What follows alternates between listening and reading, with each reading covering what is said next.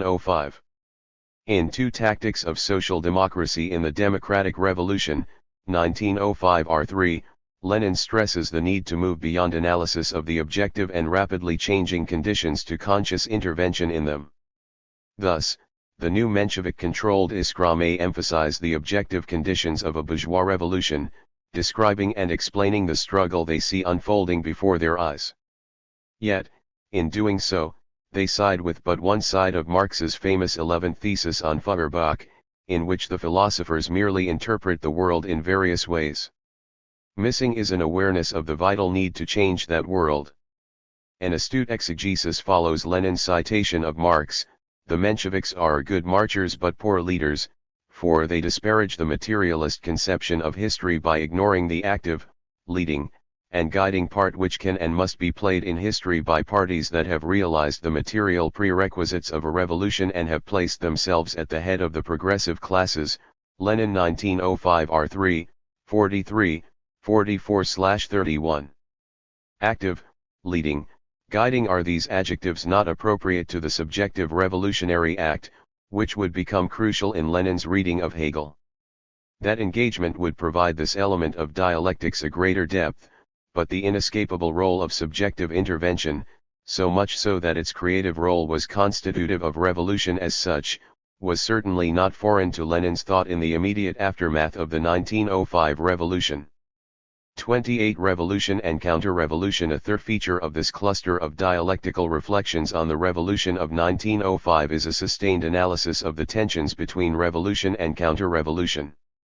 On this matter, Lenin's skills at political analysis gain a significant dialectical edge. Over the course of 1905 and then into the following years, his analysis moves from tracing the delicate equilibrium between revolution and counter-revolution and the eventual, if temporary, victory of the latter. Thus, after the spark of January 1905 and in the midst of the waves of strikes and armed uprisings, a new space of creative possibilities had opened in which everything seemed possible, a period of maximum freedom, maximum independent activity of the masses, maximum breadth and momentum of the workers' movement on ground cleared of monarchist constitutional institutions, laws and snags by the assault of the people. Lenin 1907a, 21/7. Yet, by October 1905, a delicate equilibrium had set in between the wounded autocracy and the newly militant workers. The Tsar's forces may be weakened, the armed forces may be wavering, but the revolution is not yet strong enough for the final push. Then again, the counter-revolution is too weak to attack and win back lost ground, therefore, it bides its time, waiting for a slackening of the revolutionary upsurge before striking. Lenin 1905 m. 117-447, 78/73, 74, 1905 T2. Lenin describes this liminal, unstable period as an interregnum. Lenin 1907a, 21/7, in which two conflicting forces stand facing each other like rival armies, now resting from the struggle for a time in order to recuperate, now hurling themselves anew into the battle against the hated enemy. Lenin 1906 R, 185/384. Two possibilities lie before the revolution. One is to move to a higher level of revolutionary activity, for if we do not manage to launch an independent offensive, if we do not smash the forces of Tsarism, do not destroy its actual power, then the revolution will stop halfway, then the bourgeoisie will fool the workers. Lenin 1905 p. 414/5. That higher level goes beyond the general strike and even uprising to the seizure of power itself, but the other possibility is the victory of counter-revolution, which is now supported by a bourgeoisie frightened by what has been unleashed, timidly retreating from an apparent common front with the proletariat and thereby betraying the revolution. At this point, the dialectic gains further complexities. On the one hand, he identifies the way in which workers should support the bourgeois revolution, since it succeeds in sweeping away all the accretions of the feudal past. Reciprocally, the bourgeoisie for its part supports the revolutionary push of the workers, using the latter's energy to topple the autocracy in the name of freedom and democracy, but then betrays the full proletarian revolution, when its own desires have been achieved in the bourgeois revolution, by supporting repression of any further revolutionary activity. Lenin 1905 Q2, 293/20, 1905 L, 511, 12/270, 71, 1905 R3, 48, 50/35, 37, 99, 100/88, 90, 112, 13/102, 3, 124/114, 15, 1906 W1, 161, 62/236-37, 1906 N. 1, 170/242, 1905 N2, 527/229, 1907 D, 1905 T3, 1905 times 10 to the power of first, 1905 V, 1905 X, 260/244, 1905 B2, 1905 K1, 1905 X3, 304/277, 78, 1908 E, 52, 53/39, 40, 1915 G. 29. The reason lies, Lenin argues, in a contradiction at the heart of the bourgeois approach, which is to oscillate between calls for freedom and resort to techniques of repression to achieve its aims, a contradiction that is due to the contradictions of capitalism itself. 30. In other words, scratch a Russian liberal bourgeois and you will find a police sergeant in a brand new uniform. Lenin 1905's 3, 243, 44/228-29. Lenin draws this insight from Marx's analysis of the 1848 revolutions, in which the bourgeoisie refused to grant the promised freedom to that class which had supported it until now. Marx 1850a, 1850b. The catch with Lenin's reading of the situation after 1905 is that he is still tied to the necessity of a two-stage theory. In light of this position, he argues that the way to prevent the bourgeoisie from betraying the proletarian revolution in terms of its own, limited bourgeois revolution, is to ensure that the proletariat seizes the leadership of that initial revolution so that it may both deny the bourgeoisie control and continue the push to its own revolution. Lenin 1905 R3, 99, 100/88, 90. However, as we saw earlier, by 1917, this argument would fall away with his push for subjective intervention that abolished the conditions for the two-stage theory itself. On the other hand, Lenin explores the contradictory path in which one must always expect counter-revolution, but that the magnitude of its repression enhances the strength, determination, and creativity of revolutionary forces, pushing them to the higher stage, which was in the end not attained in the aftermath of 1905-31. For now, after 1905, the higher stage of the seizure, 118 of power, was not to be achieved, for counter-revolution gained the upper hand and decimated the socialist movement for many years. Lenin 1905 M, 447, 48/73, 74, 1906 W, 172/371. Yet, during these tough years, Lenin maintained his optimism that the dialectic of reaction and revolution would eventually lead to the victory of the latter, for a failed revolution is the trigger for its eventual success. Lenin 1905 K. 32. Part and whole. As a further instance of an understanding of the complexity of the dialectic, Lenin offers, now from an article published in October entitled The Latest in Iskra Tactics 1905 F1, a detailed insight into the relation of part and whole in the revolution. This argument is targeted at the Plekhanovite approach to dialectics, which indicates not only that Lenin was already aware of the limits of such an approach before 1914, but also that the critique of Plekhanov in the Hegel notebooks was not the first time Lenin voiced his opposition.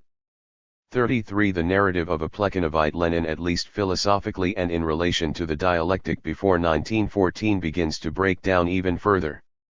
The position Lenin tackles seems perfectly reasonable on the surface. One should discern the spontaneous seeds of new forms of economic and social life within the old, and nurture them so that they grow and develop into a revolutionary opportunity. Examples include a revolutionary self-government, the favored item on the agenda, and consumers' societies, although Lenin adds restive priests, labor exchanges, and revolutionary schools. According to this approach to dialectics, these nuclei penetrate into the heart of capitalism, eventually purging capitalism and giving it a new, socialist content. Notably, dialectics becomes evolutionary, a natural process, but it also becomes effluid, with no sharply defined boundaries. Thus, what one might perceive to be prologue and epilogue may be turned on their heads, they may be intertwined, with the epilogue preceding the prologue.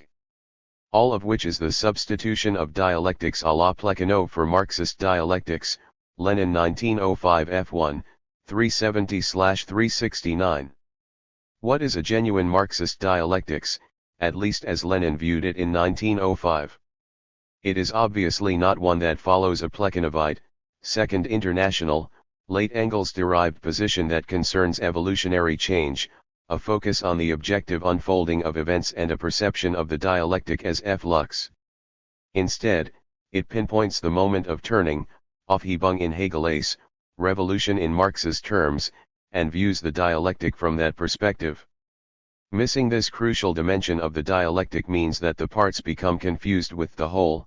Thus, one makes the mistake of regarding revolutionary schools as the actual basis for an uprising, or unrest among the clergy, or consumers' societies, or labor exchanges, or indeed revolutionary self-government. By contrast, if one views the revolution as the key, then all of these fragments become not precursors to the uprising, but will inevitably merge in an integral and complete epilogue to the uprising, whereas if the uprising is not victorious, these fragments will remain fragments, paltry, changing nothing, and satisfying only the Philistines, Lenin 1905 F1, 373-371. But Lenin goes a step further and sharpens the difference. It is not merely a problem of focus concerning the dialectic, one side prefers the parts, the other the whole, so all, 119 that is required is a little fine-tuning to make the dialectic work properly. No, the problem is that by focusing on the part, by confusing the part for the whole, and thereby identifying the part with the whole, one has distorted and mutilated the whole, if not missed it entirely. Lenin 1905 F1, 373-371. 34. And if one misses the whole, one misses the revolution, with deleterious effects. Praxis. This argument has direct practical concerns. Such distorted attention to the patchwork of fragments has the effect of diverting fighters from the truly revolutionary path, the basic requisites for a real revolution. Lenin 1905 F1, 373-370. They devote energy to futile projects that do not lead to revolution at all. This eminently practical concern, as is well known, infuses Lenin's writings, so much so that he is often accused of being a man of action, an intuitive politician with little concern for theory or a consistent philosophical position. 35. The trap with the usual response to this accusation that Lenin creatively combined his theoretical and practical concerns misses the point that the combination is itself a theoretical position. Of course, this theoretical position was itself generated out of the tough experiences of the 1905 revolution, when the proletariat sensed the need before its leaders of a transition from strike to uprising. As is always the case, practice marched ahead of theory. Lenin 1906 W, 172, 73-371. Here we broach the final dimension of Lenin's appreciation of dialectics before 1914, namely, the praxis relation, the integral intersection between theory and practice. So he writes in 1906 that one cannot engage in theoretical deliberation concerning the revolution without strict historical examination of the question of the forms of struggle, for otherwise one misses the basics of dialectical materialism. That is, at different stages of economic evolution, depending on differences in political, national, cultural, living, and other conditions, different forms of struggle come to the fore and become the principal forms of struggle, and in connection with this, the secondary, auxiliary forms of struggle undergo change in their turn. Lenin 1906, 214-2. 36 Hence, one returns to the situation with a thoroughly rethought theory, which is itself constantly interacting with these changing conditions and forms of struggle. All of these make sense of Lenin's constantly changing positions, his apparent switches and contradictions, especially in the rush of events surrounding the revolutions of 1917. The reading of Hegel may have deepened his appreciation of this dimension of the dialectic, so that his ability to read the contradictions of the rapidly changing situation was sharpened, but this appreciation does not seem to have been an entirely new discovery in 1914. The evidence is pointing more and more to a conclusion that Lenin showed genuine awareness of the ruptural complexity of Hegel's dialectic, as well as its development by Marx in a materialist direction, before 1914. That evidence undermines the narrative in which he single-mindedly followed a Plekhanovite, Second International approach to the dialectic as largely evolutionary and objective before that immersion in Hegel's The Science of Logic. As argued earlier, Lenin had already seen the shortcomings of that approach, judging by his explicit observations and counterarguments by 1905. This is not to say that he did not continue to find the more vulgar dimensions of Marxist analysis and action quite useful, but, 120 that he did so with a simultaneous appreciation of the deeper twists and contradictions of that same dialectic. 37 After 1914 Of course, this study, this interpretation, this propaganda of Hegelian dialectics is extremely difficult, and the first experiments in this direction will undoubtedly be accompanied by errors. Lenin 1922 h. 233-30, do these emphases on a ruptural dialectic, especially with regard to its materialist, revolutionary focus, continue after the immersion in Hegel in 1914? In various observations from 1915 through to 1923, once again the concern with praxis and the part-whole relation appears, but now with an emphasis on the role of discernment. Above all, we encounter the dialectic in action with the October Revolution and the efforts at constructing communism after the seizure of power. Praxis, discernment, and revolution. I begin with some of the items discussed in relation to the period before 1914 and then consider the concentrated presence of the dialectic in the October Revolution. As far as praxis is concerned, in a late argument with Koski, Lenin writes that Koski and others may be theoretically aware of the need for a complex and flexible appreciation of the theory, practice interaction, that they had learned Marxist dialectic and taught it to others, but that they proved to be so undialectical in practice, so incapable of taking into account the rapid change of forms and the rapid acquisition of new content by the old forms. Lenin 1920 I, 102-87, 88. The upshot is another instance of the confusion of the part for the whole, although now in terms of being hypnotized by a particular form of the working class movement and of socialism, thereby neglecting to notice that this form was very one-sided. By fixing on and ossifying this specific form, they are unable to see how it would break up under new conditions. By contrast, our work today can and must manifest itself in any form, both new and old. It can and must regenerate, conquer, and subjugate all forms, not only the new but also the old, not for the purpose of reconciling itself with the old, but for the purpose of making all and every form new and old a weapon for the complete and irrevocable victory of communism. Lenin 1920 I, 103-89. In this text, other dimensions of the dialectic show their faces, such as intersections between new and old, or indeed the completely new relation between reform and revolution after the revolution itself. Lenin 1921b, 115, 16-228, 29, which we will encounter at greater length in the next chapter. But here, as we saw before 1914, the dialectic has become an extraordinarily practical tool in the post-revolutionary situation. To the fore in this critique of Koski is another factor that became more important after the saturation in Hegel, the need for discernment in the ever-shifting conditions of revolutionary agitation, a discernment that may be read as a manifestation of the role of subjective intervention. 5 years earlier, 1915, than the 121 texts I have just considered, flushed with Hegel in the context of the collapse of the Second International during the First World War, Lenin's target is Koski once again.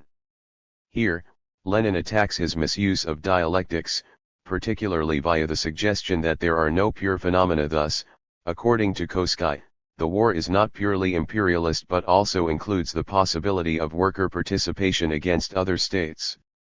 Sure, says Lenin, there are no pure phenomena in society, economics, or nature, but that does not mean that one can take any position one likes.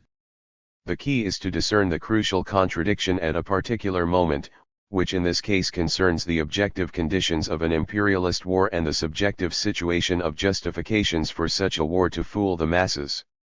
The proper response, then, is not to take sides with the bourgeoisie, pitting workers in one country against another, but for the masses to oppose the war and focus on the real enemy. Lenin 1915b, 236, 37/241, 42. This argument overlaps with the one we encountered earlier, in which Lenin deploys the initially unpopular but deeply dialectical argument of turning the imperialist war into a civil one, as a crucial step to revolution. Not unexpectedly, revolution is still very much the key to this dialectical process of discernment in the midst of ever-changing and contradictory conditions. Like the pre-1914 writings on dialectics, revolution is the touchstone, a position embodied most clearly in the well-known text, The Proletarian Revolution and the Renegade Koski, Lenin 1918p. Now the initial moment of 1917 has passed, although the revolution's unfolding after that event remains at the forefront of Lenin's mind. In that light, Koski's toying with dialectics becomes eclectics, a common refrain. Lenin 1921 91, 100/286, 9638, a repudiation of truths and absolutes. Hence, Koski, and van der Velde, another interlocutor, confuses transitional stages with the revolution, thereby missing the latter. They say nothing about the fact that the transitional stage between the state as an organ of the rule of the capitalist class and the state as an organ of the rule of the proletariat is revolution, which means overthrowing the bourgeoisie and breaking up, smashing, their state machine. Lenin 1918p, 323/336. Here, part and whole, practical strategy, and discernment all come together, for once we view the transitional stages from the perspective of the revolution, they become outworkings of that revolution. The logic here is remarkably similar to Lenin's criticism of the Plekhanovite deployment of the dialectic by the Mensheviks considered earlier. In that case, they confused the various nuclei of change: revolutionary self-government, consumer societies, revolutionary schools, labor exchanges, and restive clergy for the revolution. But now, after 1917, Koski and van der Velde make the same mistake, focusing on transitional stages, which sit perfectly well with bourgeois programs of reform, over against the revolution, and thereby failing in dialectical discernment. By contrast, with the revolution at the forefront, the smashing of the bourgeois state, the dictatorship of the proletariat, and the withering away of the state, all become various transitional stages of that revolution. Dialectics, therefore, are concrete and revolutionary and concern the whole picture. Lenin 1918p, 323/336. Anything else evades and denies the revolution itself. 122 Rupture and revolution, but only he who never does anything never makes mistakes. Lenin 1922h, 233/30. Of course, it was in October and afterward that the centrality of a ruptural dialectic was to be manifested. Here, the founding philosophical moment of Marxism is subsumed, Aufhebung, within Lenin's approach to revolution, to the open-mouthed shock of even his closest comrades. Lenin never produced a finished tome on Hegel. The brief outline on the question of dialectics hardly constitutes such a work. Lenin 1914-16, 355, 61/316, 22, but the results appear in resolutely political works.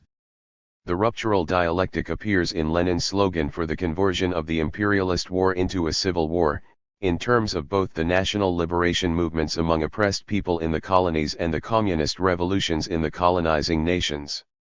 That is, war does not become interstate conflict in which the colonized places participate, but an antagonist process, which must then be turned into a struggle against the enemy within. Krupskaya 1930, 301, 315-16, Hawk 1980, 137-66, Anderson 1995, 98-101, 2007, 128-37, Balibar 2007. 39. Once again, one may identify not so much a sharp break with his formulations before 1914 as a continuity with his earlier statements concerning the needs for soldiers to point their weapons not at each other but at the landlords and capitalists who oppress workers throughout the world. Lenin 1914 T1, 18/6, 1914 C2, 34/22, 23, 1915 C, 1915 A, 1915 D, 1915 I, 315/327, 28, 1916 F. Furthermore, a series of apparently contradictory assessments and moves after the revolution which have led many to suggest that Lenin was an unprincipled opportunist make sense in light of the complexity of the dialectic. For instance, in assessing why the communist revolution had been able to seize power and undertake the arduous task of building communism, Lenin invokes the Hegelian argument that Russia's very backwardness had enabled it to leap over the more advanced capitalist countries with their entrenched bourgeoisies. Lenin 1919 D1, 307, 11/304, 7, 1920 I, 90/75.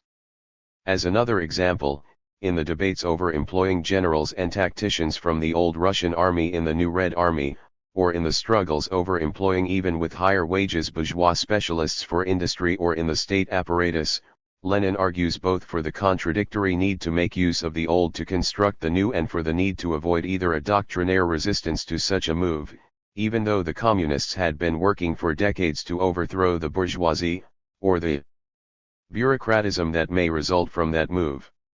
All of these were embodied in the new economic policy slogan of using capitalism to build communism.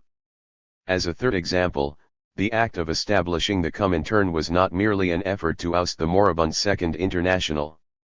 It was much more, a way of attempting an aufhebung of the profound contradiction between the need to protect the fledgling Soviet state within the limits of the old Russia. 123 and the need to foster a world revolution. 40. That tension also gave rise to the dialectical relation between a workers' state and the need for one-party rule to ensure that state survived and flourished. Liebman 1975, 445-46. More significantly, the impact of a thorough appreciation of a ruptural dialectic may be seen in Letters from Afar and the famous April Theses, where Lenin argues that the bourgeois democratic revolution of February 1917 must immediately be turned into a communist revolution, a position that confounded his fellow Bolsheviks upon his arrival at the Finland station. Lenin 1917 J1, 1917 L2. 41. Here is subjective revolutionary practice, one that abolishes the very coordinates of the world and thereby recreates it, which emerges from the immanence of contradictions of the revolutionary process. Anderson 1995, 123-70, Kavlakis 2007, Bensah ID 2007. On this matter, Lenin blew apart the position of the Mensheviks and a goodly number of Bolsheviks. Anweiler 1974, 65-67, 129, 155, namely, that the revolution should proceed along a well-established objective path. The bourgeois revolution should first be allowed to mature until the time was ripe for the proletarian revolution, for conditions in Russia were by no means at that point. Even in the midst, they argued, of the collapsing state apparatus and economic disarray, brought about by disastrous Tsarist policies and the First World War, proper revolutionaries should not give in to the temptation to undertake a premature putsch, for that would lead to utter chaos and reaction. Instead, the Mensheviks wished to hand Soviet power to a reluctant bourgeoisie, helping them achieve a fully democratic revolution, Cliff 2004, 93, Harding 2009, Volume 2, 144-49. Earlier, particularly after the 1905 revolution, Lenin had shared this view, albeit with a twist. Then he argued in favor of a bourgeois revolution as a necessary step to the higher stage of a socialist one, even in terms of an uninterrupted revolution, nepririvnaya revolutsiya, that echoes Kosky and Trotsky, Lenin 1905 x2, 236, 37-223, Donald 1993, 77-93, but that the RSDLP should be at the forefront of that bourgeois revolution in order to force the pace over against a tardy and timid bourgeoisie. 42. But after February 1917, Lenin's response was quite different. For conditions had changed, the unique conjunction of events had made a socialist revolution possible, and so the revolutionary agent, the subjective consciousness, should instead act now, at this premature moment. 43. The dialectical point is American Samoa Zizek puts it, that this very premature intervention would radically change the objective relationship of forces itself, within which the initial situation appeared premature, Zizek 2001a, 144. That is, the criteria by which one determines prematurity and ripeness themselves are actually part of the old order that needs to be abolished. We might put these two different perspectives on revolution in terms of the contrast between materialism and empirio-criticism and the philosophical notebooks. At this moment in 1917, the Mensheviks and a reasonable number of Bolsheviks held to a reflection theory of revolution. Communism was thereby the material world out there, which one approached gradually, through objective and 124 necessary stages, which is really a version of mechanistic fatalism. 44. Lenin offered not a variation on this approach. The two stages must be collapsed into one, moving straight from the bourgeois revolution to the proletarian revolution, which would still accept the underlying position, but a challenge to the very assumption of stages. He does so through a dialectical engagement with subjective and objective factors. Subjectively, communism is not external to the revolutionary agent, but created by that agent. The external reality of communism is actually immanent to the subjective consciousness of the revolutionary, who thereby creates that world in the practical act of revolution. That also means, of course, that the agent is not external to communism, perceiving it objectively and thereby acting in order to bring it about, but is part of the reality perceived, deeply involved in the nature of a communism created through his or her own act. Objectively, the very conditions of the old order themselves had begun to shift in a way that led to the revolution. With the rapidly changing conjunction of events, in a Russia uniquely placed between advanced bourgeois countries and backward colonial countries, the old forms had begun to crumble so that it was no longer possible to think in terms of stages. This was the moment to act, Lenin 1923c. Between ruptural and vulgar dialectics. They have completely failed to understand what is decisive in Marxism, namely, its revolutionary dialectics. Lenin 1923c, 476-378, thus far, my analysis of Lenin's texts from 1894 to 1923 may, with some modification, support the narrative of a clear break in that library in Bern. According to this revised narrative, Lenin may have had an occasional insight before 1914, but with the deep immersion in Hegel's logic, he attained a hitherto unreachable depth of understanding, all of which then unfolded in practical terms with the October Revolution. The initial problem with this revised version of the narrative is that the pre-1914 appreciations of Hegel are quite extensive. Furthermore, the narrative falls to pieces in light of the fact that Lenin maintained a vulgar approach to the dialectic after that time. And just as before 1914, that vulgar reading sits cheek by jowl with the ruptural reading. He may have pointed out in 1922 the extreme difficulty of Hegelian dialectics, Lenin 1922h, 233-30, yet he also continued to make use of the vulgar version of dialectics. The best expression of that tension between two different, albeit related, approaches to the dialectic appears in a piece written at the time he was immersed in Hegel. Simply entitled Karl Marx, Lenin 1914s, and originally written for the Granite Encyclopedia, it begins with a biographical sketch of Marx before dealing not with Marx's political activities, but with his doctrine. This detailed section is broken into two parts, one concerning philosophical materialism, the other dialectics, which in its Hegelian form is the greatest achievement of classical German philosophy, Lenin 1914s, 53/53. In other words, Lenin is keen to emphasize the importance of Marx's philosophical grounding in Hegel, albeit with a materialist turn. But what do we find? Is it a Marx who is far from the vulgar approaches of Second International Marxism, of the late Engels and 125 Plekhanov? Not at all, for we encounter a curious juxtaposition of precisely those vulgar positions along with clear awareness of the dialectic's inner complexity. Lenin draws upon statements from both Marx and Engels, citing a favored text from the former, who could outdo the best of the vulgar Marxists. It comes from Marx's afterword to the second edition of Capital, where he writes that in contrast to Hegel's demiurgos, the ideal is nothing else than the material world reflected by the human mind, and translated into forms of thought, Lenin 1914s, 51/51. From Engels, Lenin offers long quotations from Anti-die Ring and Ludwig Feuerbach and the End of German Classical Philosophy, Engels 1886a, 1886b. From these texts, old favorites appear, such as the separation into two great philosophical camps of materialism and idealism, the latter of which leaves the door open for agnosticism and religion, the concern of dialectics with efflux, development and evolution, in the continual process of passing from the lower to the higher, nature itself as the greatest proof of dialectics, embodied in the grand process of coming into being and passing away, and thereby the position that dialectical philosophy is nothing more than the reflection of this process in the human brain.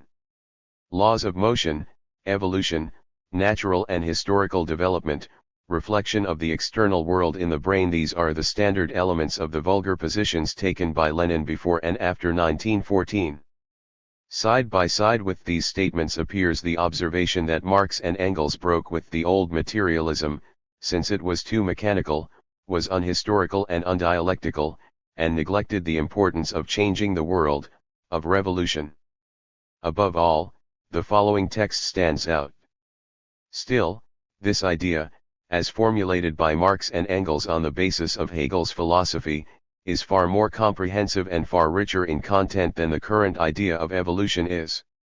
A development that repeats, as it were, stages that have already been passed, but repeats them in a different way, on a higher basis, the negation of the negation, a development, so to speak, that proceeds in spirals, not in a straight line, a development by leaps, catastrophes, and revolutions, breaks in continuity, the transformation of quantity into quality, inner impulses towards development, imparted by the contradiction and conflict of the various forces and tendencies acting on a given body, or within a given phenomenon, or within a given society, the interdependence and the closest and indissoluble connection between all aspects of any phenomenon, history constantly revealing ever new aspects, a connection that provides a uniform and universal process of motion, one that follows definite laws. These are some of the features of dialectics as a doctrine of development that is richer than the conventional one. Lenin 1914s, 54, 55/55. While this exposition may well be seen as a summary of Lenin's notebooks on Hegel, the former vulgar position seems to come straight out of materialism and empirio-criticism.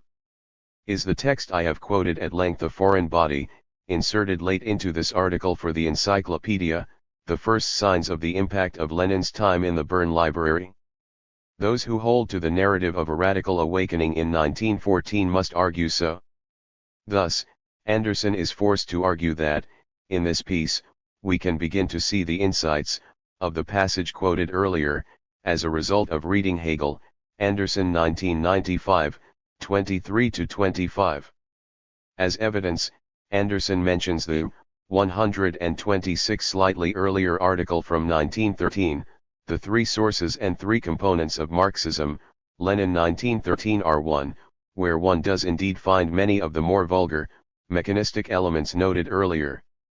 However, Anderson's suggestion that Lenin's letters to the publishers of the Encyclopedia, Lenin 1914 Z1, 1915 K, reflect Lenin's desire to revise completely the section on dialectics in light of his reading of Hegel in Bern is pushing the evidence a little.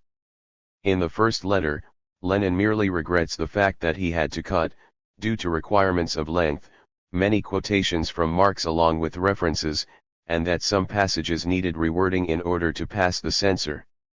The second letter, however, does mention a desire to make some corrections to the section on dialectics, or rather to add something since he had been working on the question for the last 6 weeks. 45. However, once one assumes the narrative to which Anderson is beholden, this material may seem to reinforce that narrative. But if we bring to bear the material I have traced in some detail from before 1914, it becomes clear that this text on Marx exhibits not so much the first signs of his new discovery of the Hegelian dialectic, but rather the persistent tension between vulgar and ruptural approaches to that dialectic.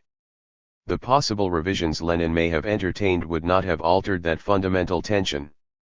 All of these are captured in a beautiful sentence from the same piece that displays both elements. They thought that any other formulation of the principle of development, of evolution, was one-sided and poor in content, and could only distort and mutilate the actual course of development, which often proceeds by leaps, and via catastrophes and revolutions, in nature and in society. Lenin 1914s, 53/53, 54. With this perception of the continued tension in Lenin's thought, it becomes much easier to make sense of later arguments in which he juxtaposes both positions. For instance, in The State and Revolution, a prime exhibit of the way Lenin subsumed dialectics into his political analysis, we find materialist dialectics defined as the theory of development, Achini o Rajvati, Lenin 1917 H2, 476/98. The issue at stake is the development of communism out of capitalism, a development in which an incomplete form of communism would eventually give way to its full expression. However, just when Lenin has deployed a vulgar, developmental, if not evolutionary, approach, he offers an assessment that comes straight out of the other dimension of the dialectic. What does it mean for communism to develop out of capitalism? Communism in its first phase actually retains bourgeois law, especially in regard to consumer goods, and thereby it retains the bourgeois state as an apparatus in order to observe the law. Now Lenin pushes the dialectic. It follows that under communism there remains for a time not only bourgeois law, but even the bourgeois state, without the bourgeoisie. Fully aware of what he has just written, he observes, this may sound like a paradox or simply a dialectical conundrum of which Marxism is often accused by people who have not taken the slightest trouble to study its extraordinarily profound content. Lenin 1917 H2, 476/99. One final example, now from 1922, indicates that Lenin had by no means relinquished his interest in Engels's dialectics of nature and anti-Dühring. In this late text, Lenin writes to natural scientists precisely the discipline that fascinated Engels so much and which had led to the Second International's mechanistic, 127 approach to the dialectic, full of eclectic examples that were supposed to confirm the dialectic as they understood it. But now, Lenin urges the scientists as part of their program of research and publication to add to their knowledge of Engels's works and engage in the systematic study of Hegelian dialectics from a materialist standpoint, i.e., the dialectics which Marx applied practically in his Capital and in his historical and political works. Lenin 1922 H. 233/30. This will involve publishing excerpts from Hegel's major works and then showing how Marx deployed the dialectic in a materialist fashion. Most tellingly, he suggests that they also provide examples from beyond the natural sciences, examples that may be drawn from the areas of economic and political relations, with specific focus on the modern imperialist war and revolution. Lenin 1922 H. 233, 34/30, 31. These are of course two of the topics of his own research and political engagement. By now the conclusion to this careful attention to Lenin's texts on dialectics both before and after 1914 should be clear. The best way to understand this tension in Lenin's thought is in terms of his marginal comment in the Hegel notebooks, breaks in gradualness. Thus, insights into and awareness of the ruptural complexity of Hegel's dialectic were certainly not foreign to Lenin before that time in the Bern Library, even though that experience may have renewed and sharpened his understanding. Yet, after 1914, the vulgar approach did not disappear, recurring especially in his late texts. That is, Lenin continues in many respects Marx's own juxtaposition, or rather dialectical interaction, between both vulgar and ruptural approaches. In this light, we may make sense of the fact that Lenin was quite sanguine about the revised edition of materialism and empirio-criticism in 1920. To oppose or foster idealism, God-building, and radical religion in this most idealistic of Hegel's works there is the least idealism and the most materialism. Contradictory, but a fact. Lenin 1914-16, 233-215, At last I return to the implications for Lenin's appreciation of God-building and religion after the initial and less than inspiring engagement in materialism and empirio-criticism. The seeming detour through a full assessment of Lenin's encounters with Hegel now turns out to provide the necessary background for a proper appreciation of Lenin's subsequent responses to God-building and marginal forms of religion. On the matter of God-building, I suggest a comparable tension between ruptural and vulgar dialectics, along with a notable shift. I deal with the shift first, which concerns the explicit and repeated connection Lenin had made between idealism and religion, the latter being a subset of idealism and thereby a natural implication from it. As I pointed out with materialism and empirio-criticism, a fundamental assumption is that once Lenin locks someone into an idealist position, with however many twists, he can then pin a fideist or at least an agnostic position on them. Indeed, idealism amounts to an advocacy and a defense of religion. After this work from 1908, a string of similar comments appear, along with polemical critique of Gorky's dabbling with God-building and even God-seeking. The last text in which Lenin makes the idealism-religion connection appears just before he began reading Hegel in Bern, that is, June 1914. However, after he finished with Hegel, these statements disappear. Thus, they are contained within the period from 1908, with the attack on Bogdanov and Machists, along with Lunacharsky and the God Builders, to the middle of 1914, when he began reading Hegel. It is quite clear that Lenin's delving into Hegel, especially the last section of the Science of Logic to which he devotes most of his energy and where he feared he would find God at the pinnacle of Hegel's idealist system, rendered the idealism-religion connection no longer tenable. If Hegel's dialectical idealism led him to the edge of materialism rather than religion, then religion is cut free from the cord that had seemingly tied it to idealism. Here indeed is a distinct shift in position as a result of the Bern seclusion. Against the religious curse. Nonetheless, this shift does not mean that Lenin abandoned his critique of religion after that time. But now that critique jostles for space with granting religion some space, so much so that a tension emerges between a continued attack on religion and yet allowing it some room. Here I develop the preliminary points I made in this regard at the close of Chapter 1. As with the tension between vulgar and ruptural approaches to the dialectic, this tension appears in Lenin's later texts and acts. On the negative side, in the article on the significance of militant materialism, Lenin 1922h, Lenin berates his comrades for the slackness of their propagation of atheism. As we saw in my discussion of Lenin's explicit texts on religion in Chapter 1, the dilemma facing Lenin is that religion has persisted after the revolution. The first strategy for dealing with religion had been deployed, namely the revolution itself, which was meant to remove the material causes of religion, economic and social suffering, but now they are left with only the second strategy, education. So Lenin encourages the new government to redouble its efforts against the resilient forms of religion. republish the old 18th century criticisms of religion, he suggests, even if they require some editing and explanatory commentary to bring the texts up to date with the latest research. After all, it engages the mind and heart far more than the dry communist propaganda we are using now. And it is certainly better than some other recent works which try to show the ridiculousness of religion or argue against the existence of Christ, but then end up advocating a new and purified form of religion.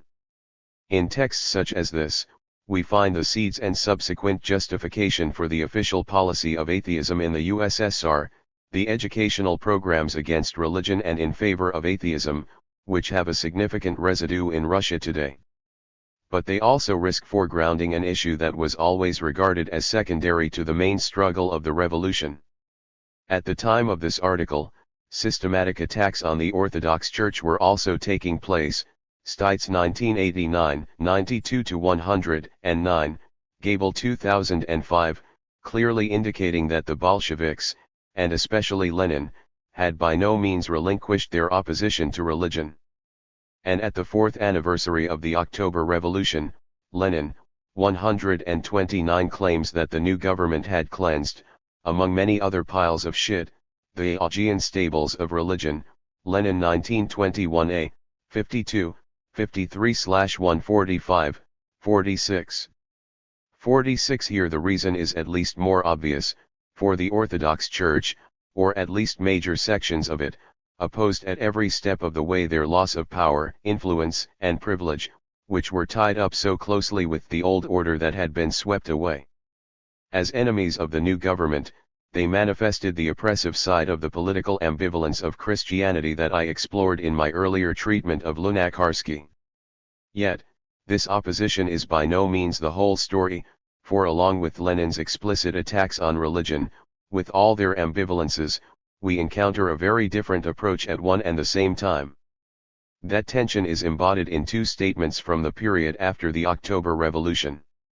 In the first, Lenin states that he is in favor of expelling party members who take part in religious rituals, Lenin 1919 F1, 239/330, but then he turns around and instructs Molotov not to pursue that tactless approach of exposing religion as a falsehood, indeed absolutely to avoid any affront to religion, especially during Easter, 1921 B1, 120/140. In light of that latter statement, I focus on three instances that show a Lenin much more open to the liberating, communistic side of both God-building and marginal religious groups. God-building Commissar. The first is personal, directly in relation to Lunacharsky. Despite the many differences between Lenin and Lunacharsky, despite exasperated statements that Lunacharsky should be flogged for his futurism, 1921 Y, 139/179, despite the fact that Lunacharsky had only recently been readmitted to the Bolshevik Party, when it was time to appoint the commissars of the new government after the October Revolution, it was Lunacharsky who was appointed to the important post of Commissar of Enlightenment. The announcement received widespread applause. So why did Lenin persist with a man who had been so wayward in his views for more than a decade? Lenin advised those less disposed to Lunacharsky, such as Viktor Shulgin, "I advise you also to be fond of him. He is drawn towards the future with his whole being. That is why there is such joy and laughter in him. And he is ready to give that joy and laughter to everyone." Quoted in Fitzpatrick 1970, 10, 1 may, of course, find many reasons for this enthusiasm for Lunacharsky, but I would suggest that a crucial reason may well lie in the effect of Lenin's engagement with Hegel. It was now possible to see that Lunacharsky was not slipping God back into Marxism, that his avowals of atheism were genuine, that Lunacharsky's break with Plekhanov's cold theory, which Lenin found problematic, even if for other reasons more related to the dialectic, was on the right track, and indeed that idealism could be thoroughly materialist. In my earlier treatment of Lunacharsky's position in religion and socialism, I deliberately included many references to his later works, particularly those written and spoken after the October Revolution. The reason, on numerous occasions in 130 these later works, he deploys the language of God-building. For instance, in his debate with Wittensky, Luncharski asks concerning Christianity. Is it democratic? Yes, it is democratic. Biblical Christianity has deeply democratic roots because it does not equate the last with the first, but puts the last first. Is Christianity revolutionary? Yes, it is revolutionary because it touches on the very day of judgment, saying without hesitation that one must not sin against one's neighbor. And finally, is Christianity socialist? Yes, it is doubly socialist. 1985, 179, 47, and at the center of his education policy American Samoa Commissar of Enlightenment appears the very language of God-building. Let me quote once again a text I mentioned in Chapter 3, drawn from the programmatic essay, What is Education? Lunacharsky 1981, 45-58 Our ideal is the image of man like a god, in relation to whom we are all raw material only, merely ingots waiting to be given shape, living ingots that bear their own ideal within themselves, Lunacharsky 1981, 57.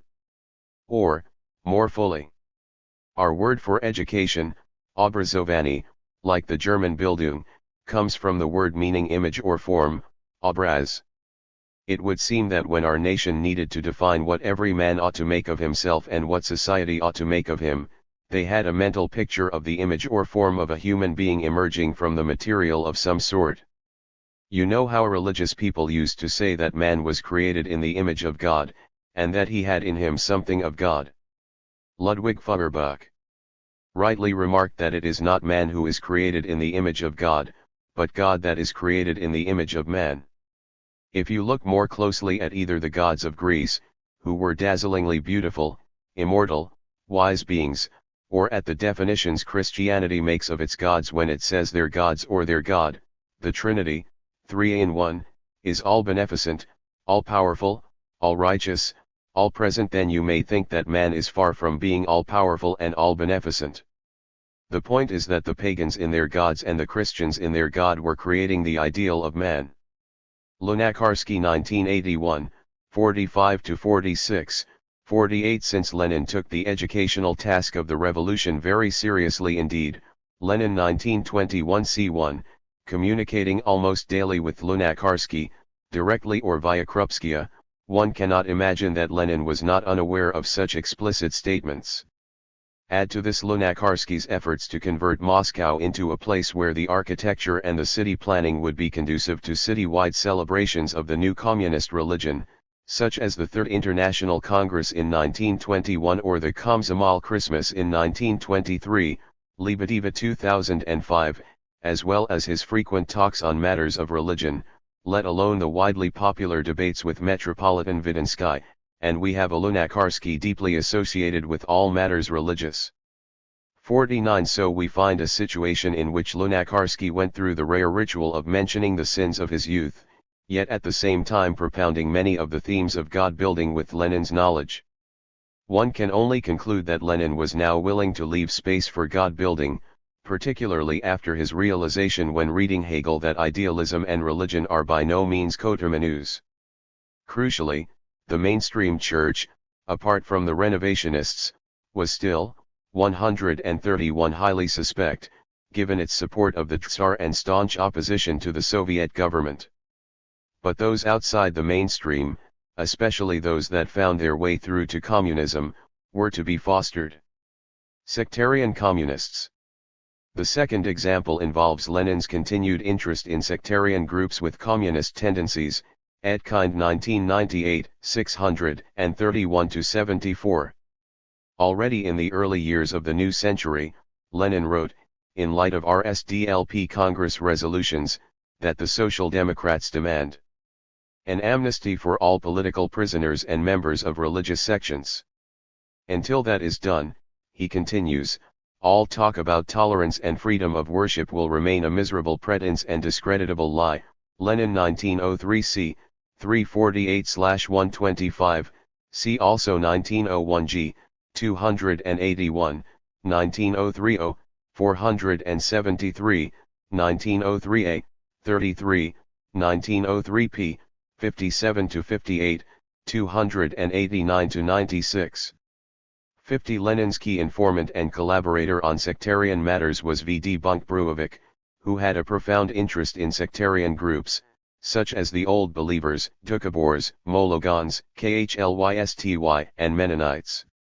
His text from 1903, Schism and Sectarianism in Russia, captured Lenin's interest, so much so that the latter read it to the delegates at the Second Party Congress of that year.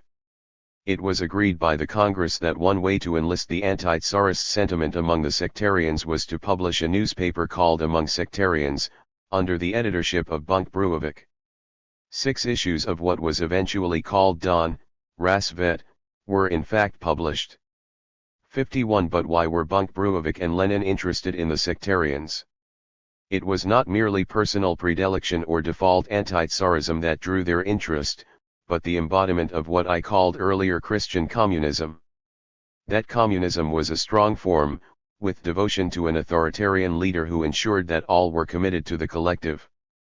I will return to this point in my discussion of the veneration of Lenin in Chapter 6, but it is worth noting here that it was a tougher version of Christian communism than that found in the universal love and peaceful living of Tolstoy, or the rural village commune so beloved of the Narodniks and SRS. After the October Revolution, in the dire days of dealing with counter-revolution, and taking the first steps to constructing communism, these groups became even more interesting. In the Kremlin, Lenin loved to escape and browse through Bunkbruevik's now extensive ethnographic archive. He was particularly taken with the philosophical pamphlets written by the sectarians. According to Bunkbruevik, on one occasion he was particularly drawn into this reading. And he told me, how interesting. This was created by simple folk. Whereas our private docents have authored a huge amount of talentless papers on all kinds of philosophical bullshit dreibeden. These manuscripts are 100 times more important than all their scribble. Et kind 1998, 649, this enthusiasm was not only theoretical, for Lenin also saw their practical possibilities. Bunkbruevik had invited some old believers to establish a commune at some abandoned land in Lesny Polyony, located close to Gorky, where Lenin would retire for a few moments of peace. The blessing for this venture, 132, appears in a proclamation addressed to members of the sect of Old Believers, Zizek 2007, 96, Marie 2008, 392-93. 52. The proclamation quotes the founding text of Christian communism from the Acts of the Apostles. No one said any of the things which he possessed was his own, but they had everything in common, Acts 4:32. Apart from the practical issue of food during the crisis of the Civil War, Lenin's was closely interested since the Commune promised an alternative to the compromise of the NEP. I would suggest that here again is the awareness of a more dialectical approach to religion and idealism. In the same way that Hegel, at his most idealistic, was thoroughly materialist, so also was it perfectly possible for such groups to come to a communist position through their religious commitments. Christian communist peasants. The third incident comes from the same time. It too may be read as a manifestation of Lenin's deeper appreciation of the dialectic of idealism and materialism, indeed that unconventional religion did not pose the same problems as its more conventional forms. On March 1, 1921, Lenin wrote a letter to N. Ossensky, V.V. Obolensky, chair of the State Bank and of the Supreme Economic Council, Lenin 1921-01. Here Lenin mentions a certain Ivan Afanasyevich Chekhonov, an activist peasant keen on improving the lot of toiling peasants. Having improved his own farm, he had toured other areas, around Novgorod and Simbirsk, and tells Lenin that the peasants have lost confidence in Soviet power. Knowing fully well the vital role of peasants in building a new society and sensing Chekhonov's enthusiasm, Lenin urges Ossensky to appoint Chekhonov to the role of representative of the People's Commissariat of Agriculture, with a view to establishing a non-party peasant council. Now comes the vital point: Chekhonov sympathizes with the communists, but will not join the party, because he goes to church and is a Christian. He says he rejects the ritual but is a believer, Lenin 1921-01, 91/85. Standing before him is a Christian peasant with communist leanings whom Lenin is eager to enlist in the broad front of communist reconstruction. But this is only the first step, for in developing the basis for a non-party peasant council, Lenin suggests that it should begin with an old farmer who favors the peasants and workers, along with another person from an area not producing grain. Crucially, not only should they be experienced, but it would be good for all of them to be both non-party men and Christians, Lenin 1921-01, 91/86. The reason is not given, but it is clear that only such an organization would gain the confidence of peasants, showing both support for the communist government from outside its own ranks and revealing that Christians may not be the threat to the success of the revolution that many believed they were. In other words, given the deeply held beliefs of peasants, it is vital to show that Christians too may have communist preferences, indeed, that being a Christian and communist peasant is not a contradiction in terms.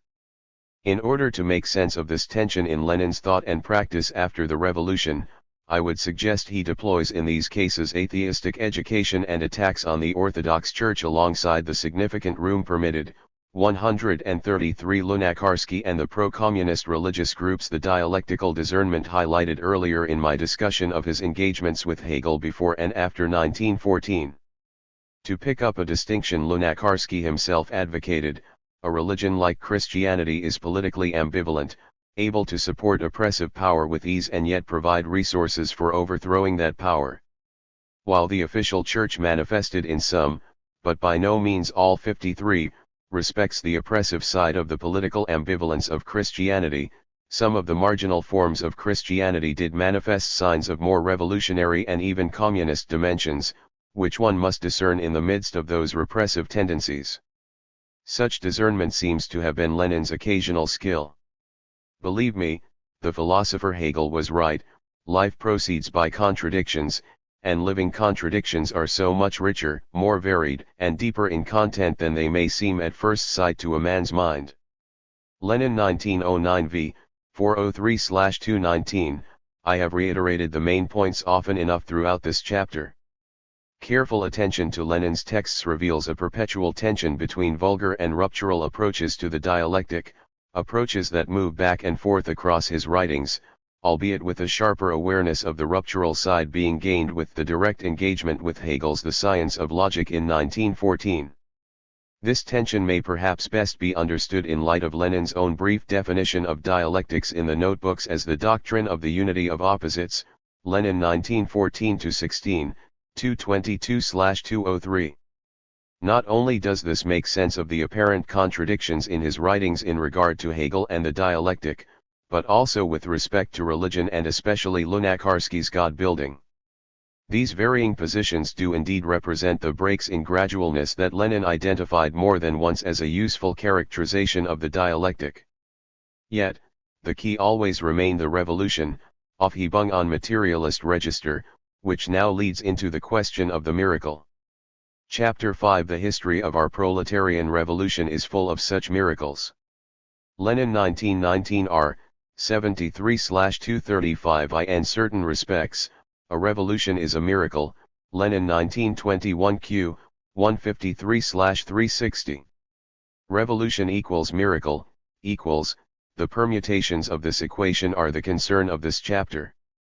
Although revolution is arguably the central theme of Lenin's extensive writings and political practice, my angle is different from the many others who have dealt with Lenin and revolution, for I am interested in its theological translation, hence miracle.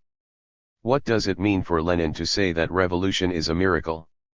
First, miracle is not so much a moment or an event that changes the very coordinates of existence, or in Hume-derived terms as an event that is inexplicable according to the laws of nature, but rather a point of contact between two seemingly incommensurable worlds.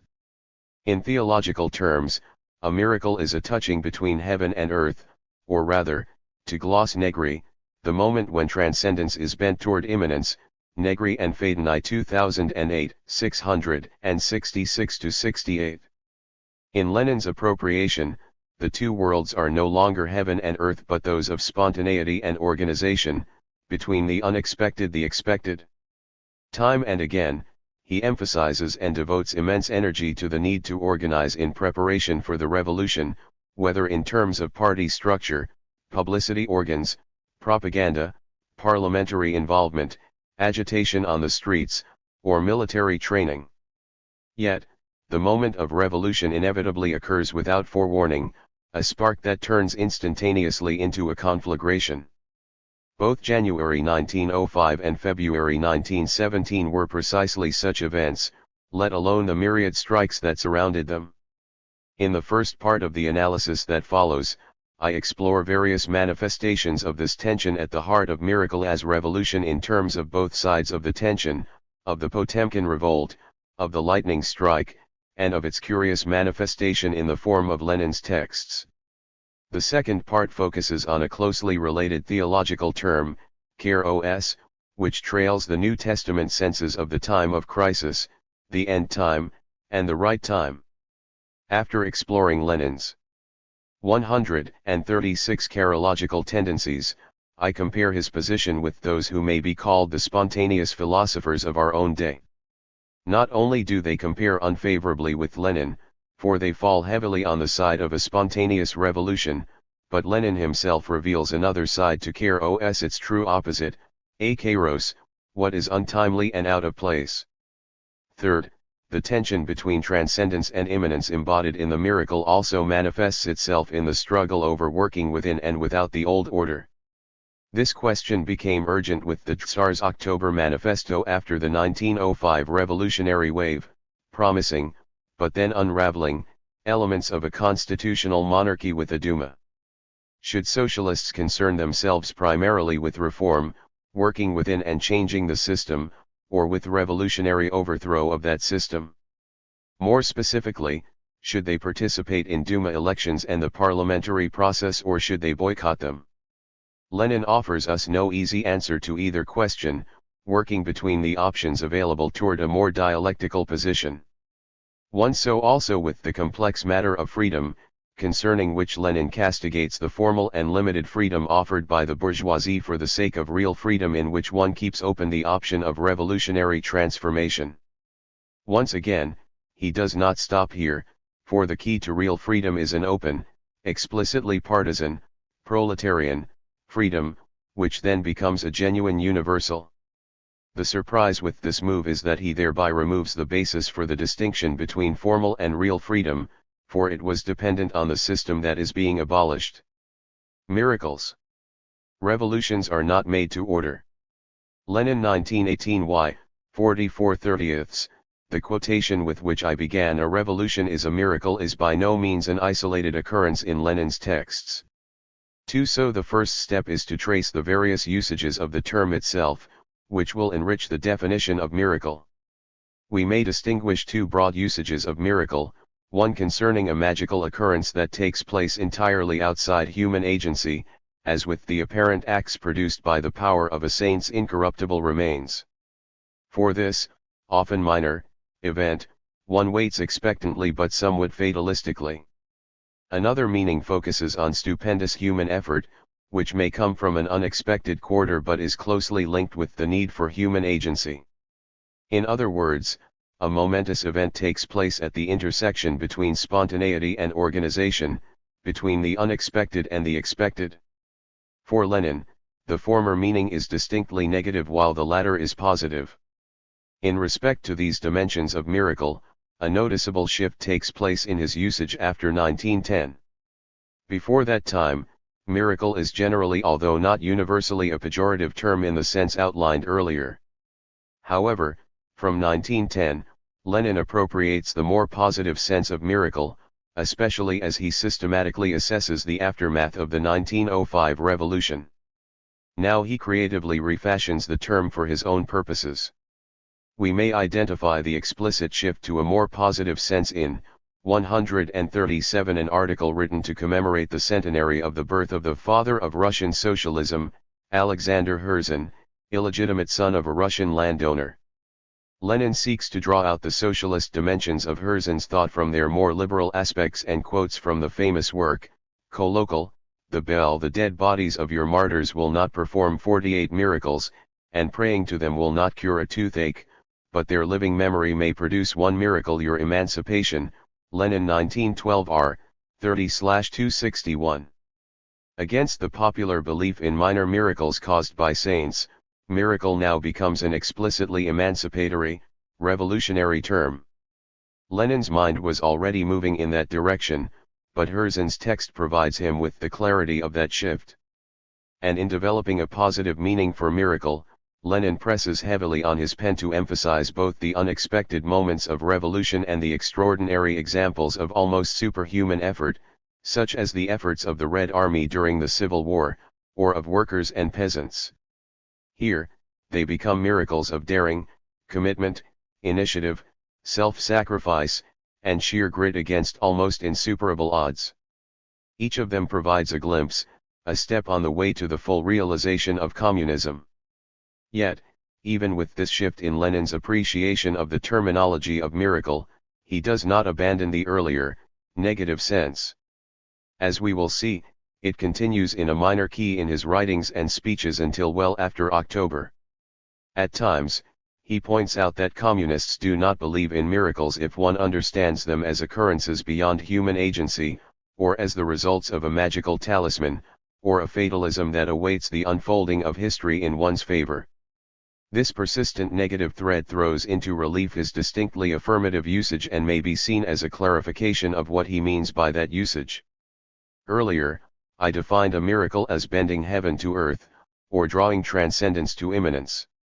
Lenin's exploration of the tension between spontaneous, unexpected revolution and the creative powers of human energy may be seen as another code for this intersection, given that neither code is an absolute that determines the other. In this light, I would also identify an analogy with the orthodox approach to miracle. Rather than inexplicable occurrences that defy the laws of nature, miracles reveal to nature a window that opens out onto its own most appropriate goal, providing exceptional anticipations of the eschatological state. Sta Niloi 2000, 61. Here, one bends eschatological transcendence to the immanence of the present, when the two realms touch. The other side of orthodoxy was, of course, the veneration of the magical powers of saints for all manner of minor miracles, curing a bad leg or a toothache, seeking a propitious day for sowing seed, and so on. I would suggest that in Lenin's own terms or code, he castigated the latter sense while developing a more sophisticated sense of the revolution as a miracle. Let me trace Lenin's changing approach to miracle in a little more detail. In his earlier texts, he was not so enthused by miracles. Most often, he attacks his fellow communists for belief in such occurrences as a sign of blind faith in events beyond their control, or a fatalism that indicates weakness and futility. In these utterances, Lenin regards a miracle as too closely tied up with religious belief, which is itself a response to and ignorant of oppressive conditions. Marx is his guide on 138 this matter, who wrote in the 18th Brumaire of Louis Bonaparte, as ever, weakness had taken refuge in a belief in miracles, Lenin 1905 R1, 296/329. For instance, the Menshevik-controlled Iskra or the Bund suffers from such weakness, believing that a miracle will achieve communist aims without an uprising, that it is possible to scale the mountain without a ladder. Indeed, belief in miracles is a signal of deceit, falsity, insanity, and utter ridiculousness. Lenin 1905 R1, 296, 68/328, 31, 1894 A, 364/379, 1897 D, 531/547. 3. Tellingly, Lenin also castigates belief in the miracle of a spontaneous uprising, or in the anarchist belief in the miracle working power of direct action, for it is assumed that it will take place without the laborious planning and organization for which he was so keen. Lenin 1907 G, 418/290, 1908 F, 195/190, 91, 1907 times 10 to the power of first, 263/202. The catch is that it is precisely such a miraculous uprising that Lenin would come to evaluate more positively.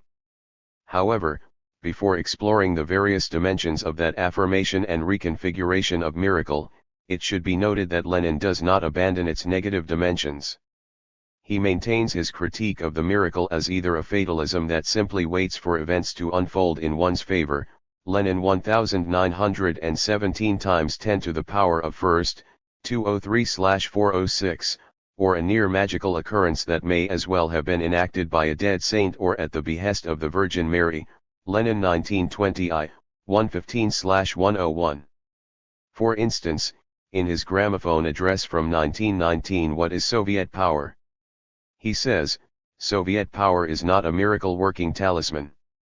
It does not, overnight, heal all the evils of the past: illiteracy, lack of culture, the consequences of a barbarous war, the aftermath of predatory capitalism. But it does pave the way to socialism, Lenin 1919 G1, 248, 49/239. This continued critique of talismans and of the magical dimensions of the miracle makes sense of the Soviet campaign of exposing the relics of saints to show that they had indeed decayed, contrary to popular belief that they had not done so. For that is not the miracle of which we are speaking, Lenin says implicitly. In that vein, he occasionally states directly that the victory of Soviet power against all odds is not a miracle, for intelligent people don't believe in miracles, but then he proceeds to outline the reasons for that victory in terms of enthusiasm, energy, and supreme effort, precisely the alternative definition of miracle that he develops at the same time, Lenin 1921 R, 108/306, 1921 P, 118/235, 1918 D, 154/156, 1918 Q, 494/472. 5. As far as that positive sense is concerned, Lenin no longer dismisses the inexplicability of revolution. With the upsurge in worker unrest and strikes in the early 1910s, he notes that such unexpected events are taking place. For instance, a simple decision by the Executive Commission of the St. Petersburg Committee, its printing and distribution by a couple of hundred people is transformed, and suddenly, a miracle occurs. 250,000 workers rise as one, Lenin 1913 Z, 225/303, 4. Above all, if the February Revolution of 1917, in which the Tsar was overthrown, seemed inexplicable and unexpected to people in Petrograd and Russia more generally, than to Lenin in Switzerland, it seemed even more so. So in his notes for a lecture in Zurich in March 1917, he writes, "The world has changed in 3 days. A miracle," Lenin 1916 D, 422/480. And in Letters from Afar, the full version of these notes, he turns once again to the language of miracle, asking how such a miracle could have happened, how a monarchy that had maintained 139 itself for centuries and that had endured the crisis of 1905-7 could now be overthrown. Here, Lenin is a little cautious in his terminology, feeling his way and qualifying his usage. There are no miracles in nature or history, he writes, but abrupt turns like revolutions involve the conjunction of unexpected combinations of events, forms of struggle, and the forces of the protagonists, which to the lay mind must appear miraculous, Lenin 1917 J1, 297/11. In other words, should one be able to analyze all of these conjunctions, one would be able to identify patterns of cause and effect, and the role of organization and planning. Once again, we are back with the tension between the unexpected and the foreseeable, between spontaneity and organization that runs through Lenin's reflections on the miracle in these later years. Above all, Lenin's overt usage of miracle lays its emphasis on human energy, effort, and enthusiasm, thereby bending heaven to earth so that the miracle did not come from heaven, Lenin 1921 W, 220/63. Yet, it requires stupendous moments for such miracles to occur, moments that evoke almost superhuman efforts from those who did know they could do so. The revolution itself, the tremendous hurdles to be overcome in the post-revolutionary situation, such as civil war and economic reconstruction, which in many respects require even greater miracles. In a lyrical statement, Lenin writes, "Revolutions are the locomotives of history, said Marx. Revolutions are the festivals of the oppressed and the exploited. At no other time are the masses of the people in a position to come forward so actively as creators of a new social order as at a time of revolution. At such times the people are capable of performing miracles, if judged by the narrow, Philistine scale of gradual progress. Lenin 1905 R3, 113/103, once again note the qualifier, if judged by the narrow, Philistine scale of gradual process. But note also the echoes of Lunacharsky's language, especially in the evocation of festivals of the oppressed and the terminology of creation. Soon, however, Lenin's qualifications fade away, particularly in his unbridled enthusiasm when calling on workers to even greater effort. Now we find references to the conviction that will multiply 100-fold the revolutionary energy and revolutionary enthusiasm which can perform miracles, references to miracles of proletarian heroism, to miracles of daring, initiative and self-sacrifice, and especially to miracles of proletarian organization. Lenin 1905 R3, 103/93, 1917 J1, 306, 7/21, 323/37, 330/44, 1917 M2, 355/72, 360/77, 1917 L1, 43, 44/132, 33, 1921 W, 220/43, 1917 Y, 429/32. 6. In each case, the call to perform miracles comes in the wake of a preliminary revolution, whether January 1905 or February 1917, which functions as both the proof that such miracles of human energy are possible and as a call to enact yet another miracle and bring about the communist revolution itself. The last example, miracles of proletarian organization, was to become a key slogan in the heady days between February and October 1917. The slogan, the task of the day, at this moment must be, workers, you have performed miracles of proletarian heroism, the heroism of the people, in the civil war against Tsarism. You must perform miracles of organization, organization of the proletariat and, 140 of the whole people, to prepare the way for your victory in the second stage of the revolution. Lenin 1917 J1, 306, 7/21, 7. Both organization and spontaneity, it seems, may be described as miraculous, perpetually in tension with one another and dialectically turning into one another. The miracle of the October Revolution was but the first and perhaps the easiest miracle. As Lenin was to emphasize many times after the revolution, the act of overthrowing and seizing state power is the easy part, the revolutionary task of building a new society is far more difficult. Lenin 1920 I, 115/101, 2. So we find the bulk of Lenin's recognition of and invocations to further miracles in his post-October writings. Miracles were occurring almost daily, it seems. Thus, the continued cheerfulness in and enthusiasm for Soviet power, in the face of economic ruin, hunger, cold, disease, and devastation, are miraculous, as are the achievements of steering the ship of state despite the chronic inexperience in doing so. Indeed, every time a new difficulty arises, the miracle of its overcoming becomes a proof of the workers' and peasants' firmness, self-sacrifice, and strength. That the Soviet state survived at all is a miracle.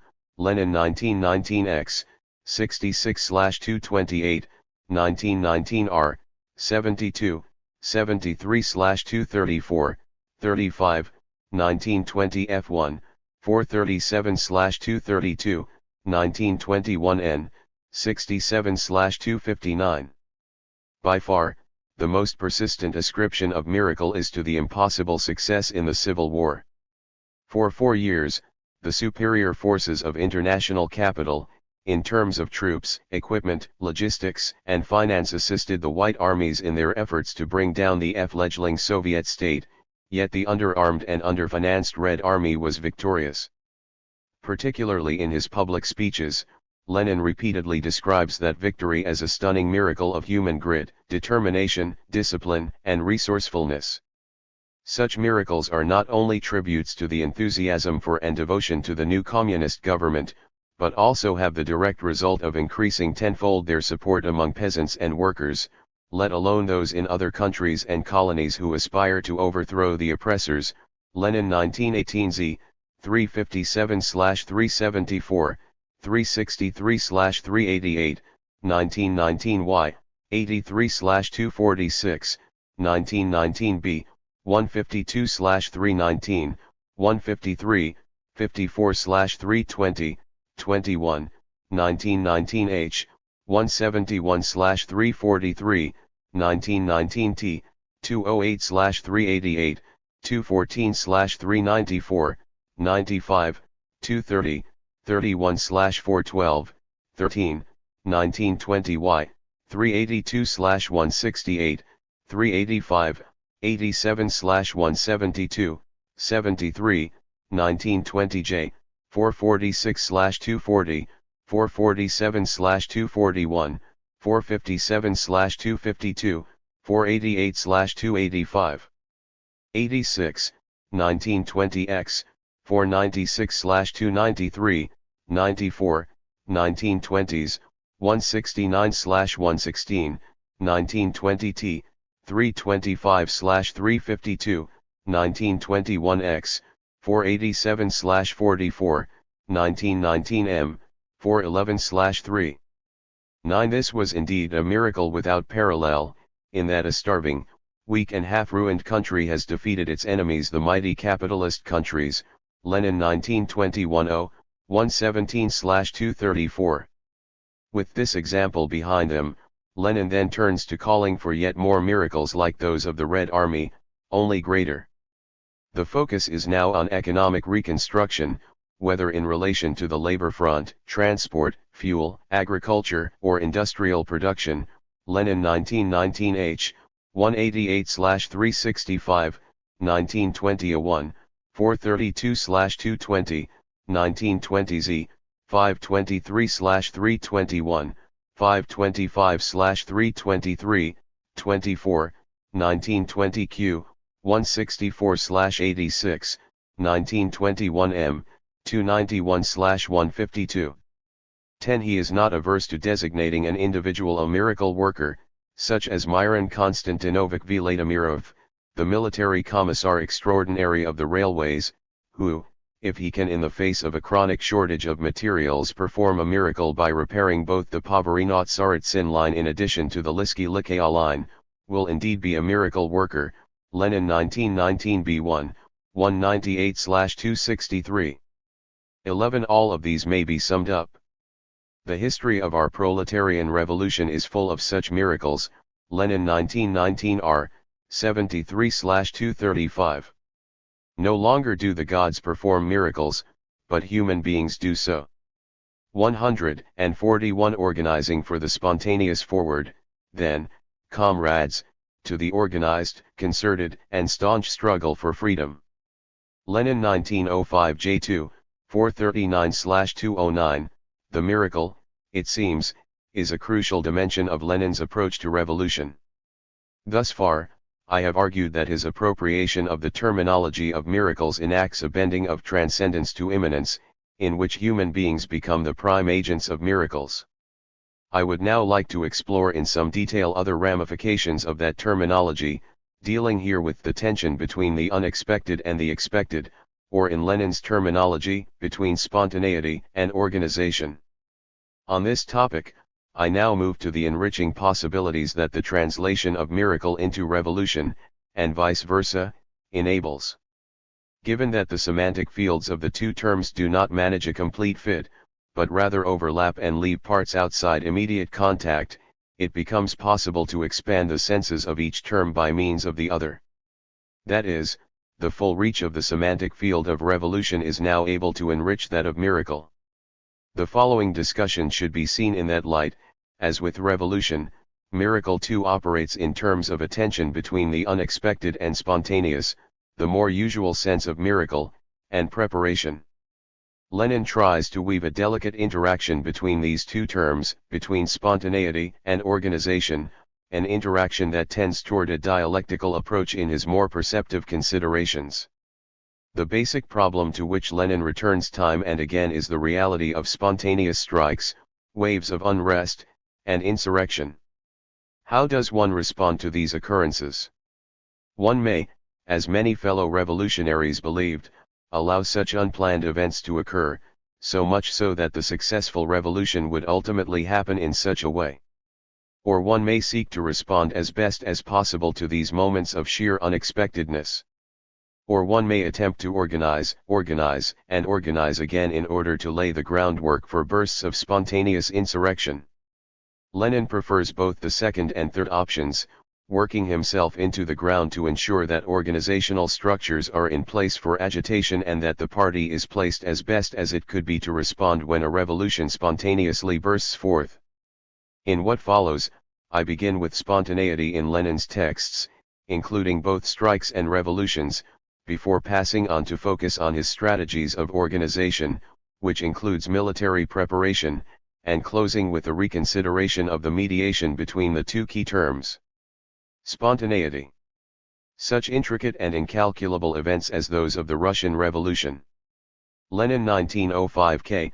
339/316, 17, Stikienyi, noun, stikienost, is the central term used in a text that has become a standard reference for spontaneity, wit. However, as Lih persuasively argues, 12 the translation as spontaneity restricts and possibly shifts its meaning away from the Russian word.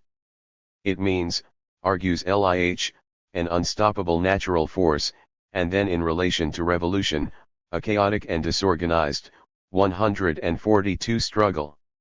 Lenin would also make clear during the heady days of 1917 that Stikienyi is deeply rooted in the masses and for that reason is extremely tenacious. Lenin 1917 D2, 30, 31/216, 17. Spontaneity captures part of this sense, as does elemental in the biblical sense of the formless chaos, tohu wavohu, of Genesis 1:1. 13. Of course we are faced with the standard problem of translation I mentioned a few moments ago, in which the semantic clusters of key terms in two languages overlap but do not match entirely. For that reason, I have used and will continue to use a variety of words to capture the sense of spontaneity, such as inexplicable, unexpected, unplanned, but also elemental and disorganized. I begin with a key statement from Witt, a statement that captures the tension at the heart of Stikienyi and thereby of the miracle. The spontaneity of the masses demands a high degree of consciousness from us social democrats. The greater the spontaneous upsurge of the masses and the more widespread the movement, the more rapid, incomparably so, the demand for greater consciousness in the theoretical, political, and organizational work of social democracy. Lenin 1902 p. 396/52, 14. Here it is quite clear that Lenin does not disparage the immediacy and unexpected nature of mass uprisings. Yet, he is the last one to bow to spontaneity alone, to give this chaotic force an absolute priority.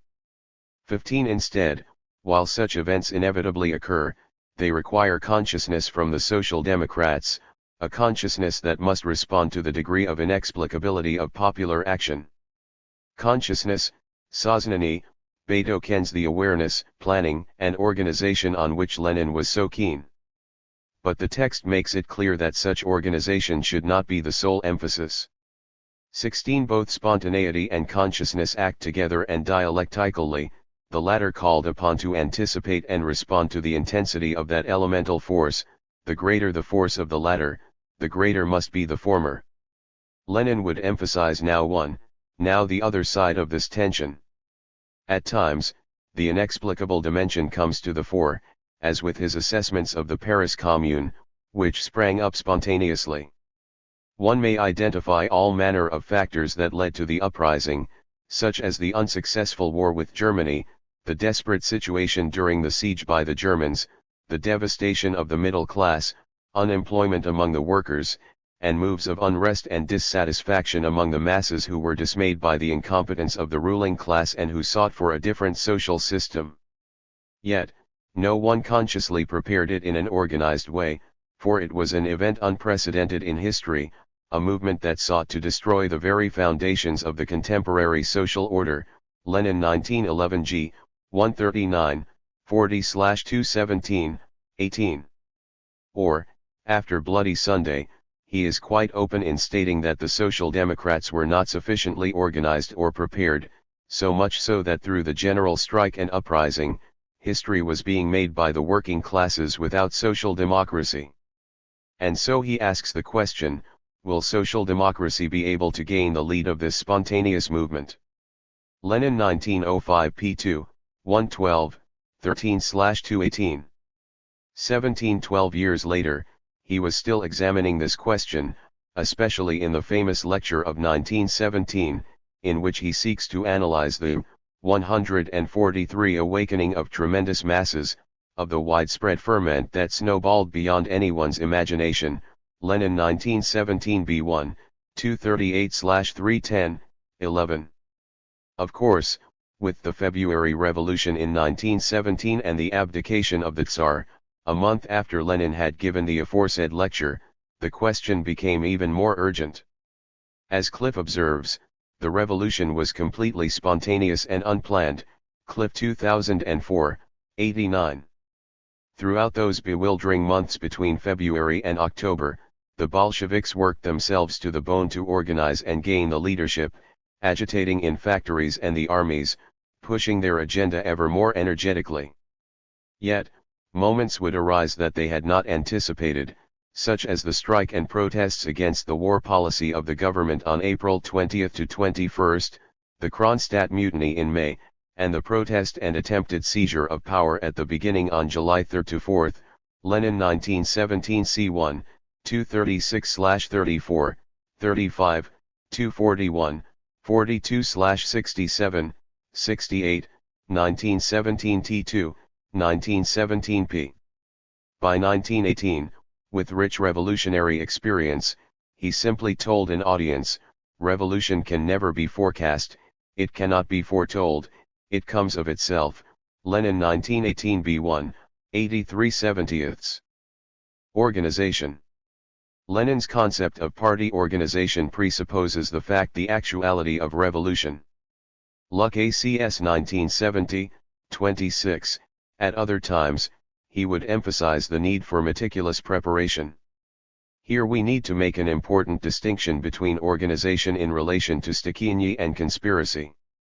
In a significant analysis of crucial outbursts of strikes and protests throughout 1917, Lenin undertakes a comparison between those moments and the attempted Kornilov coup in August, September, Lenin 1917 d2, 29, 35/215, 21.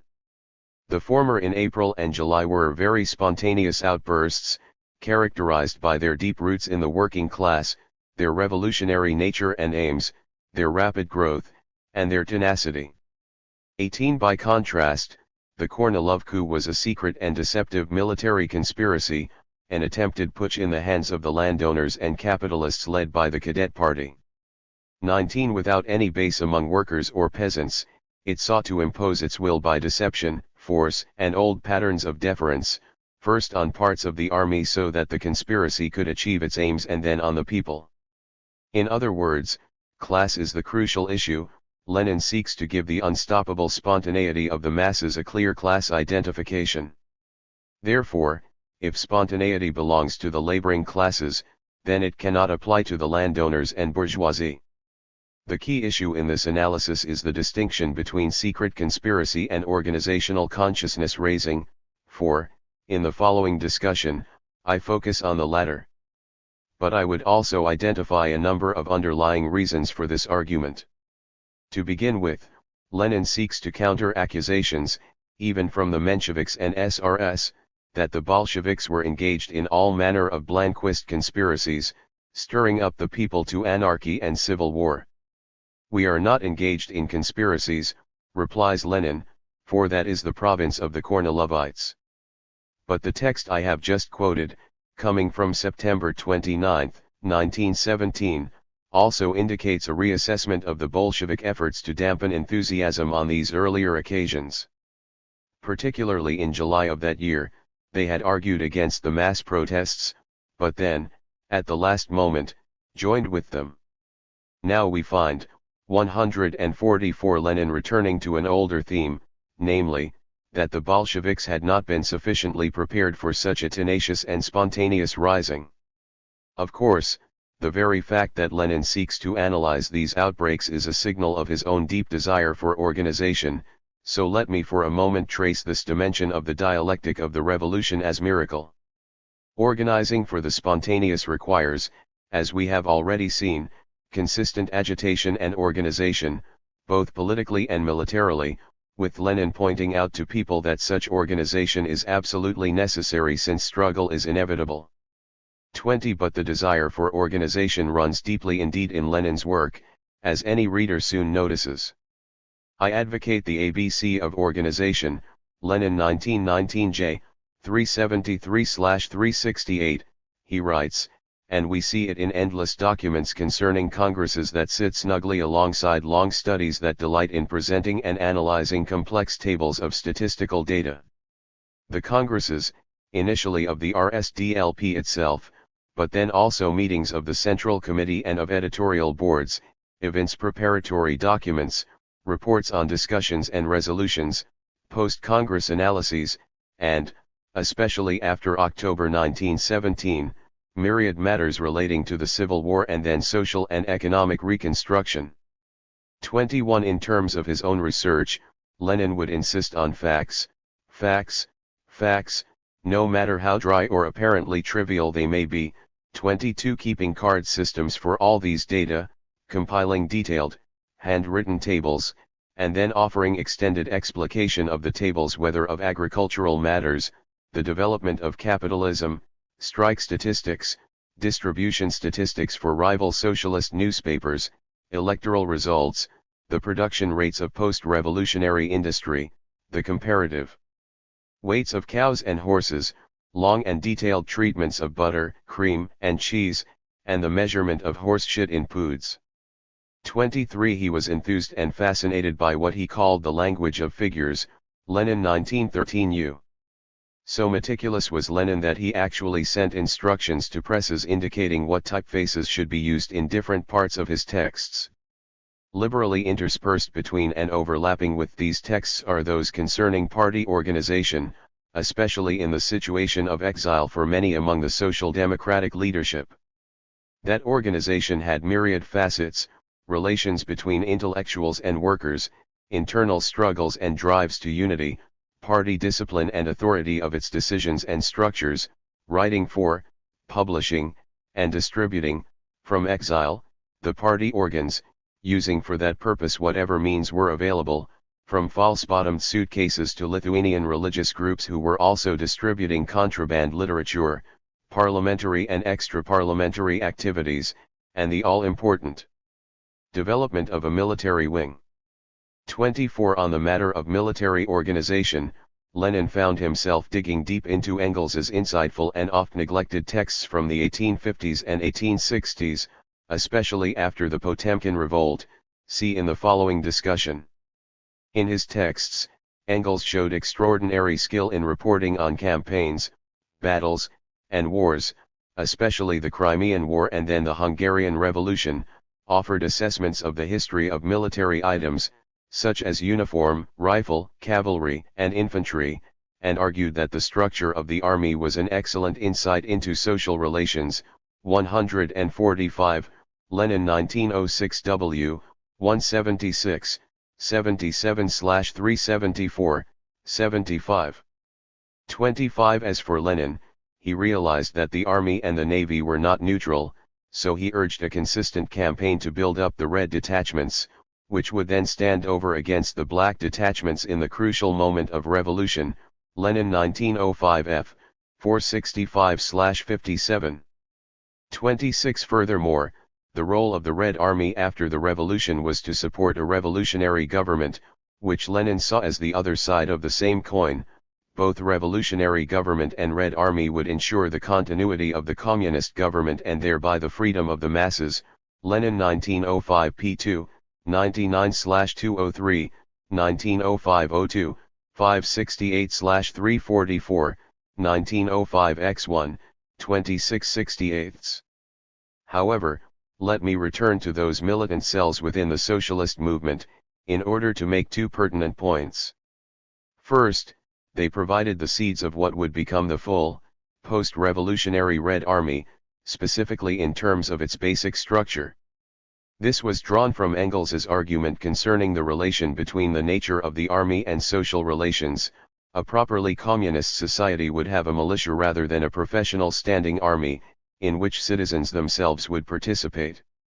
Thus, for Lenin, the key to building up a military wing of the socialist movement was to train ordinary members in military techniques, tactics, and the handling of arms, a wing that would develop into the arming of the proletariat, merge with the Red units in the regular army, and then, after the seizure of power, absorb all the institutions of state power.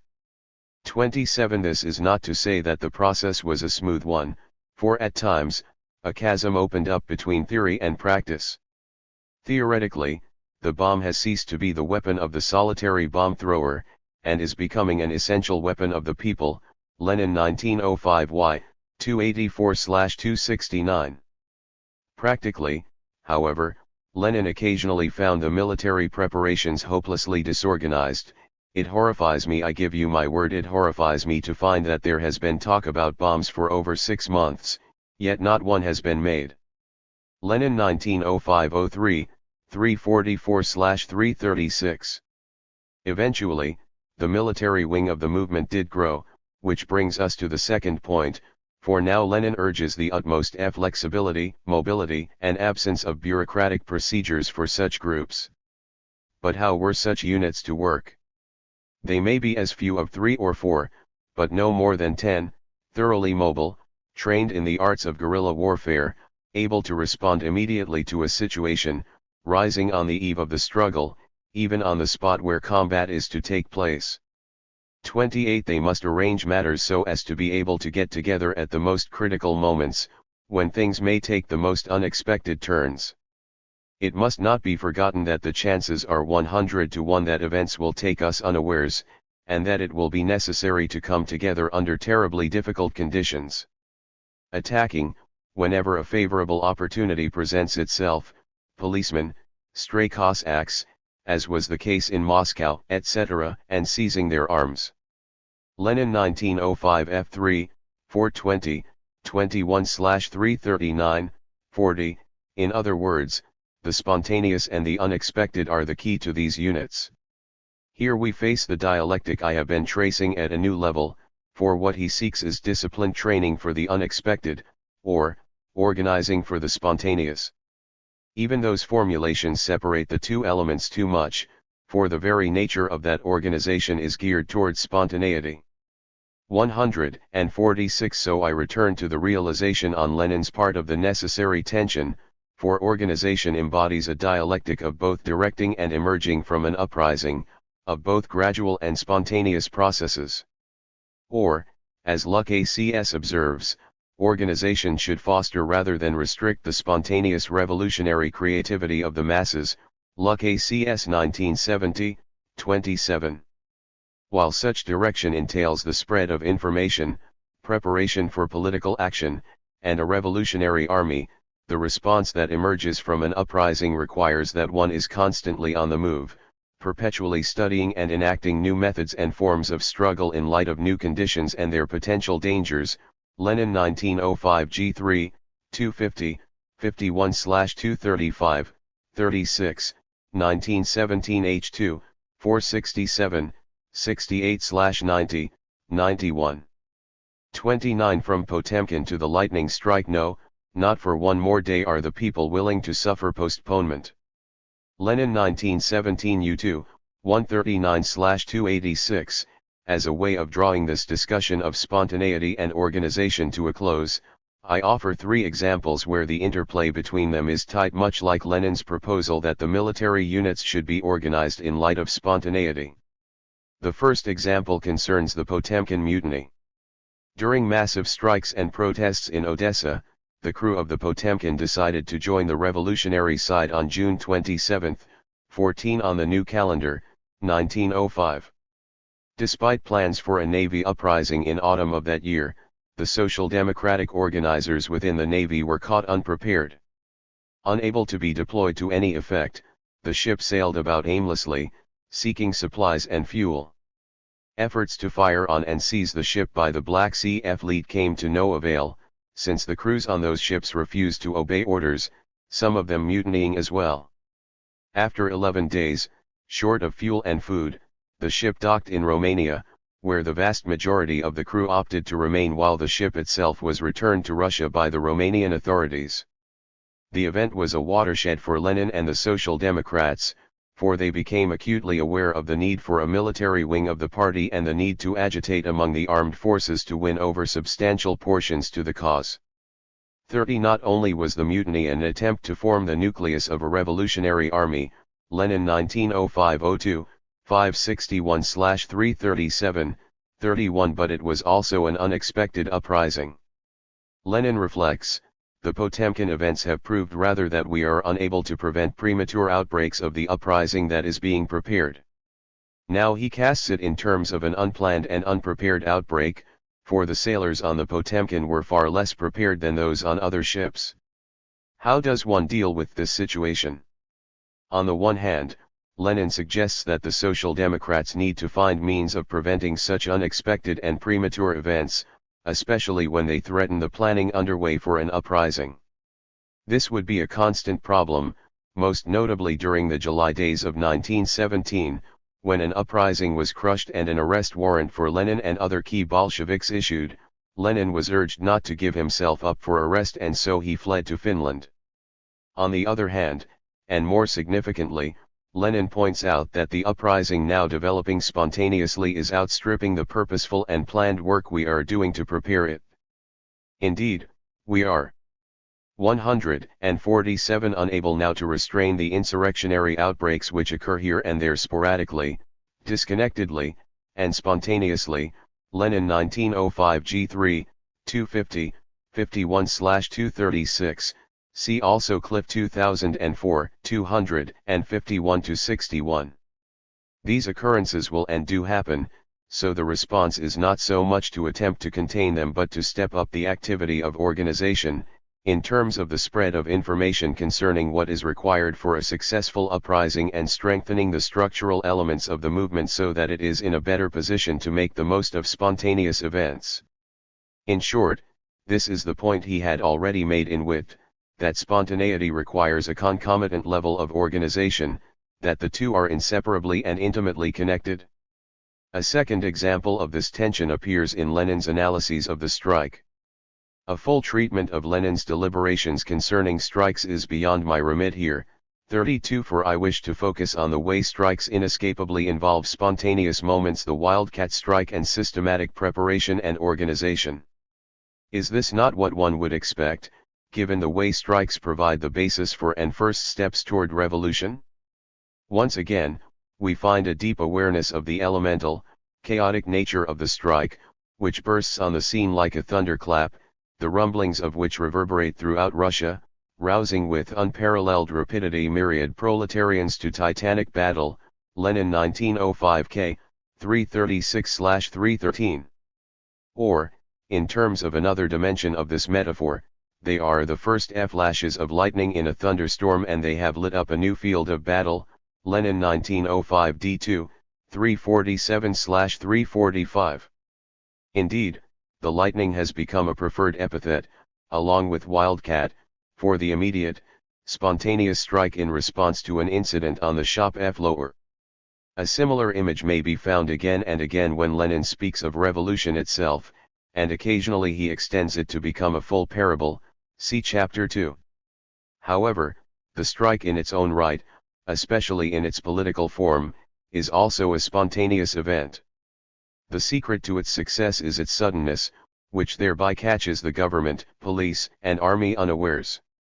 And as a mark of the strike's spontaneity, the proletariat invariably senses the moment for a strike, as also the situation in which a transition is needed from a strike to an uprising. Far from denigrating the workers, Lenin reiterates his point that practice marches ahead of theory. In short, the strike is a moment that erupts from a small incident to a nationwide general strike, an invention of the Russian workers, Walling 1908, 357, Lenin 1917 B1, 239-311, and, before one is aware of what is happening, to revolution, 33. At the same time, strikes call from Lenin both detailed analysis of their conditions and developments, and the need for organization. Thus, in the wake of 1905, he traces carefully the economic conditions under which strikes happen: division of labor, class conflict and exploitation, the exacerbation of economic and political tensions that lead up to strikes, the nature of individual strikes and how far they progress, and the steps through which they move from sporadic occurrences, to widespread general strikes, to armed combat with the police and army, which in turn betokens more systematic preparation, and thence to insurrection. Lenin 1899 d. 1905 d2, 347, 48-345, 46, 1906 w, 172, 73-370, 71. Not all strikes follow this path to its climax, so Lenin studies why they do not do so and what is needed to help them attain the next level. This study, often with detailed statistical 148 analysis of the frequency of strikes and the numbers of those involved, leads him to argue for organized restraint during premature strikes, for training in military techniques and strategies, for the construction of bombs, and for the acquisition of weapons. Lenin 1910 Q, 1906 M, 118, 19-314, 1912 J, 1912 times 10 to the power of first. In the texts that follow the 1905 revolution, which gave him an immense amount of immediate practical experience upon which to work, 34, we see him still tied to a stages theory of revolution, albeit now with specific reference to strikes. As I argued in the previous chapter, later experience and his deep attention to Hegel would push him to a greater dialectical appreciation of the fact that the conditions under which stages may be discerned may themselves be rendered inoperable in the very act of revolution. For now, however, he deploys the dialectic in a different fashion, arguing that strikes themselves force the hand of the authorities. They must respond by mobilizing the army to close down strikes, but the effect of that is to expose more and more people, especially the soldiers, to the grievances of the workers. This in turn sets the stage for winning over sections of the army and for training workers in what is needed for more effective resistance. In other words, through his analysis of the wave of strikes and unrest, Lenin produces a theory of constituent resistance, to which power always must respond in ever new ways, well before Negri did so. 35 Form I move that the following resolution be adopted. The conference urgently requests the Central Committee to take all measures to lead the inevitable uprising of the workers, soldiers, and peasants. Lenin 1917 I1, 146-348, 148-350. Let me close by noting that the tension is not merely a matter of content, which I have emphasized thus far, but also one of form. In many of the Congress resolutions, we find an effort to provide a formal dimension of organization, apart from the very act of a Congress itself, by producing numbered and logical resolutions concerning revolution. Two of the best examples will suffice. First, as matters were becoming urgent in early October 1917, and as Lenin was urging his fellow Bolsheviks to seize power, he analyzes the revolutionary situation in a series of logical points and then proposes a couple of carefully worded resolutions on revolution. I move that the following resolution be adopted, he writes. Here the desire for formal structure is manifested not as a heated battle cry in front of a mass protest but as a structured resolution, to be debated and voted upon at crucial meetings in the first half of October, especially the all-night meeting on October 10. For the second example, let us go back to 1905. Now the formal manifestation of the tension between the unexpected and the expected appears in two resolutions. a. That it is necessary to disseminate among the working class a concrete idea of the most probable course of the revolution and of the necessity, at a certain moment in the revolution, for the appearance of a provisional revolutionary government. B. That subject to the relation of forces, and other factors which cannot be exactly determined beforehand, representatives of our party may participate in the provisional revolutionary government. Lenin 1905 R3, 24/11, 149. The first resolution produces a match between form and content, for this numbered and much argued resolution specifies the need to provide information to the working class concerning the most probable course of the revolution. But in the second resolution form and content part, it speaks of unspecified other factors which cannot be exactly determined beforehand. Both phrases concerning other factors and the inability to determine them leave room open for the inexplicable features of the miracle known as revolution. Yet, the formal presentation of that awareness attempts to organize precisely those factors. 36. At first sight, it may seem that I have strayed far from the category of miracle, using it as a catch-all for Lenin's treatment of revolution. So let me invoke again the issue of the translatability of terms that I have already broached. In the overlap of the semantic clusters of miracle and revolution, the items that initially seem outside the scope of the translation are now drawn in those on the edges and initially outside the overlap. To put it another way, the extended field, or set, enabled by the initial overlap enables a mutual enrichment of either term. In this way, the question of spontaneity and organization in the revolution enhances the sense of miracle that Lenin took over and sought to expand and redefine. But what are the implications for the traditional category of miracle itself? We may put it in terms of the tension between the inexplicable dimension of the miracle and the known context in which it arises. A miracle is neither one nor the other, but takes place at the intersection between them, so also with the interaction between the spontaneous and prepared. Kairos. We must be prepared at any moment to hear the call, "Lead us whither you have called us." It will be a fearful thing if that moment takes us unawares, just as divided and unprepared as we are at present. Lenin 1903b, 306/90. I would now like to bring another theological term to bear on this discussion of revolution as miracle, namely, kairos. Once again, the argument is not that Lenin derives his approach from a theological spring, thereby rendering all he does a version of secularized theology, as Schmidt would have it, but that another possible theological code for revolution is kairos.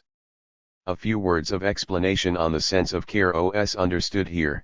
It designates both a point in time as well as a period of time.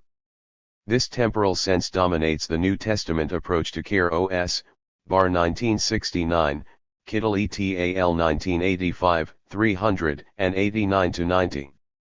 Here kairos may mean the period when fruit becomes ripe and the harvest is ready, Mark 11:13, 12:2, Luke 20:10, a season such as autumn or spring, Galatians 4:10, the present, Luke 12:56, 18:30, Romans 3:26, 8:18, 2 Corinthians 8:14, a designated period that is more often signaled by the plural, karoi, Matthew 16:3, 21:41, Acts 1:7.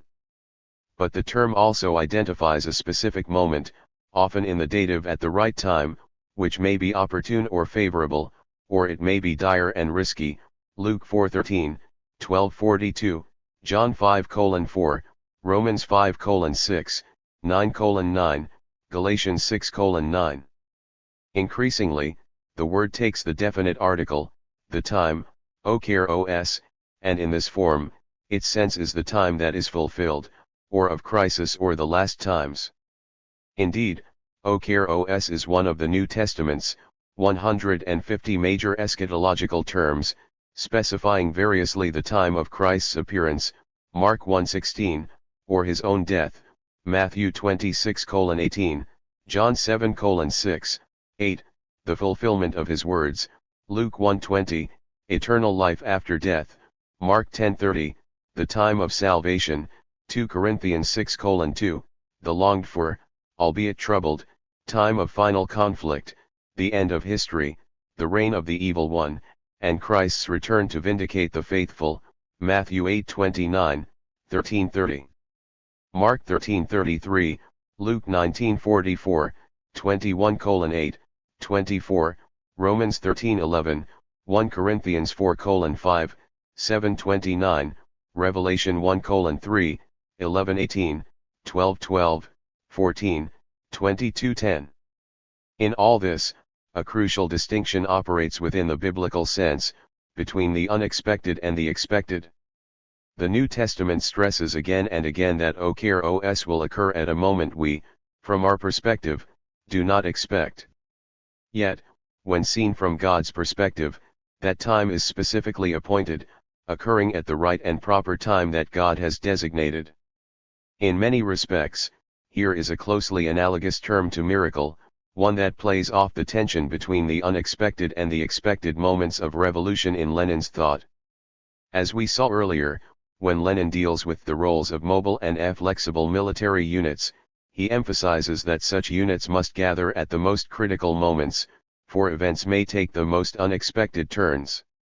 Indeed, the chances are that events will take us unawares, so these detachments must seize the moment when a favorable opportunity presents itself. Lenin 1905 F3, 420, 21/339, 40. 37. How does one deal with those unexpected turns, apart from being ready at every moment? Preparation, preparation, preparation. Therefore, each group must work out beforehand ways and means of joint action, signs in windows, etc., so as to find each other easily, previously agreed upon calls or whistles so that the comrades recognize one another in a crowd, previously arranged signals in the event of meetings at night, etc., etc. Any energetic person, with the aid of 2 or 3 comrades, could work out a whole series of such rules and methods, which should be drawn up, learned and practiced beforehand. The parable of the wise and foolish young women and their oil lamps immediately comes to mind here, Matthew 25:1, 13, see also Luke 12:35, 40, with its warning, watch therefore, for you know neither the day nor hour. 38. Yet kairos also embodies a slightly different tension between the spontaneous and the organized, for it is both an unexpected and an appointed time. In the biblical material cited earlier, that distinction usually takes the form of a divine-human divide. God knows the appointed time, but mere mortals do not, and God is not about to reveal this innermost secret.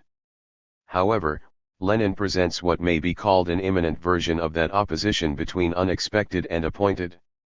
Thus, in The Dissolution of the Duma and the Tasks of the Proletariat, from 1906, he points out that the next struggle is most likely to arise as spontaneously and as unexpectedly as that of 1905. In that case, we shall not have to decide the question of the time for action, although it will require preparation in terms of agitation and organization. At the same time, the leadership of the party may well be able to appoint the time for action, and if that is the case, then the strike, 151 and uprising should occur at the end of summer or the beginning of autumn, towards the middle or end of August, Lenin 1906 M, 129/325.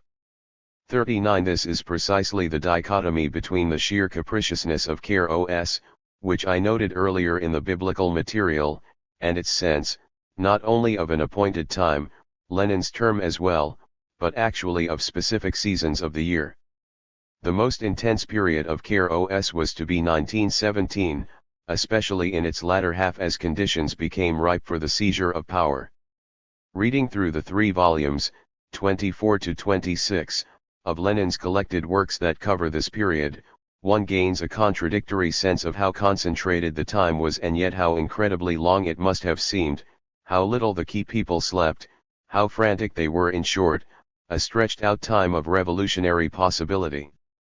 Events would take abrupt and unexpected turns, tactics would be revised and slogans recast, 40. But above all, there was an overwhelming sense that the time was right.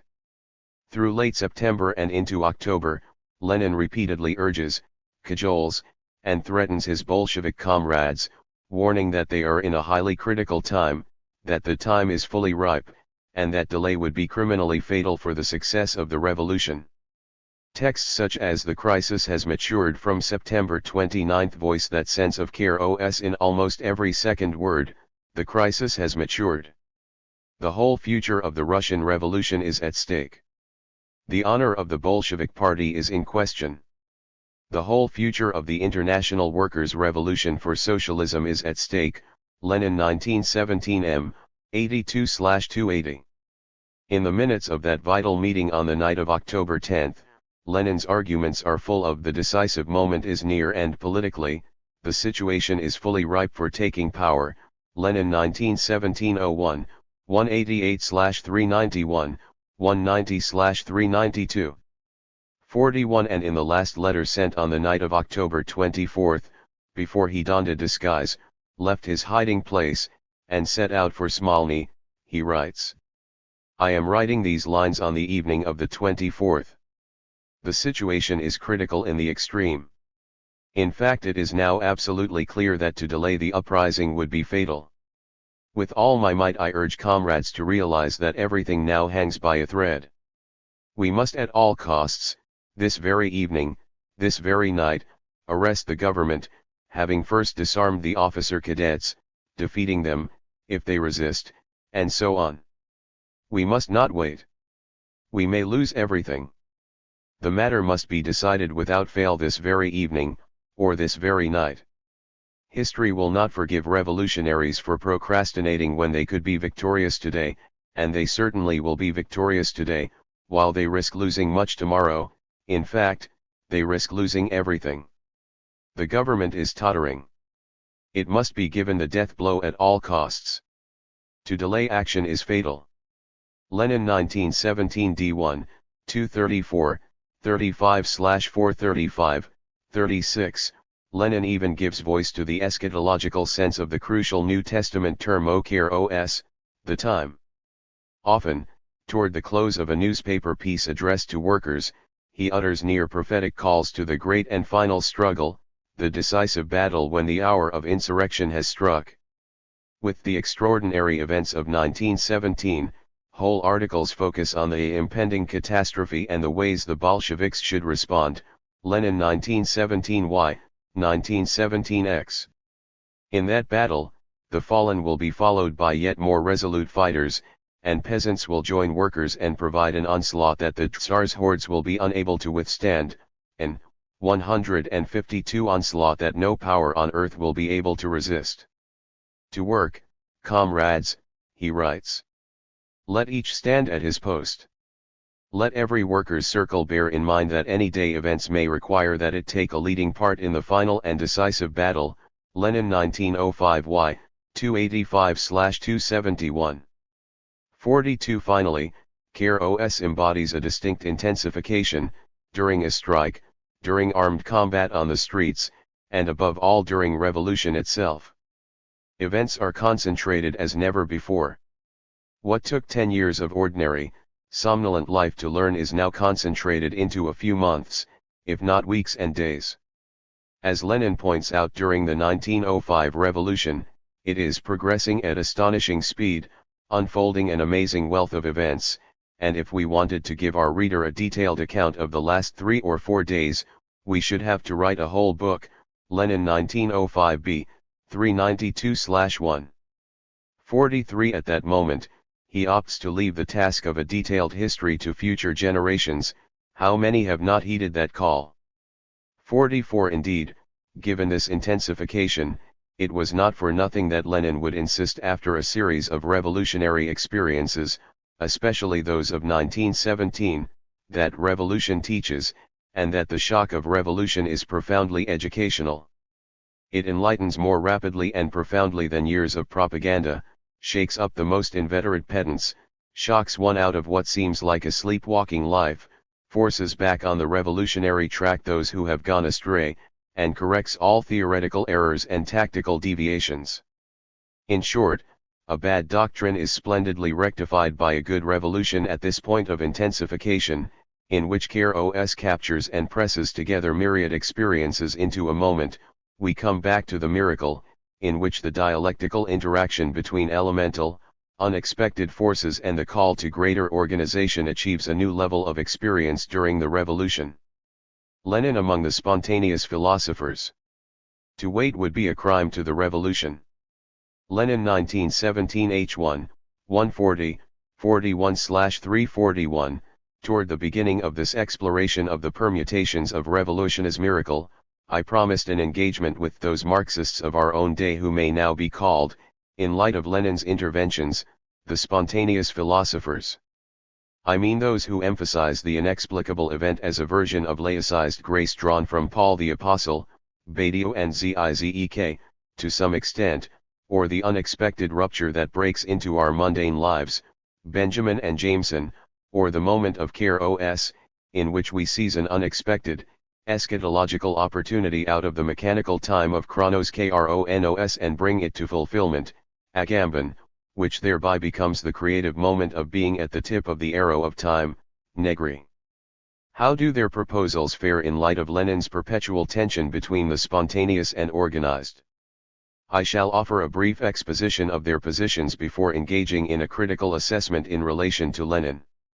153 to begin with, for Walter Benjamin, kairos becomes Jetztzeit, the now time of unexpected rupture, Benjamin 2003, 395. Despite his efforts to identify different and unpredicted ways out of the baleful myth and dreadful nightmare of capitalism, especially in the context of an apparently unstoppable fascism before the Second World War, these efforts are determined by the biblical heritage not merely of kairos, but also of kairos, as both a moment and a period of imminent and final crisis. As far as the moment itself is concerned, he seeks his answer in one image after another, which may be seen as alternative ways to speak of revolution.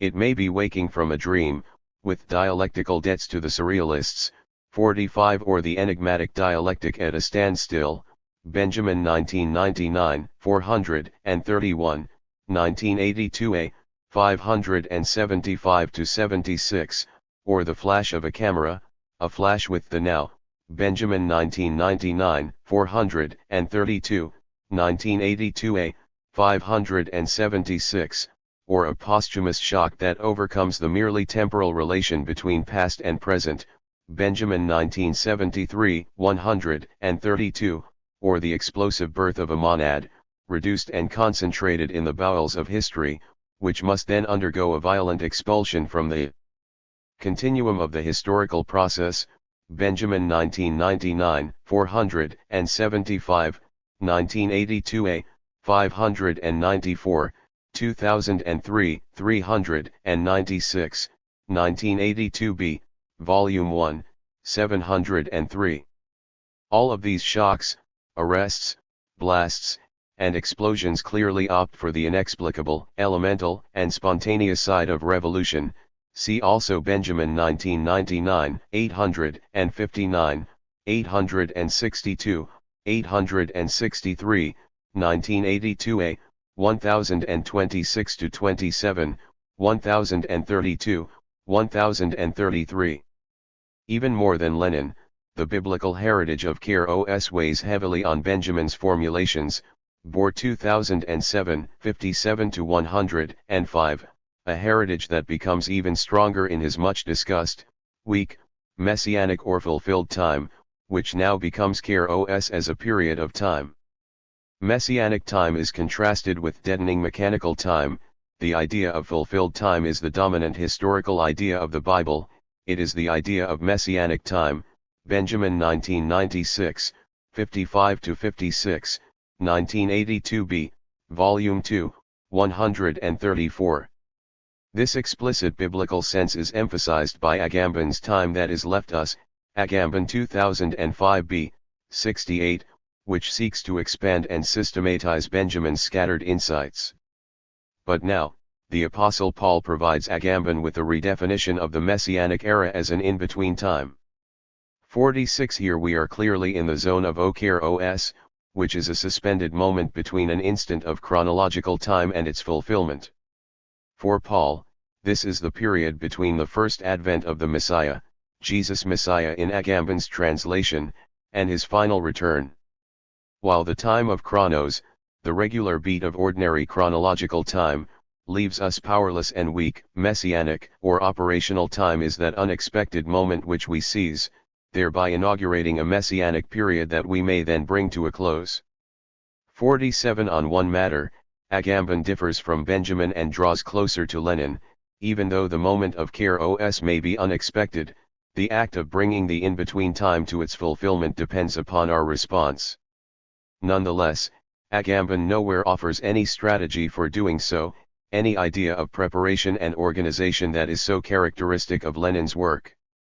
For all his self-proclaimed and refound Leninism, Zizek is far more interested in a Benjaminian rupture in all its unexpected spontaneity. One should bear in mind that revolution never arrives on time, when the objective social process generates the mature conditions for it. Zizek 2008, 361. And like Agamben, he has been enthused by the possibilities of a leftist reading of Paul. However, he goes well beyond Paul, seeking insights from the Gospels and elements of the Hebrew Bible, especially the Law. Zizek 2000, 2001b, 2003, 2006, Kotsko 2008. 154 Zizek and Milbank 2009.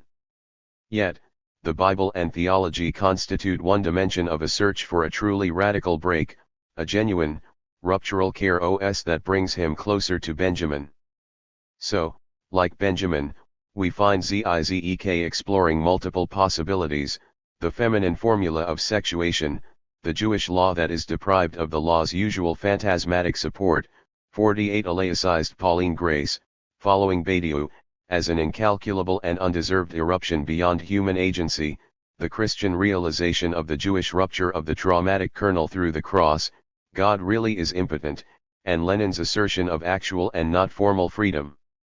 The unique element of Zizek's approach to this Benjaminian rupture is that he also has his eye on revolutions that have actually gone beyond that initial moment, for they inevitably seem to have run into the mud. 49 So how does one avoid this post-revolutionary downturn? One approach I have already mentioned, namely, to undertake a perpetual search for a thoroughly genuine Kairos that does not reinstate the same coordinates. The other is to entertain the option of refusism. I would prefer not to 50 as the ultimate and very un-Leninist gesture.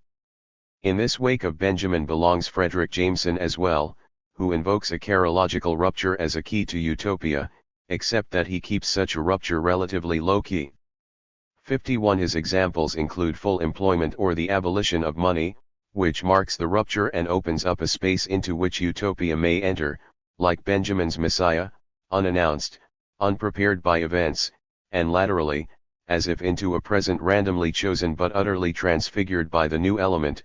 Jameson 2005, 231. Jameson hopes that such relatively simple demands may lead to the complete reshaping of the whole economic system, opening up a period of Kairos after its momentary break. Thus, with the abolition of money, the wage relationship would be replaced by labor chits and work certificates as well as alternatives to market exchange and consumption. And in regard to full employment, labor would be transformed gradually and thereby address a host of other issues, such as crime, war, degraded mass culture, drugs, boredom, the lust for power, the lust for distraction, the lust for nirvana, sexism, racism. Jameson 2005, 147-48, all of these being symptoms of unemployment or alienated labor. By this time, so many things will need to be changed that the system makes a qualitative leap and becomes something very different. At least here we have some concrete suggestions, some effort at organizational proposals, the lack of which Jameson feels keenly in current work on the left.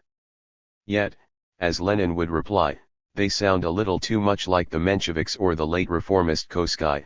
They miss the whole for the parts, in which the latter become the program itself rather than seeing them in light of revolution. In that light, they take on a completely different hue, following on from that moment of Kairos.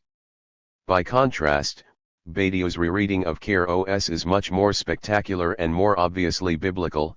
here he is closer to Agamben and Zizek, for the Apostle Paul provides an exemplary instance of the event and its procedures of truth, Badio 2003, 1997, 2006a, 1988.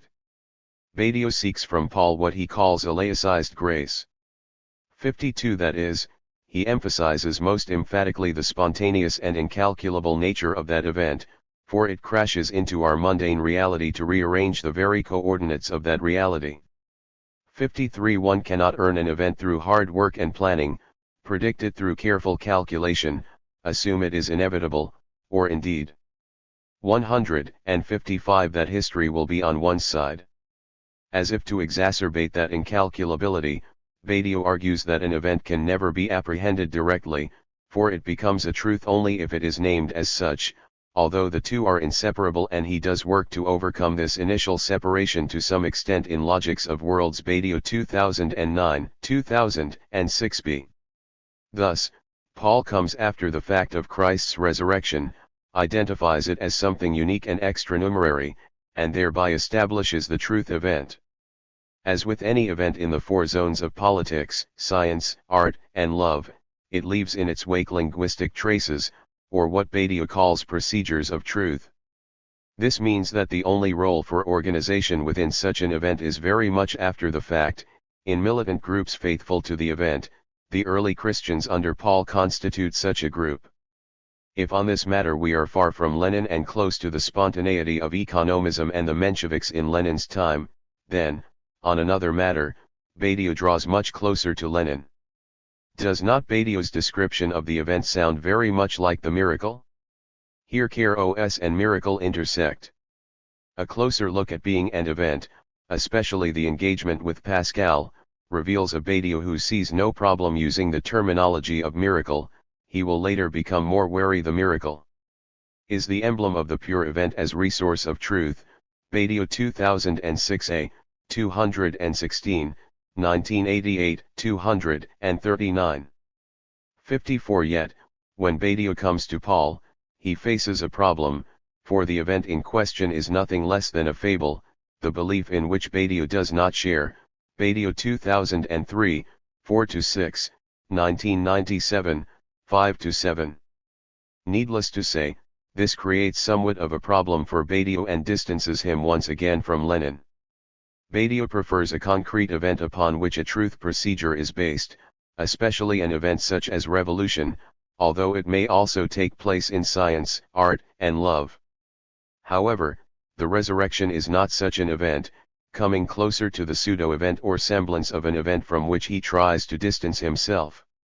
One may cite Badio's favored example of the Nazi seizure of power or the way in which the right seized upon the attack on the World Trade Center in September 2001 as instances of such semblances, Zizek 1999, 143-44, Surin 2009, 387-89.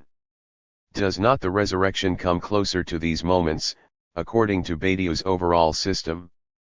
At another level, it may well be possible to argue that the event and its truth procedures cannot escape the fabulous and the mythical, falling more into the category of political myth, Boer 2011d. But here we are even further from Lenin. While Badio has brought us back to the question of miracle, at least a little way and with significant problems, with Negri that dimension comes to the fore with greater urgency. Notably, it is a miracle of human effort, much like the predominant sense that we found with Lenin's own understanding of miracle as revolution. But let me trace my way back to miracle via Negri's treatment of Kairos, which is now less an unexpected rupture than a moment of human creativity. Negri defines Kairos as the moment when the arrow of being is shot, Negri and de Formentel 2004, 104, and as the immeasurability of production between the eternal and the to come. Here the biblical distinction between Kairos as moment and as period of time is clear, as also the resolutely temporal focus. On the first count, Kairos is the exemplary temporal point, an opening up in time that is eminently creative. On the second, Negri seeks to recast our understanding. 156 of time itself, with a distinct overlap with Agamben, whose work follows that of Negri here, replacing the conventional before with the sign of eternity and after with the to come. In doing so, he resolutely opposes such a kairos to the measurable piling up of time as past, present, and future, in which our present is a moving point between the fixed detritus of the past, to be collated, measured, and studied by historiography, to be celebrated in triumph, or to be mourned as disaster, and the future, as a repeat performance of the past. Even though Negri emphasizes the distinction, it is still quite conventional, usually cast in terms of kairos versus chronos kronos 55 yet, in Negri's hands, kairos has become less a rupture than a moment of creative intervention by human beings. On this matter, he is far closer to Lenin than the others I have considered here. In contrast to their resolute emphasis on the spontaneous, ruptural dimensions of kairos, Negri makes it quite clear that human agency is the key. His long experience organizing among unions and revolutionary groups, as well as the disorienting experience of prison, obviously has much to contribute here, as also with Lenin. We may see this emphasis on human agency and organization in his engagement with Job, Negri 2009, rather than the New Testament favored by many recent critics on the left. 56 Here Karological time is the point of contact between lived, concrete, painful time and the linear movement of divine epiphany. Earth and heaven touch as Job pulls God down to earth, bending transcendence to immanence, Negri and Fadenai 2008, 666-68, and forcing God to answer his insistent questions. With an echo also of the God builders, Negri's unique interpretation is that Job does indeed succeed by the end of that poetic text in the Bible.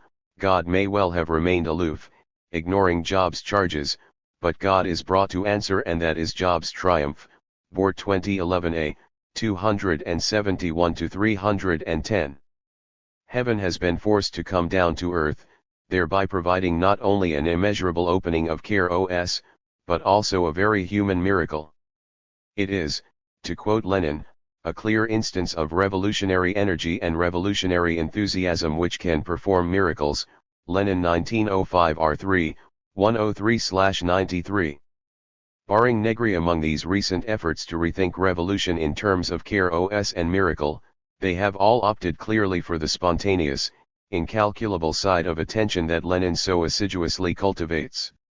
Gone is any extensive sense of organization, or rather in its place appear relatively feeble options, a response of naming and fidelity to an inexplicable event that has already been, as well as a left communist refusal of any legal parliamentary involvement.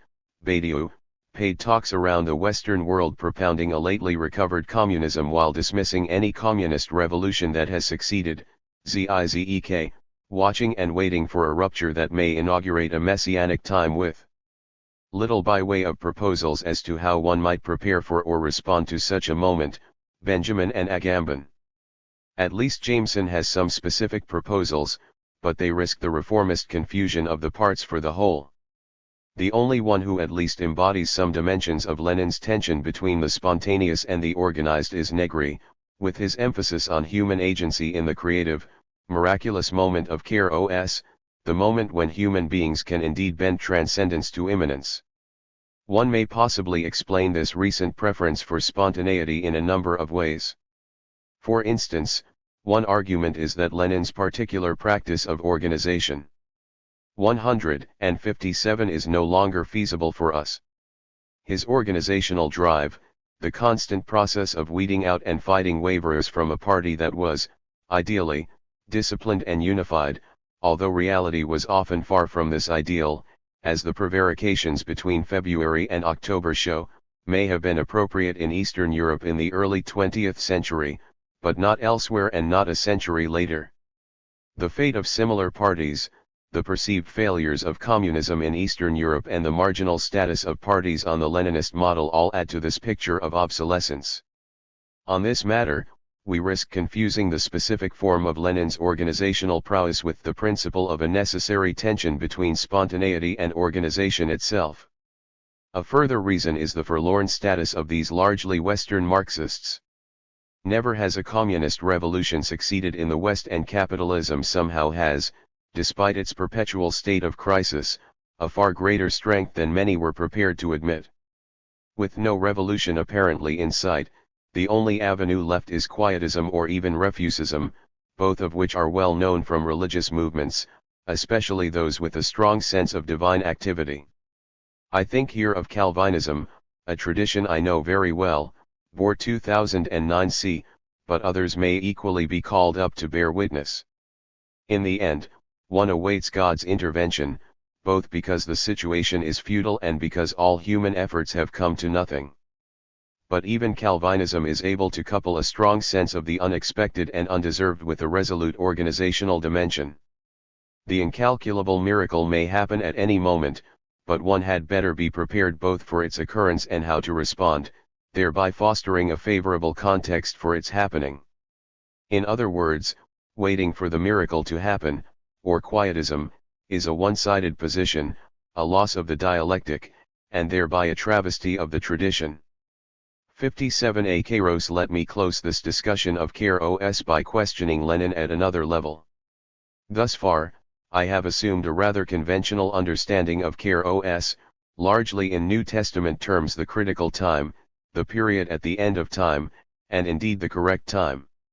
Here we face a tension in the biblical tradition handed down and deployed by the thinkers I have considered earlier, a tension between the unexpected nature of Kairos, at least from a human perspective, and the sense that such a moment occurs at the right time, seasons and so forth. However, if we consider the wider Greek context in which the term appears, it leans decisively toward the sense of the correctly apportioned time and place. As Hesiod wrote in his resolutely agricultural text, Works and Days, observe due measure, and proportion, Kairos, is best in all things, Hesiod 1973, 81. Although Kairos takes on a range of meanings: convenience, decorum, due measure, fitness, fruit, occasion, profit, proportion, propriety, symmetry, tact, wise moderation, as well as opportunity, balance, harmony, right and proper time, opening, timeliness, the semantic cluster coalesces around the idea of what is duly measured and proportional, in short, the right time and right place. Untersteiner 1954, 110-11, Enos 1976, 44, Gorman 1979, 135-41, Kinnevy 1983, Carter 1988, Sipiera 2002. Ricker 2007. In light of this meaning, which also has social, moral, and economic resonances, what is the opposite of Kairos?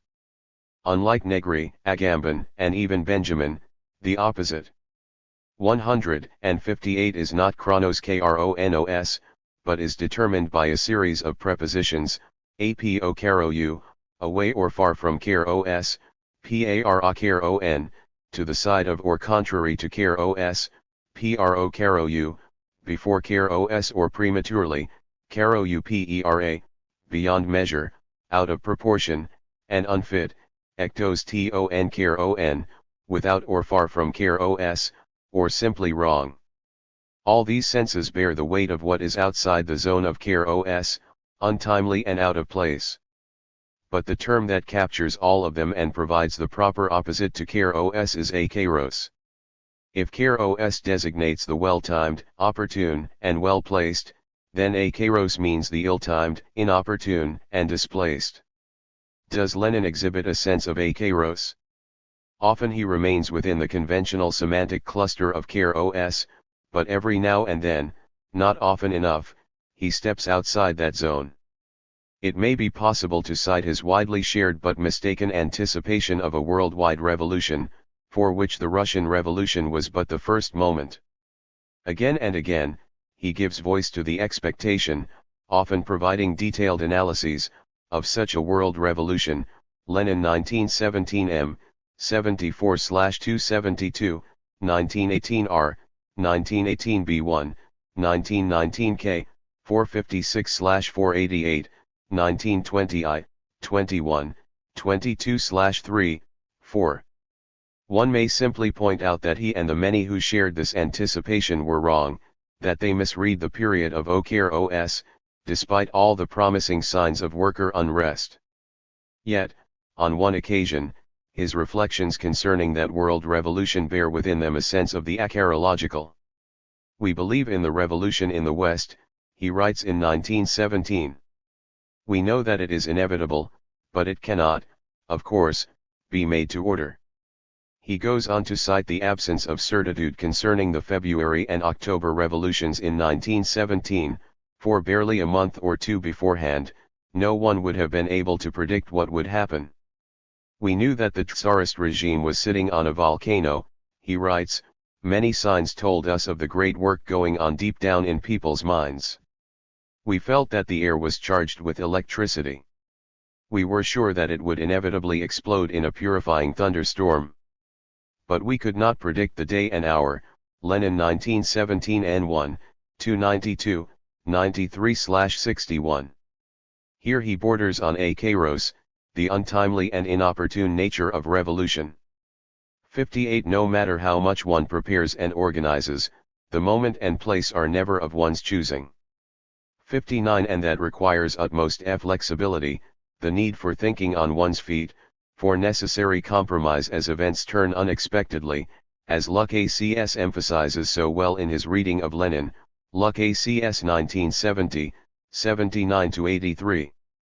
Now we fold back to miracle, for like revolution, a miracle is very much an acherological occurrence, one that is to all intents and purposes at the wrong time and in the wrong place.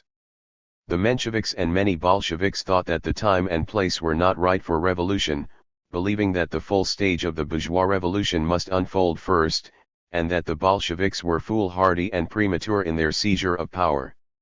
Western Marxists have often thought so as well, thrown by the fact that the first communist revolution happened not at the center of capitalism but in Russia, and then in China and elsewhere, far from the West. 60 Finally, the acherological miracle also becomes an essential feature of a dialectical approach, which is characterized by its ability to deal with the untimely and ill-placed. To fill out a text I have quoted earlier, they have completely failed to understand what is decisive in Marxism, namely, its revolutionary dialectics. They have even absolutely failed to understand Marx's plain statements that in times of revolution the utmost flexibility is demanded, Lenin 1923 c. 476-378. 159 Within and without, the system, as if one can set out to make a great revolution and know beforehand how it is to be completed. Lenin 1919 I, 155-141. For the remainder of this chapter, I pursue another dimension of the miracle, the question as to whether one works within or without the system, which both tightens its dialectical nature and connects us more closely with the discussion of dialectics in the preceding chapter. It may be tempting to line up immediately the former distinction between spontaneity and organization in terms of internality and externality. In that case, the spontaneous, elemental force of the miracle would be translated into that which is outside the current system, the illegal, the realm of real, absolute freedom. By contrast, to be within the system would include what is legal, what is predetermined according to known forces, the zone of reform, and thereby of formal freedom. It soon becomes obvious, however, that such an alignment is less neat than at first appears to be the case. May not the spontaneous emerge as much from within as from without? And may not the hard work of preparation and organization take place in the context of existing structures as well as outside them, in the illegal underground? Take our spontaneous philosophers as an example. I may distinguish between those who emphasize the externality of the kairos cum miracle, Badiou, Zizek, Agamben, Benjamin to an extent, over against its internality, Negri, most notably, but also Jameson, and at times Benjamin, with the blast from within. The event in question may be unexpected, catching us at an unknown hour, but its emergence is now determined by its eruption or eruption. The upshot is that the move from considering a tension between spontaneity and organization to one of struggle between within and without is more subtle than may be expected, so we need to be watchful. Yet, as with my earlier exploration of the permutations of the miracle, I emphasize that the revolution as miracle does not belong to one side of the within, without relation at the expense of the other. In order to avoid sounding like a noisy gong too often, I refrain from observing at the close of each of the three following sections a point I have already made. The careful attention to the topics of reform, revolution, parliamentary, non-involvement, and freedom seeks to enhance the senses in which a revolution may be understood as miracle. They do so by drawing into the realm of miracle dimensions of the revolution that may not initially appear in the overlap between the two terms. In other words, the discussion of each topic is an effort to explore the richness of the combined semantic clusters that the translation of revolution into miracle enables. Does reform have a role in the revolution? On the perennial matter of reform and revolution, one might expect that Lenin would opt clearly for revolution over against reform, for an abolition of the current system over against tinkering with it in order to make life more bearable. A selective reading of Lenin's texts can give this impression. Reform is thereby described as a tinkering with wash basins, characteristic of the Zemstvos, that, 160 is, introducing reliable water supply, electric trains, lighting, and other developments that do not threaten the foundations of the existing social system, Lenin 1906 N1, 189-263. Such reform may therefore be seen as a response by the bourgeoisie to the strength of the working class, attempting to steer the workers away from revolution by emphasizing reform. Even more, reformism is bourgeois deception of the workers, who will always remain wage slaves as long as capital dominates. The liberal bourgeoisie grant reforms with one hand, and with the other always take them back, reduce them to naught, use them to enslave the workers, to divide them into separate groups and perpetuate wage slavery. Lenin 1913 y. 372/1, see also Lenin 1906 c1, 70, 71/262, 63. In other words, reform is a bourgeois weapon designed to weaken the working class. Yet, should the foundations of the system be threatened, when the proletariat begins its own onslaught on that system, all the various dimensions of tinkering with wash basins will be abolished before we can slip out a fart. It follows that those socialists who see the prime task at hand to be reform miss the elephant in the room, for they wish to alleviate the conditions under which they work and do not realize that the problem lies in those conditions themselves. Lenin 1902 p. 387/42, 1906 L1, 378, 80/62, 64. 61. As Lenin observes in relation to debates, especially with the Mensheviks, over voting in the Duma elections, the danger is not whether some conservative party or other will win the elections, by fair means or foul, but in the very elections themselves. The danger is manifested not in the voting, but in the definition of the conditions of voting. Lenin 1907 I2, 459/277, 78, see also Lenin 1906 L1, 350/33, 34. One should never rest with what is given, but work to change that given. And the reason is that by fighting on the ground chosen by the enemy, reformists strengthen the power of their enemy. What, then, is the function of reform? Is it to be dismissed entirely as a bourgeois deception and as a socialist compromise with the status quo? Contrary to initial impressions, Lenin does see a clear role for reform. In a daring formulation that is based on revolutionary experience, he argues that the opposition of revolution and reform is itself false. One cannot have either one or the other. Instead, the condition for reform is revolution itself. Without any revolutionary agitation, reform would simply not exist, either revolutionary class struggle, of which reforms are always a byproduct, or no reforms at all. Lenin 1917-02, 213/282. In this light, reforms may be understood as temporary reconciliation with a partial victory or even failure, in which the old system has been shaken but has not yet collapsed. Lenin 1906 p. 30, 31/221, 1906 c1, 70, 71/262, 63. More importantly, reform becomes a central feature of revolutionary agitation, a means of raising the consciousness of workers and peasants, a way of both alleviating conditions in the intermediate period and of pointing out that those conditions are the problem. In this way, workers will see through the false promises of reformism and utilize reforms to strengthen their class struggle. Lenin 1913 y. 372/1. Or, to put it simply, as Lenin recommends to public speakers and the Social Democratic Duma representatives, 5 minutes of every half-hour speech are devoted to reforms and 25 minutes to the coming revolution. Lenin 1916 h. 159/221.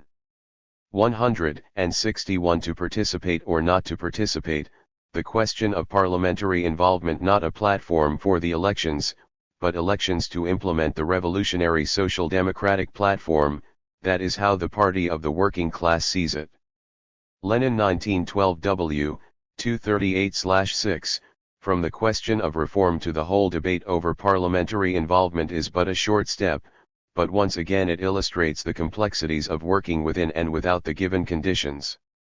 Parliamentary engagement vexed the RSDLP mightily after the 1905 revolution, particularly with the granting of real, albeit limited, power to the Dumas by the Tsar.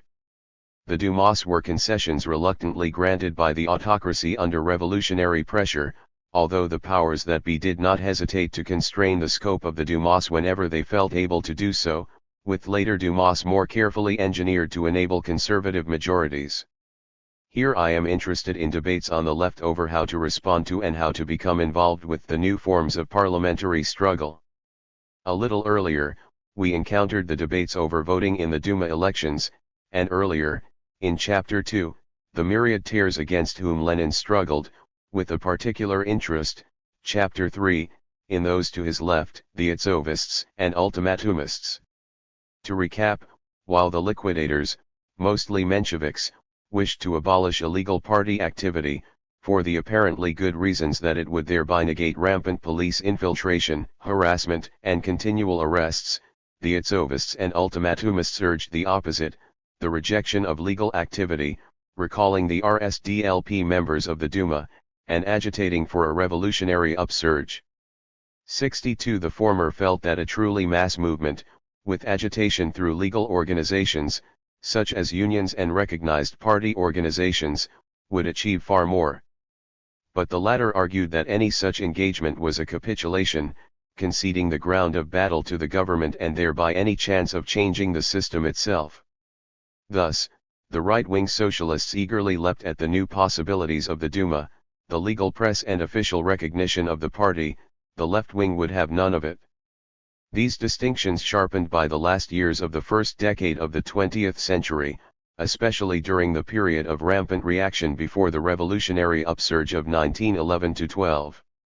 A few years earlier, all sides had initially agreed to boycott the first Duma, March, July 1906, which was dissolved since the majority cadets, liberal constitutional Democrats, had begun agitating for greater freedoms, much to the Tsar's displeasure.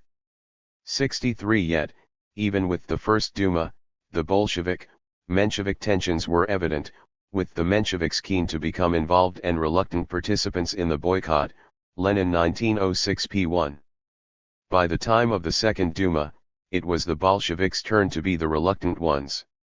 At the Unity Congress of 1906, the Bolsheviks had conceded the Menshevik push for involvement, on the condition that no blocs were to be formed with the liberal cadets.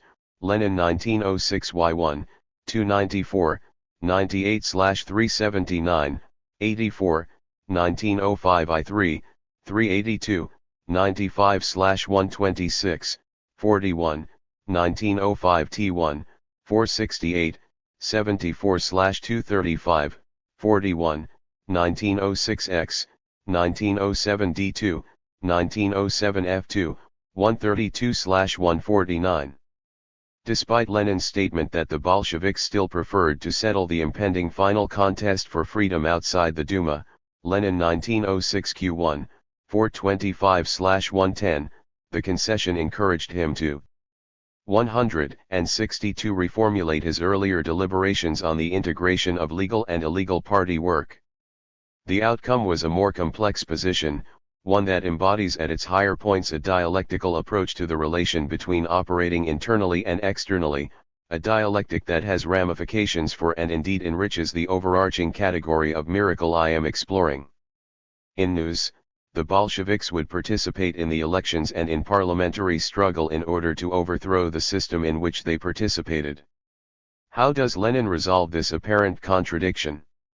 He had always asserted the need for both legal and illegal forms of the party, but in the current context, that becomes an argument for maintaining the illegal dimension and not succumbing to parliamentary cretinism.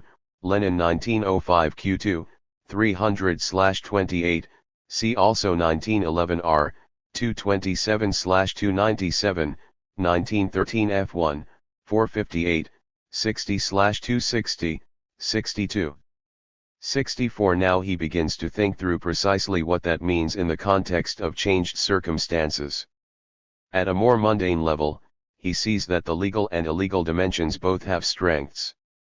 While the legal forms provide strong footholds to spread the word of the illegal nuclei among the masses, those dimensions of newfound strength are counterbalanced by their weakness. Although they could speak of many things, openly and forcefully, they could not speak of everything, especially the most important things: the illegal party and its agitation for revolution. Lenin 1912 Q, 392, 94/181, 83. Lenin also sees the advantages of a legal platform for propagating the Bolshevik position, especially among workers. It means that the party begins its agitation at the level of workers who may still be attached to parliamentary methods. Although the party's task is not to hide the bitter truth, it does the party no good to disdain the mass of non-party workers and their level of political involvement and class consciousness. Lenin 1920 I, 58/40 seconds. Raising that consciousness is precisely the role of vigorous parliamentary involvement.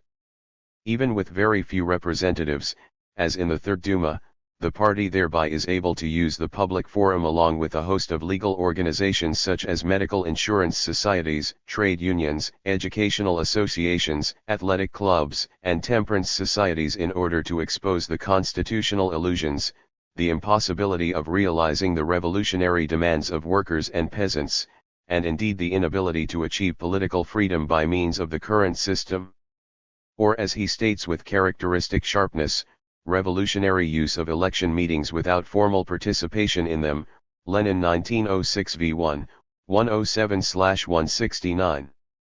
65. Legal work may have its hazards, such as the exile of all the Social Democratic Duma representatives to Siberia in 1915 for agitation against the war, or the warrants for arrest of the whole leadership during the counter-revolutionary wave of July, September 1917. But not an hour of legal work is to be allowed to slip, for it enables the illegal networks to spread the message of armed uprising.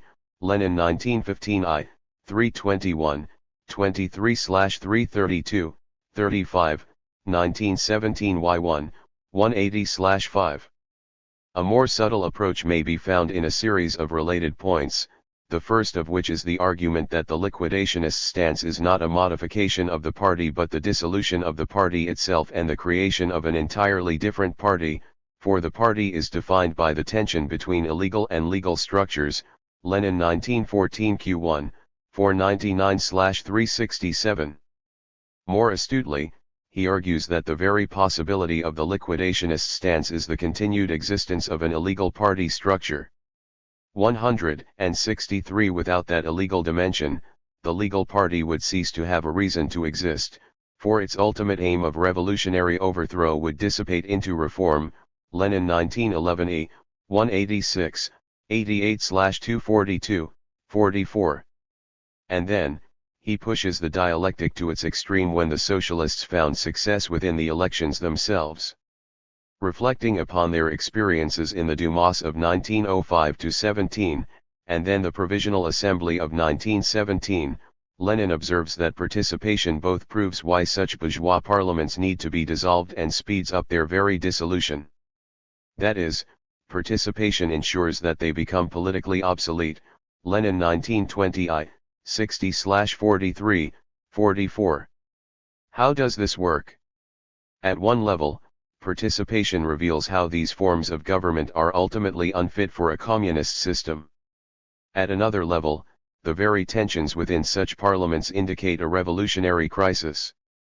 Thus, in an earlier analysis, he focuses on the electoral accomplishments of the socialist parties in the Second Duma, at the great expense of the cadets. Lenin suggests that their very success within the confined atmosphere of the existing system is a signal of rising revolutionary fervor, of a clash of oppositional forces between left and right, and thereby a sign of the coming collapse of the system itself. In a sentence that expresses that dialectical tension to a heightened degree, he writes, "As a result we have a new, even more left Duma, and in prospect we have a new, even more formidable and more unmistakable revolutionary crisis." Lenin 1907 v1, 115/382, see also Lenin 1907 w1, 159/25, 1907x, 184, 85/69, 70, 1907-0, 63/342, and in relation to the Fourth Duma elections, Lenin 1912 k, 511, 12/181, 82. The moment of crisis may not have resulted in a successful revolution in 1907, but it provided the basis for success a decade later. On the question of freedom. But see how quickly the slave of yesterday is straightening his back, how the spark of liberty is gleaming even in his half-dimmed eyes. Lenin 1905 × 10 cubed, 541/314. The much-abused term freedom offers a final element of the redefinition and enrichment enabled by the intersection between the semantic clusters of miracle and revolution. Here we enter a terrain of preconceived positions that are difficult to shift. Was not Lenin the harbinger of what is occasionally called the most dictatorial and authoritarian regime in history, providing the basis for Stalin's supposed reign of terror? Is not any discussion of freedom with regard to Lenin a bad joke? By now, we should expect that Lenin's arguments are far subtler than much received opinion. Indeed, he seeks to hold together two seemingly contradictory positions: freedom is both real and partisan. That is, communists must always hold to the position of real or actual freedom, in which one may act to destroy the very conditions under which freedom has thus far been understood, yet, freedom can never escape the question, cui bono, for whose interest and for what purpose? Over against the limitations of bourgeois freedom, invariably propagated without the epithet and thereby assumed to be universal, Lenin strenuously urges proletarian freedom. Only through this utterly explicit partisanship is an actual, universal freedom possible.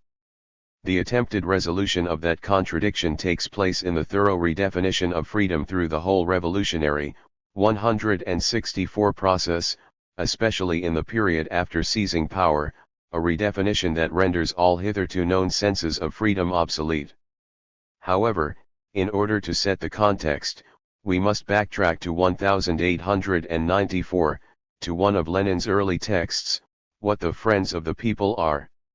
Engaged in a debate with a certain Mikhailovsky, who charges historical materialism with a determinism in which human beings become mere marionettes, Lenin replies: "The idea of historical necessity does not in the least undermine the role of the individual in history. All history is made up of the actions of individuals, who are undoubtedly active figures. The real question that arises in appraising the social activity of an individual is, what conditions ensure the success of his actions, what guarantee is there that these actions will not remain an isolated act lost in a welter of contrary acts?" Lenin 1894b, 159/159, the echoes of theological debates are strong in this text. One need only recall the debate between Erasmus and Luther concerning freedom of the will, Luther and Erasmus 1969, with the former arguing in favor and the latter against in light of the theological doctrine of election. In opposition to the Roman Catholic emphasis on the role of good works, Calvin would take largely the same position as Luther, reinforced with the doctrine of double predestination, Calvin 2006. Yet, even Luther and Calvin found a place for freedom of the will, either in terms of God's own freedom in making the decisions concerning election or sub specie aeternitatis, in which what appears to be free will in our moment of decision falls into God's eternal plan, which God can see as a whole. Closer to home, in the Orthodox tradition's effort to mediate between Roman Catholicism and Protestantism, 66 salvation depends upon joint action between God and human beings. Although God's action in the process of theosis is infinitely greater, human will is also vital. One must respond to God's call and take the initiative, which is expressed in the key text from Revelation 3:20, "Behold, I stand at the door and knock, if anyone hears my voice and opens the door, I will come in." In the text I quoted here, however, Lenin comes closest to Luther and Calvin, arguing that free will makes proper sense only from the perspective of determinism. But then, he steps beyond the reformers, for freedom comprises the task of appraising the social conditions in order to ensure the success of one's actions, analogous to the effort to read God's mind in order to gain leverage on the paths of history. From where does Lenin derive this argument? From the crucial text for all Marxists at this time, Engels's Anti-Du Ring. The fullest exposition of this position appears in Materialism and Empirio-Criticism, especially in the section entitled Freedom and Necessity, Lenin 1908a, 187, 94/195, 201. For Lenin, Engels means to say that freedom is the ability to understand and appreciate the workings of necessity. It is the knowledge of natural laws and thereby the ability to make decisions based on that knowledge. In other words, human will and mind must necessarily and inevitably adapt themselves to the former, Lenin 1908a, 188/196. Thereby, what appears to be blind necessity is simply what is unknown, a condition to which human beings are forever consigned, since limited human knowledge will never know everything, even though science enables 165 to minimize that blind necessity. Translated into the terminology of objective and subjective conditions, the former now dominates and the latter finds itself constantly adapting to the objective working out of social and economic forces.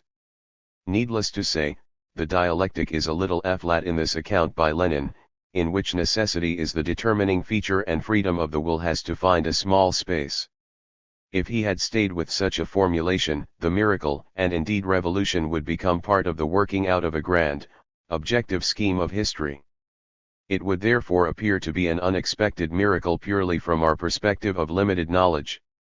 However, as we have already seen with respect to the question of dialectics, Lenin also offers sharper formulations. At this point, the distinction between formal and real or actual freedom becomes useful, with the former designating the often unrecognized conditions under which freedom operates and the latter that moment when everything is possible, when it is possible to alter the conditions under which freedom itself is defined. The terminology was obviously part of the discussions among members of the government at the time, for Lenin and Trotsky make use of it, both in criticisms of bourgeois formal freedom and in defining real freedom, as emancipation from oppression and for the opportunity to eat one's own bread. Lenin 1918 I, 74/63, 1918 p. 246/255, 1919 L, 380/376, 1919 G, 111, 12/276, 1920 H, 408/368, 1920 C, 145/162, 1920 K, 393/425, 395/427, Trotsky 1976, 113-14. 67. Here we need to be careful, for formal freedom does not designate a simple limitation in the extent of freedom. On this understanding, freedom is a universal, an ideal before which the bourgeoisie falls short. By contrast, formal freedom designates a structural or constitutive exclusion in its very definition. That is, the claim to be universal or pure freedom relies on the systematic unfreedom of those who enable such freedom. In Lenin's words, Marxists have always maintained that the more developed, the purer democracy is, the more naked, acute, and merciless the class struggle becomes, and the purer the capitalist oppression and bourgeois dictatorship. Lenin never tires of pointing out that the much vaunted bourgeois claims to freedom and democracy are anything but absolutes, that they are always tied to the interests of that class. Freedom of industry and trade?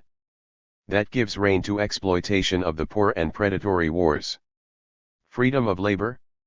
It is merely another excuse to rob workers. Lenin 1902 p. 355/9. Freedom of the press? It is actually freedom for the rich to own the press and propagate their bourgeois views and befuddle the people. Freedom of assembly? All it means is that the bourgeoisie reserve the best buildings and facilities for themselves. Lenin 1918 I. 74/63, 1919 K. 460/494.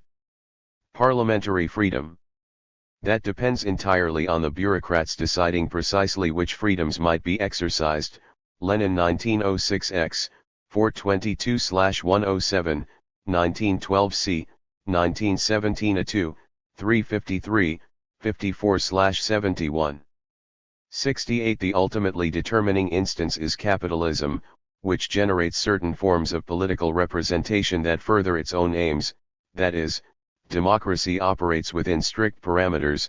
The facts of democracy must not make us lose sight of a circumstance, often overlooked by bourgeois democrats, that in the capitalist countries, 166 representative institutions inevitably give rise to specific forms in which capital exercises its influence on the state power. Lenin 1912 d. 129/366. Lenin sums up all of these in a characteristic fashion, replete with a biblical allusion, Matthew 23:27. All your talk about freedom and democracy is sheer claptrap, parrot phrases, fashionable twaddle, or hypocrisy. It is just a painted signboard. And you yourselves are whited sepulchres. You are mean-spirited Boers, and your education, culture, and enlightenment are only a species of thoroughgoing prostitution. Lenin 1907 Y. 53/40, 69. Lenin also deploys an argument first developed by Marx in relation to the 1848 revolutions across Europe, Marx 1850a, 1850b. Until then, the slogans of freedom and democracy united the surging bourgeoisie with the workers in their efforts to overthrow old corruption. But when the workers demanded the fruits of their labors, the bourgeoisie began flexing its newly toned muscles and denied the workers the liberties for which they had fought so hard. Here, argues Marx, was the crucial moment of class consciousness when the working class stared its new class enemy in the face. Similarly, for Lenin, the process of revolution sharpens and concretizes the abstract claims to political liberty and popular interests. Initially, workers, peasants, urban petty bourgeoisie, and liberal landlords all work together under the slogan of freedom, but when the practical meaning of that freedom becomes an issue, class differences gel. Precisely what freedom means for the bourgeoisie, workers, and peasants soon sets them over against one another, with the bourgeoisie not willing to proceed to complete freedom once it has attained power, keeping the much sought-after freedoms for itself, denying them to the majority by setting the framework within which liberty may be exercised. It is only in the course of the class struggle, only in the course of a more or less lengthy historical development of the revolution, that the different understanding of this democracy by the different classes is revealed.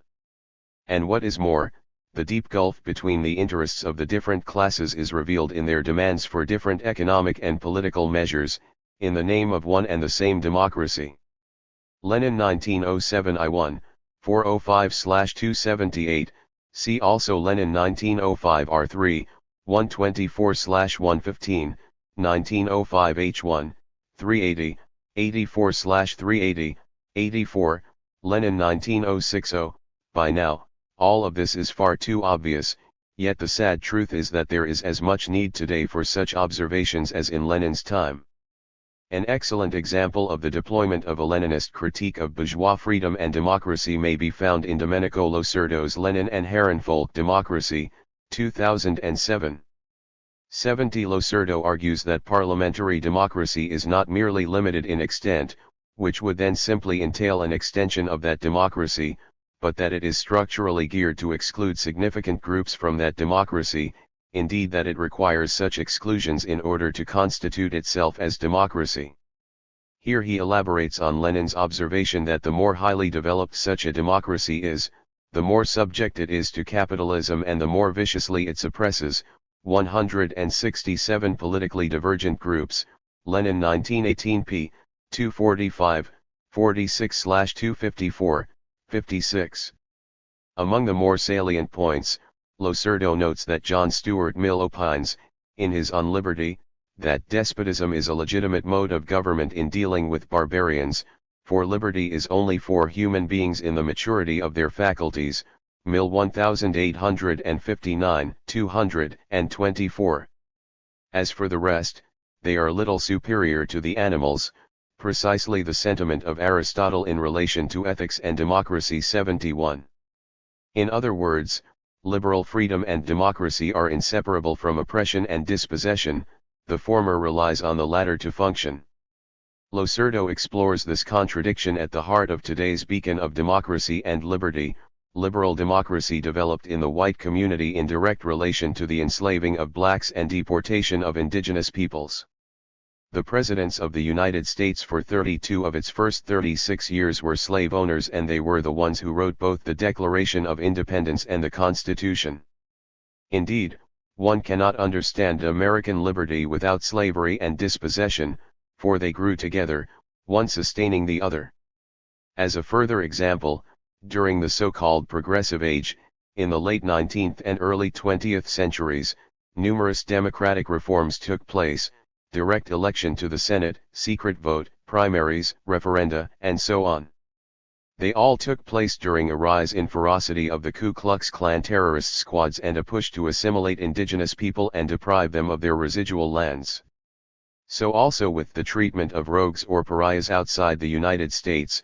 Rogue was originally a term used for slaves, and when one had white semi-slaves, they were branded with an R to signify their status once declared a rogue or pariah state. The world's oldest democracy, Clinton, and model for the world, Bush, can crush these barbarians, Mill, in order to bolster freedom and democracy. One might also compare Israel, suggests Losurdo, supposedly the only true democracy in the Middle East, where freedom of expression and association exist. But that can be maintained only by ignoring a macroscopic detail: government by law and democratic guarantees are valid only for the master race, while Palestinians can have their lands expropriated, be arrested and imprisoned without process, tortured, killed, and, in any case under a regime of military occupation, have their human dignity downtrodden and humiliated daily. And then in a new twist, when fading colonial powers are losing their grip, they suddenly happen upon self-determination for valuable sections of the former colony, which have themselves been ethnically, culturally, and religiously engineered. Thus, when England finally had to return Hong Kong to China, the last governor, Chris Patten, suddenly experienced a conversion to colonial self-determination. He appealed to the inhabitants of Hong Kong to claim their right to self-determination against China, by means of which they could remain under the influence of the British Empire. One might say the same about claims for Tibet's independence. Finally, to what do the oft-repeated and much vaunted claims for human rights, liberty, and freedom amount? Losurdo deploys Cecil Rhodes's formula for the British Empire, which is still perfectly valid today: philanthropy plus 5%, where philanthropy is synonymous with human rights, and 5% the profits to be made by waving the flag of human rights. Many of these details are reasonably well known, but the argument is usually 168 of hypocrisy. They do not live up to their ideals. But Losurdo, developing Lenin, has a much sharper point. The very possibility of bourgeois democracy and freedom is directly dependent upon, and thereby unthinkable and unworkable without, systemic dispossession of the majority. Against these various permutations of formal freedom is real freedom. Here we need to be careful, since Lenin means not a free-for-all, not a pure democracy to which one aspires, not the full display of individual freedoms assumed but never practiced in liberal slogans. 72 Real or actual freedom is the insistence that we have the ability and opportunity to abolish the old system and its formal freedoms. Hence the persistence in maintaining the illegal party, hence the need for a military wing, hence the constant uncovering of sham bourgeois slogans of freedom. Yet, at times, Lenin sounds like a good liberal, arguing for a state administration that is utterly responsible to the people, that is accountable to, elected by, and subject to recall by the people. Lenin 1905 G2, 41/342. It is all too easy to juxtapose these statements with the restrictions on such freedoms after the revolution. Rubinowicz 2004, 2007, LIH 2011, but that misses a subtle point Lenin makes, not only in the debates during the times of the Duma, but also after the revolution, as we will see in a moment. Before the revolution, liberal freedoms are indeed to be pursued, he points out, for, in that context, workers' associations and parties may make full use of the greater possibilities of legal gatherings, associations, presses, and strikes. But they are not ends in themselves, for the workers always keep in sight a radical change in the entire political system, precisely the system which has enabled those freedoms. Lenin 1912 G, 417/199. 73 A vital question remains: what happens after the exercise of real freedom when the whole order that has set the terms for formal freedom has been abolished, or at least is in the process of being abolished? More simply, what happens after the revolution? The beginning of an answer is that the revolution is not merely the moment with however long a process leading up to that moment when the old order has been overthrown and power has been seized by the revolutionaries. It includes that vital period after the revolutionary overthrow when all things have to be made anew. 74 The ramifications for understanding revolution as miracle now begin to clarify, for the miracle is not so much a moment of real freedom, for that would be to follow a Humean definition in which miracle breaches the laws of nature. Instead, the miracle is both the moment, with echoes of Lunacharsky, when heaven and earth touch, and the crucial period that follows when the task of reconstructing the new reality begins. Given this revised sense of revolution as miracle, we may now ask what the implications are for real freedom.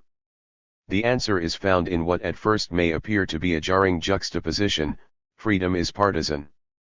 Is this not precisely the accusation hurled at the bourgeoisie, that their prattle about freedom conceals specific class interests? Does it not become another version of formal freedom? Not at all, but let us see why. Already in 1905, Lenin wrote, "They who serve the cause of freedom in general without serving the specific cause of proletarian utilization of this freedom, the cause of turning the freedom to account in the proletarian struggle for socialism, are, in the final analysis, plainly and simply, fighters for the interests of the bourgeoisie." Lenin 1905-01, 502/281. This is a bold claim. 169 Freedom in general is to serve the cause of proletarian freedom, for only in this way will actual freedom be realized. 6 factors play a role in Lenin's argument. First, in the appropriation of Western political terminology during the revolutionary process after February 1917, democracy became associated with the laboring masses of workers and peasants, who were the people, demos, and thereby narod. The opposite of democracy was not the autocracy or dictatorship, but the classes of the old aristocracy and bourgeoisie. Thus, terms such as democratic elements, democratic classes, revolutionary democracy, along with democracy itself, had distinct class dimensions. Democracy thereby became synonymous with the range of socialist parties, while those of the bourgeoisie, cadets, and the old aristocracy, Octobrists and others, were anti-democratic. Kolonitsky 2004. Lenin played no small part in that process of redefinition, which brings me to the second point concerning concealment. Bourgeois claims to foster pure democracy or freedom in general conceal their class interest. By contrast, one must not conceal the partisan nature of proletarian freedom, for it is openly linked to the proletariat. Lenin 1905 Y1, 48/104. Third, bourgeois freedom is predicated on the individual, while proletarian freedom is collective. The catch here is that this supposed individuality of bourgeois freedom is in fact a collective position that is, once again, systematically concealed and denied. However, if one begins explicitly with the collective, then freedom begins to mean a very different type of freedom. Fourth, this apparently individual, bourgeois freedom operates within a society that holds as sacrosanct private property, a society based on the power of money, in a society in which the masses of working people live in poverty and the handful of rich live like parasites. Lenin 1905 Y1, 48/103, 1919 J, 354/348. In other words, bourgeois freedom serves the cause of capitalism in which the vast majority is systematically denied freedom. The only viable form of freedom, a freedom without inverted commas, is that which emancipates labor from the yoke of capitalism and replaces it with the communist system. Lenin 1906 B2, 264/339, 1919 J, 352/346. Fifth, we may use the terminology of universals. Bourgeois freedom constitutes a false universal, based upon a particular that is concealed, namely the power of capital, while proletarian freedom is a genuine universal, based not upon greed or careerism but upon the interests of the vast majority that unites the best of the past's revolutionary traditions and the best of the present struggle for a new life. Yet, even this terminology becomes inadequate and falls away in light of the final point, which aligns with Lenin's argument in The State and Revolution. 75. Here he argues that since all freedoms are partisan and since proletarian freedom constitutes the only true freedom, freedom and democracy themselves will disappear with the construction of communism. In a crucial, and significant parenthetical, observation he writes, let us say in parenthesis that pure democracy is not only an ignorant phrase, revealing a lack of understanding both of the class struggle and of the nature of the state, but also a thrice empty phrase, since in communist society democracy will wither away in the process of changing and becoming a habit, but will never be pure democracy. Lenin 1918 p. 242/251. This comment follows his point that while classes exist, there can only ever be class democracy rather than pure democracy. But why are the parentheses significant? 170. They give voice to an as yet unrealized situation, after the bourgeois state, after bourgeois freedom and democracy have been destroyed. But in that situation, not only does class conflict disappear and not only does the state wither away, but so also do freedom and democracy in the sense that they become not a goal for which one must strive but an everyday habit. We may describe this argument as an effort to redefine freedom in a sense that is not bourgeois. The problem is that such a task had never been undertaken after a successful overthrow of bourgeois power, so Lenin and the communists found themselves in uncharted waters, and subject to intense criticism not only from the international bourgeoisie but many fellow socialists. Lenin 1919 J, 340/334, 350, 53/341, 44. 76. As he reiterated over and over, the actual seizure of power is the easy part, but the task of constructing communism is far more complex than anything that has gone before. As Yermakov puts it so well, they were part of a search for a correct road to the unknown. Yermakov 1975, 107. 77. And Lenin repeatedly reminded his fellow Bolsheviks of the many mistakes made, of the evils and many sins they have committed, and of the need to try anew each time. 78. As he writes in a New Year greeting in 1919, greetings and New Year salutations to the communist group. With all my heart I wish that in the new year we shall all commit fewer stupidities than in the old. 1919 C1, 180/234. That sense of setting out into unknown territory is reflected forcefully in the piecemeal notes concerning freedom and new democratic structures Lenin made for the extraordinary 7th Congress of the Russian Communist Party in March 1918, Lenin 1918 c. 152, 57/70, 75. One may, of course, attribute the sketchy nature of the notes to Lenin's crushing workload, but I would suggest they also reveal the tentativeness of exploring what a new sense of freedom means. Lenin's effort to work out that new sense has at least two ramifications. To begin with, the partisan nature of actual freedom means that the bourgeoisie has to be smashed in order to construct a world inhabited only by those who work. Lenin 1919 J. 355/350. So he writes, liberties and democracy not for all, but for the working and exploited masses, to emancipate them from exploitation, ruthless suppression of exploiters. And in explanation, NB, chief stress is shifted from formal recognition of liberties, such as existed under bourgeois parliamentarism, to actually ensuring the enjoyment of liberties by the working people who are overthrowing the exploiters, example from recognition of freedom of assembly to the handing over of all the best halls and premises to the workers, from recognition of freedom of speech to the handing over of all the best printing presses to the workers, and so forth. Lenin 1918 c. 155/72-74. Naturally, the offer was always there for the bourgeoisie to join the process of constructing communism and to divest themselves of bourgeois class identity, as indeed many did among intellectuals, inheritors of capitalist wealth, and middle peasants. But many more continued resistance and, when that proved futile, fled abroad to feed the anti-communist cause in as many ways as they could among the Entente.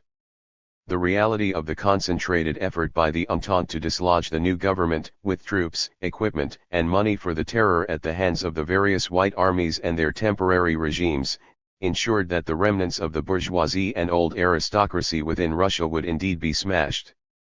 79. 171. Yet, the ramifications of constructing everything anew also unleashed new forms of freedom, forms that were partially in evidence in the lead-up to October, but forms that simultaneously risked falling back into old patterns while exhibiting new possibilities. Let me give two examples.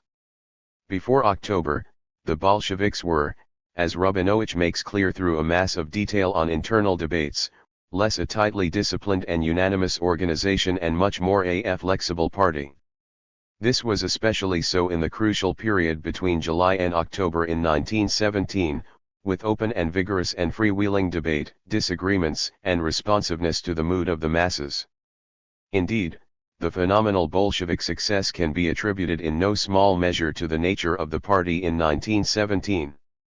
I would emphasize the party's internally relatively democratic, tolerant, and decentralized structure and method of operation, as well as its open and essentially mass character. 80. It is worth noting that after October, the party operated in largely the same pattern, with spirited debate that included many women among the men, Turton 2007, and in which Lenin's directives were not necessarily obeyed but formed sharp points in that ongoing debate. As a second example, let us now move to the period after October and the account of Arthur Ransom at a conference in Yaroslavl in 1920. Even in the midst of the multiple crises brought on by the aftermath of the First World War and the Civil War, debates were vigorously open. Upon arrival from Moscow with Radek and Lenin, a Menshevik, Ransom notes that the auditorium was full of workers, not an intellectual was to be seen. The topic was industrial conscription. In the first session, Radek, for, and Lenin, against, lengthily set out their opposing views, but the second session on the following day turned out to be very revealing. Worker after worker came forward to speak, some a little naive but most astutely aware of the political issues at stake, exhibiting a political consciousness which would have been almost incredible 3 years ago. Most were in favor of the general proposal, especially in light of the success with similar methods in the Red Army, but the debate sharpened over the issue of individual or collective leadership. Some were wary of the proposal to employ specialists to take charge, since they were at that time inevitably bourgeois. And if a political commissar was placed in charge, as with the Red Army and its early officers, then he would have to take the side of the specialist against the workers. Others pointed out that the system of employing specialists had worked in the Red Army, so why not in the factories? Furthermore, The argument that collective control would produce enthusiasm for the tasks at hand was problematic. Why then do we need industrial conscription in the first place, for it would lead to time wasting and excessive bureaucracy. So the debate rolled on all evening, with even the trade union representatives discussing the role of the unions after the revolution, when there was no longer a need to strike, 81, as well as concerns over relations with the peasants who had to be kept on side. The outcome, the sympathy for Lenin's opposition faded and Radek's proposal to support the proposal was carried.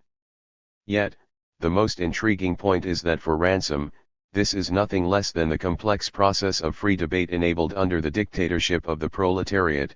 Ransom 1921, 28-34. 172. It is as if Ransom is reporting on the actual embodiment of 3 of Lenin's 10 theses on Soviet power. 4. 3. Abolition of parliamentarism, as the separation of legislative from executive activity, union of legislative and executive state activity. Fusion of administration with legislation. 3. 4. Closer connection of the whole apparatus of state power and state administration with the masses than under previous forms of democracy. 9. Transfer of the focus of attention in questions of democracy from formal recognition of a formal equality of the bourgeoisie and the proletariat, of poor and rich, to the practical feasibility of the enjoyment of freedom, democracy, by the working and exploited mass of the population. Lenin 1918 c. 154, 55/72, 73, 82. Perhaps, it would be better to say that Lenin was formulating a process already underway. Thus far, I have argued that real freedom arises from the explicit partisanship of freedom advocated by Lenin. This formulation is not quite correct, for the opposition between formal and actual freedom was a product of the former system that the communists set out to smash and replace. That is, with the very conditions for distinguishing between actual and formal freedom now passing, the type of freedom fitfully emerging is qualitatively different. But what are the ramifications for the proposition with which I began this chapter concerning revolution as miracle? To begin with, miracle is not restricted to the domain of real freedom. Neither is to be defined as embodying both formal and real freedom. Instead, the miracle marks both the destruction of the way life has gone until now and, even more intensely, the task of constructing a new life after that moment. Or, as Lenin occasionally observed, if October itself was a stunning miracle of human agency and energy, and if the victories of the Red Army were stupendous miracles, then the construction of communism an as yet untraveled path requires yet a greater miracle. It is more pleasant and useful to go through the experience of revolution than to write about it. Lenin 1917 H2, 497/120. By now, it should be clear that miracle is far more than a metaphor for revolution, in the same way that another of Lenin's favored descriptions, revolution is an art, 83, is more than a mere metaphor. I have of course deliberately focused on miracle as an alternative approach to the question of revolution, an approach that has sought to listen and engage with the theological ear. And that has enabled me to identify a detailed and intricate range of what it means to call a revolution a miracle. The results of that listening may be summed up briefly: in bending transcendence to immanence and emphasizing human agency, the miracle becomes the site of a dialectical tension between spontaneity and organization, so much so that one seeks to organize for the spontaneous, enabling the unexpected, unplanned revolution to be integral to that organization. All of this is then overlaid with 173 another related but distinct tension, now between working within and without the current situation, in which the miracle is once again at the intersection, whether in terms of the revolutionary function of reform and parliamentary involvement, or in terms of an utterly open and partisan freedom that becomes the basis for a genuinely universal freedom, which in its turn abolishes the old distinction between formal and actual freedom. I close with 3 points that arise from this recasting of miracle. To begin with, revolutions raise the question of the relation between old and new. On one side, the revolution is seen as a clean break with the past, and all that represents that past must be destroyed, the evil must be rooted out so that the new may be constructed, Compare the story of the flood in Genesis 6-9. Thus, the institutions of the old world come down in a thundering crash, the bourgeois dictatorship of the state must be smashed, the Red Army is a development never before seen in its full extent, the Soviets are a form of the state never witnessed before in history, the filth of the old world must be cleansed, and the new must be built from scratch. 84 On the other side, the new is never constructed on a tabula rasa, so one must build the new with the various pieces of preserved and salvaged pieces of the old, thoroughly transforming them in the process. After October, debates raged on precisely this matter, with Lunacharsky, for one, arguing strenuously that the revolution exercises an Aufhebung on the past, abolishing, preserving, and transforming all that was best of the past. Here again, we have the interaction characteristic of the miracle in Lenin's thought. Is it an absolute and unexpected break, or does it emerge from within the known? He moves between both options, between a clean revolutionary break and continuity with the past.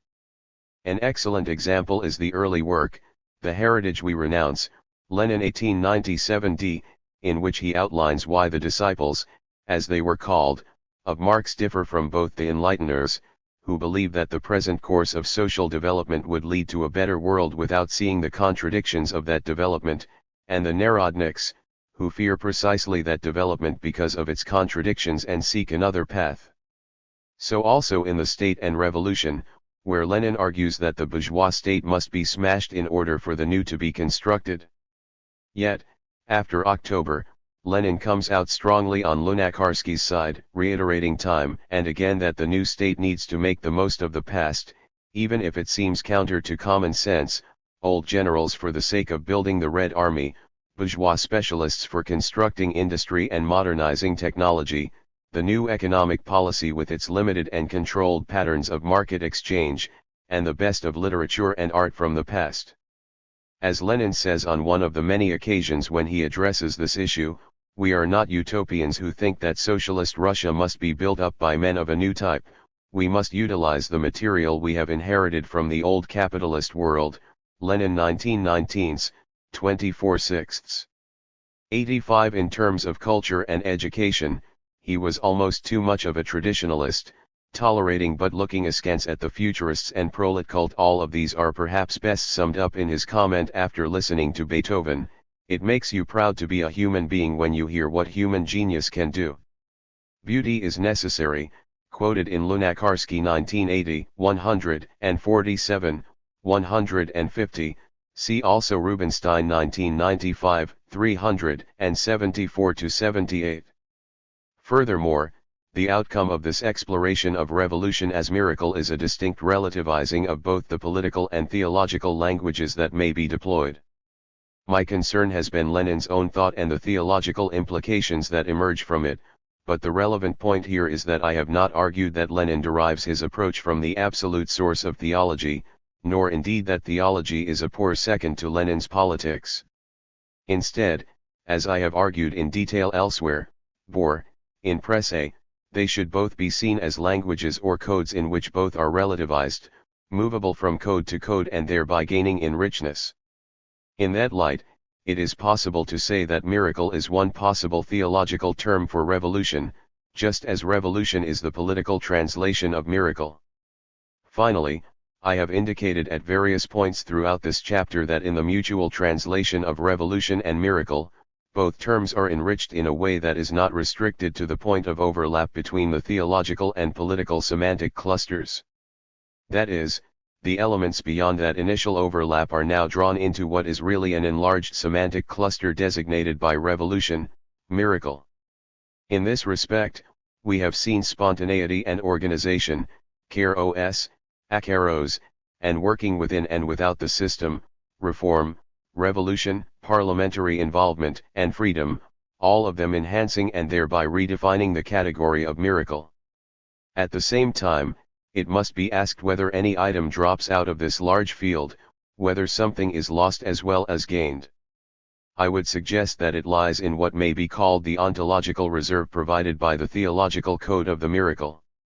In that code, God designates what human beings cannot attain, that we always fall short and should not aspire to claim too much for ourselves. However, in dragging transcendence to immanence and locating miracle in the domain of human effort, with all the dimensions I have explored, the risk is that human beings may seek to become gods. I have already indicated some of the pitfalls of such an outcome in the analysis of Lunacharsky's God-building, particularly in terms of the tendency of human beings not to seek each other's best but to visit the worst on one another. As for some further ramifications of this veneration of human effort, that is the topic of the next chapter. Chapter 6: Venerating Lenin. Lenin is always alive. Whether you laugh or cry, Lenin is, in, your spring. He is, in, every great thing. Lenin is within thee, as he is within me. Tulikov and Oshanin, 1955. 1. Lenin's veneration is the topic of this chapter, although that veneration is occasionally and unfortunately called the Lenin cult. Thereby, I make a slight shift from a detailed focus on Lenin's works to the veneration visited upon him after his death. Yet, even here, careful attention to his written material is needed, for a number of currents in that material at the intersection between the conscious and the subconscious turn out to have a bearing on his veneration. The importance of revisiting the veneration of Lenin lies not merely in its significance for the question of Lenin and theology, insofar as theological matters emerge from a close engagement with Lenin, but also because the sustained veneration of Lenin became the prototype for later revolutionary communist leaders. Stalin of course comes to mind, although his embalmed body was soon enough removed from the mausoleum and buried, as well as Mao Zedong, Ho Chi Minh, and even Kim Jong-il. Plans for the preservation of his body are underway as I write. One may list other revolutionary heroes, from Che to Chavez, but those I have mentioned were also embalmed and revered to a much greater extent after their deaths. These processes have been the sources of fascination, derision, and much facile analysis, most notably in terms of a quasi-religion, albeit with a hint of assumed backwardness. You think you are atheists, but you superstitious people have created merely another, secular religion. By focusing on the veneration of Lenin, I hope to provide at least some steps toward a more in-depth analysis of the crucial role such veneration played in the new communist situation in Russia, at that time still the RSFSR. 176. In the following analysis, I distinguish between the more overtly theological factors and those that were not so obviously theological. The former include saint, prophet, and martyr. On each count, I find that none of them provides a simple background that fed into the veneration of Lenin. Instead, the revolutionary possibilities developed counter-traditions that relativize the absolute theological claims concerning saint, prophet, and martyr. For instance, in the case of the rapidly developing celebration of the revolutionary martyr, including the funeral and the genre of the revolutionary biography, or martyrology, a distinct alternative tradition grew that both transformed elements of the religious tradition and developed its own shape. More significant and far less noticeably religious factors in the veneration of Lenin include the unexpected and the expected. Never discussed but crucial for that veneration is a curious juxtaposition in Lenin's life and texts, between his passion for vigorous outdoor exercise and his simultaneous fascination, in his written work, with diseases, decaying bodies, and corpses, a juxtaposition that operates at the intersection between the conscious and the subconscious. So we encounter him swimming, naked, ice skating, hunting, and above all hiking in the mountains. He was always shod in hiking boots, and cycling as long and as far as he was able. Whenever the smallest opportunity presented itself, he would be away, into the mountains, a lake, or sea or river, on his bicycle, or out with a rifle. And he was skilled at each. Apart from hunting, for he was a dreadful shot. Often Krupskaya would go with him, and it is to her that we owe some of the more lapidary observations concerning Lenin's ventures. At the same time, Lenin's texts evince a fascination with bodies in decay. As metaphors in a polemical piece or a longer detailed study, or as images in one of his favored parables, time and again we encounter diseased, abscessed, rotting bodies, usually still alive. Rather than one element undermining the other, I argue that they operate in a tension that expresses an anxiety over, if not an aversion to, a sickly, decaying body. And it was an aversion that could not help being communicated to his closest comrades as well as the many who read his texts. Beyond these two interleaved currents, other significant factors also play a role. So I return to Anatoly Lunacharsky and introduce another god-builder, Leonid Krusin, both of whom were important figures in the veneration of Lenin after his death. While the less articulate Krusin was in charge of the initial phases of the preservation of Lenin's body and the plans for constructing a wooden mausoleum, Lunacharsky headed an elaborate competition for the design of the permanent mausoleum. Both were prominent members of the Immortalization Commission, the successor to the Funeral Commission. As I argued earlier, Lenin permitted the continued god-building of Lunacharsky at least after the revolution, fully aware of what the latter was doing in his role as Commissar of Enlightenment. A third major factor was the sheer extent of popular and creative veneration, initially following the assassination attempt in 1918 but above all after Lenin's death. This outburst of intense reshaping through new folk tales, stories, and art of the symbols and images of the existing worldviews of those who had found their voices after the revolution took the government by surprise. But the government soon caught up and built upon that veneration through a vast program of agitprop. All of these bring me to my final point concerning the specific economic and social. Venerating Lenin 177 function of that veneration.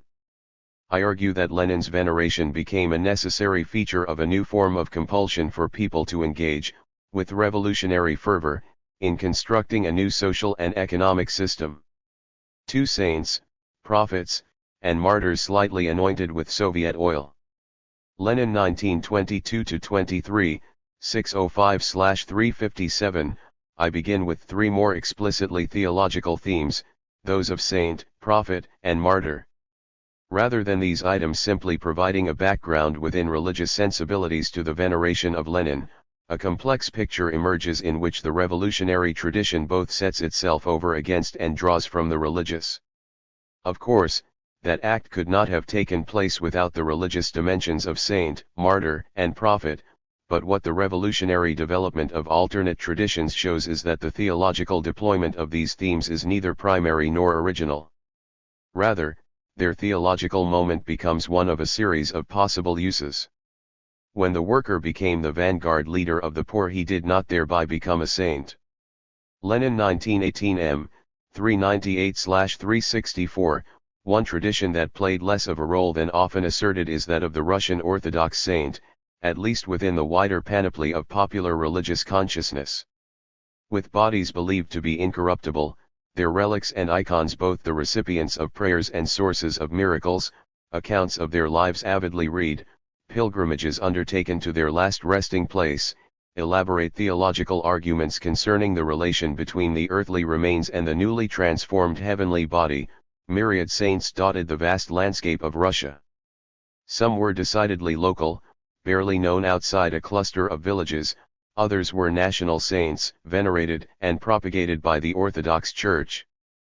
Part of the rich intermingling of pre-Christian practices, with a world populated by spirits and devils, an orthodoxy that signaled the peasantry's own creative appropriation of the latter, Walling 1908, 153-56, 231-32, the popular local saints included Varlam of Kudin, 12th century, of Novgorod, Trifon of Peshenga, died 1583, in the far north, the Venerable Macarius, 1349-1444, of the Middle and Upper Volga regions, and John the Hairy, 16th century, of Rostov.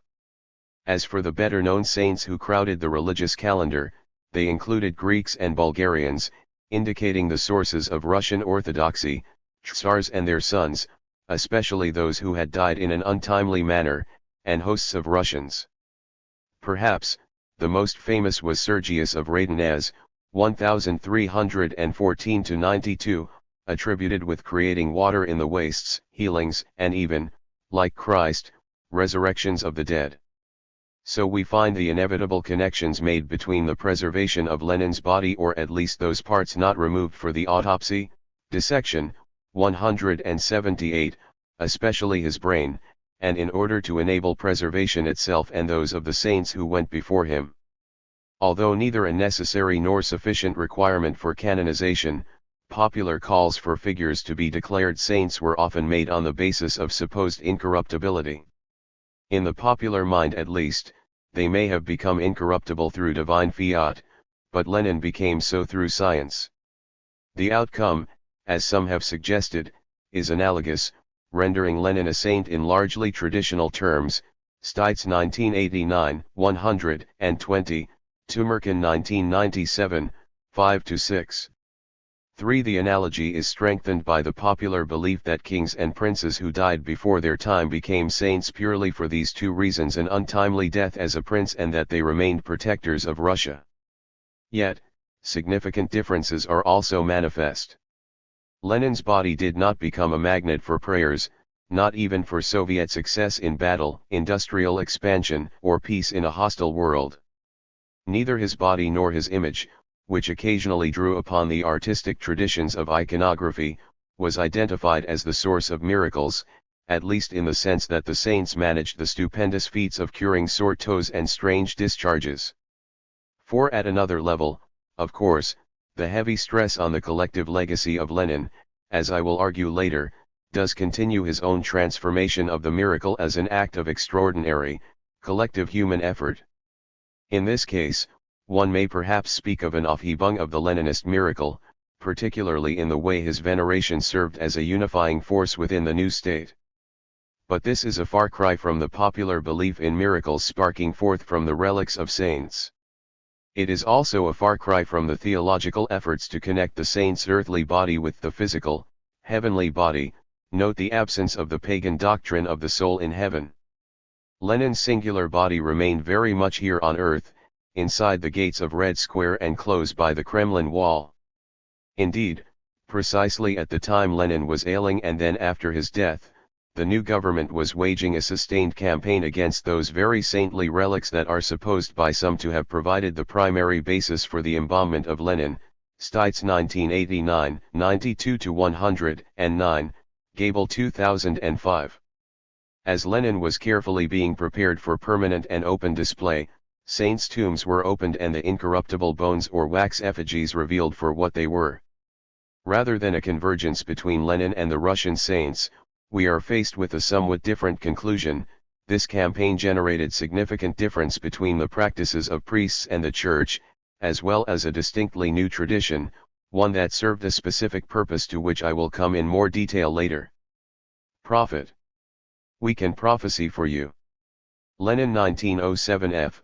329-184, a more complex pattern may be identified with regard to the prophet, for here we find a closer interaction with the religious dimension of prophecy and yet a development of an alternative, revolutionary prophet that relativizes the claims of the former. As I argued earlier, Chapter 2, Lenin himself was not averse to deploying religious and even biblical imagery. Although saint was not part of venerating Lenin 179, this vocabulary, prophet, does appear, both in the terminology itself and in what may be called prophetic utterances that evoke the fire of the biblical prophets. The prophet in question is not one who communes with the gods or spirits and pronounces an oracle, perhaps prophesying the imminent collapse of Soviet power, Lenin 1906 B2, 203-275, 1919 R, 71-233, but one who analyzes the complexity of events as they unfold in order to foretell and foresee as accurately as possible how they may unfold, Lenin 1902 p. 513, 14-176, 77.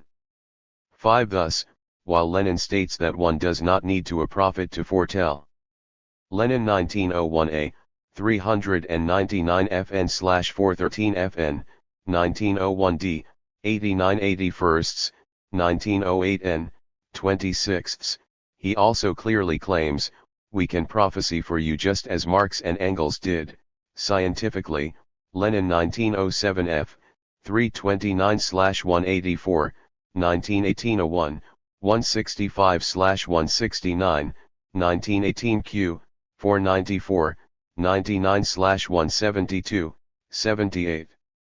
6. In his pattern of denying that he acts as a prophet while simultaneously appropriating prophetic terminology, we may see the complex process whereby he both negates the priority of the religious sense of prophecy and then claims it for a different usage.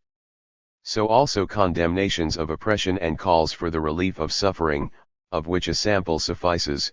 We are consequently faced with an already crystallized class of workers, possessing no homes of their own and virtually no property, a class bound by no ties and living from hand to mouth.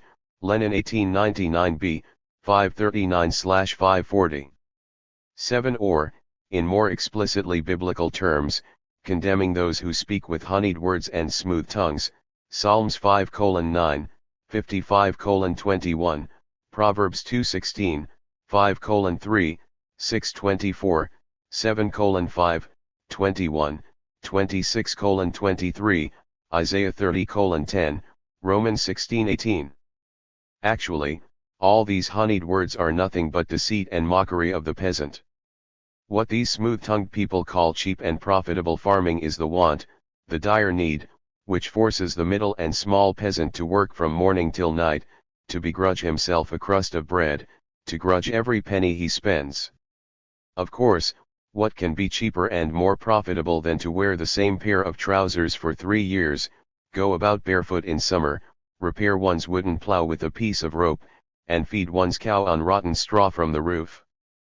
Put a bourgeois or a rich peasant on such a cheap and profitable farm, and he will soon forget all this honeyed talk. Lenin 1903t, 392, 93/162, 63, 8. Nonetheless, Lenin did not always speak in tones of prophetic indignation, in the spirit of a Jeremiah or Ezekiel. He was not averse to visionary, almost utopian moments, when he dreamed of how a communist future might look. 9. As well as to direct evocations of the last, final struggle words not only of the Internationale, but also very much from the biblical tradition, as we saw in my discussion of Kairos in the preceding chapter. Yet, the role of the prophet is not to glorify himself but to deliver a message, which for Lenin was the message of Marxism to workers and peasants. It was a message not so much on behalf of a divine being, but of a collective and radical movement, a cause. 10. And that message was one of freedom from grinding oppression. 11. In delivering that message, he drew not merely from the Bible, but from the language and worldview of those he wished to reach, the peasants and those who had until only very recently been peasants, the workers. 12. No wonder, then, that the Social Democrats promised the peasants a land flowing with milk and honey, albeit not immediately in 1903, Lenin 1903t, 418/190, 1918t, 302/263. 180. Martyr, we will not forget your suffering, that you, our leader, endured for us. You stood a martyr. Quoted in Tumerkin 1997, 84, Martyrdom, the third overtly theological feature of this preliminary collection, reveals most clearly the point at which the Russian communists developed their own traditions in contrast to the religious ones. Here, they clearly counter the theological claims of absolute origins, for the main background in relation to Lenin was not the theological tradition but the increasingly rich tradition of revolutionary martyrs. Of course, some overlap may be identified with the religious saint, who from the earliest days of the Christian movement populated the Christian calendar.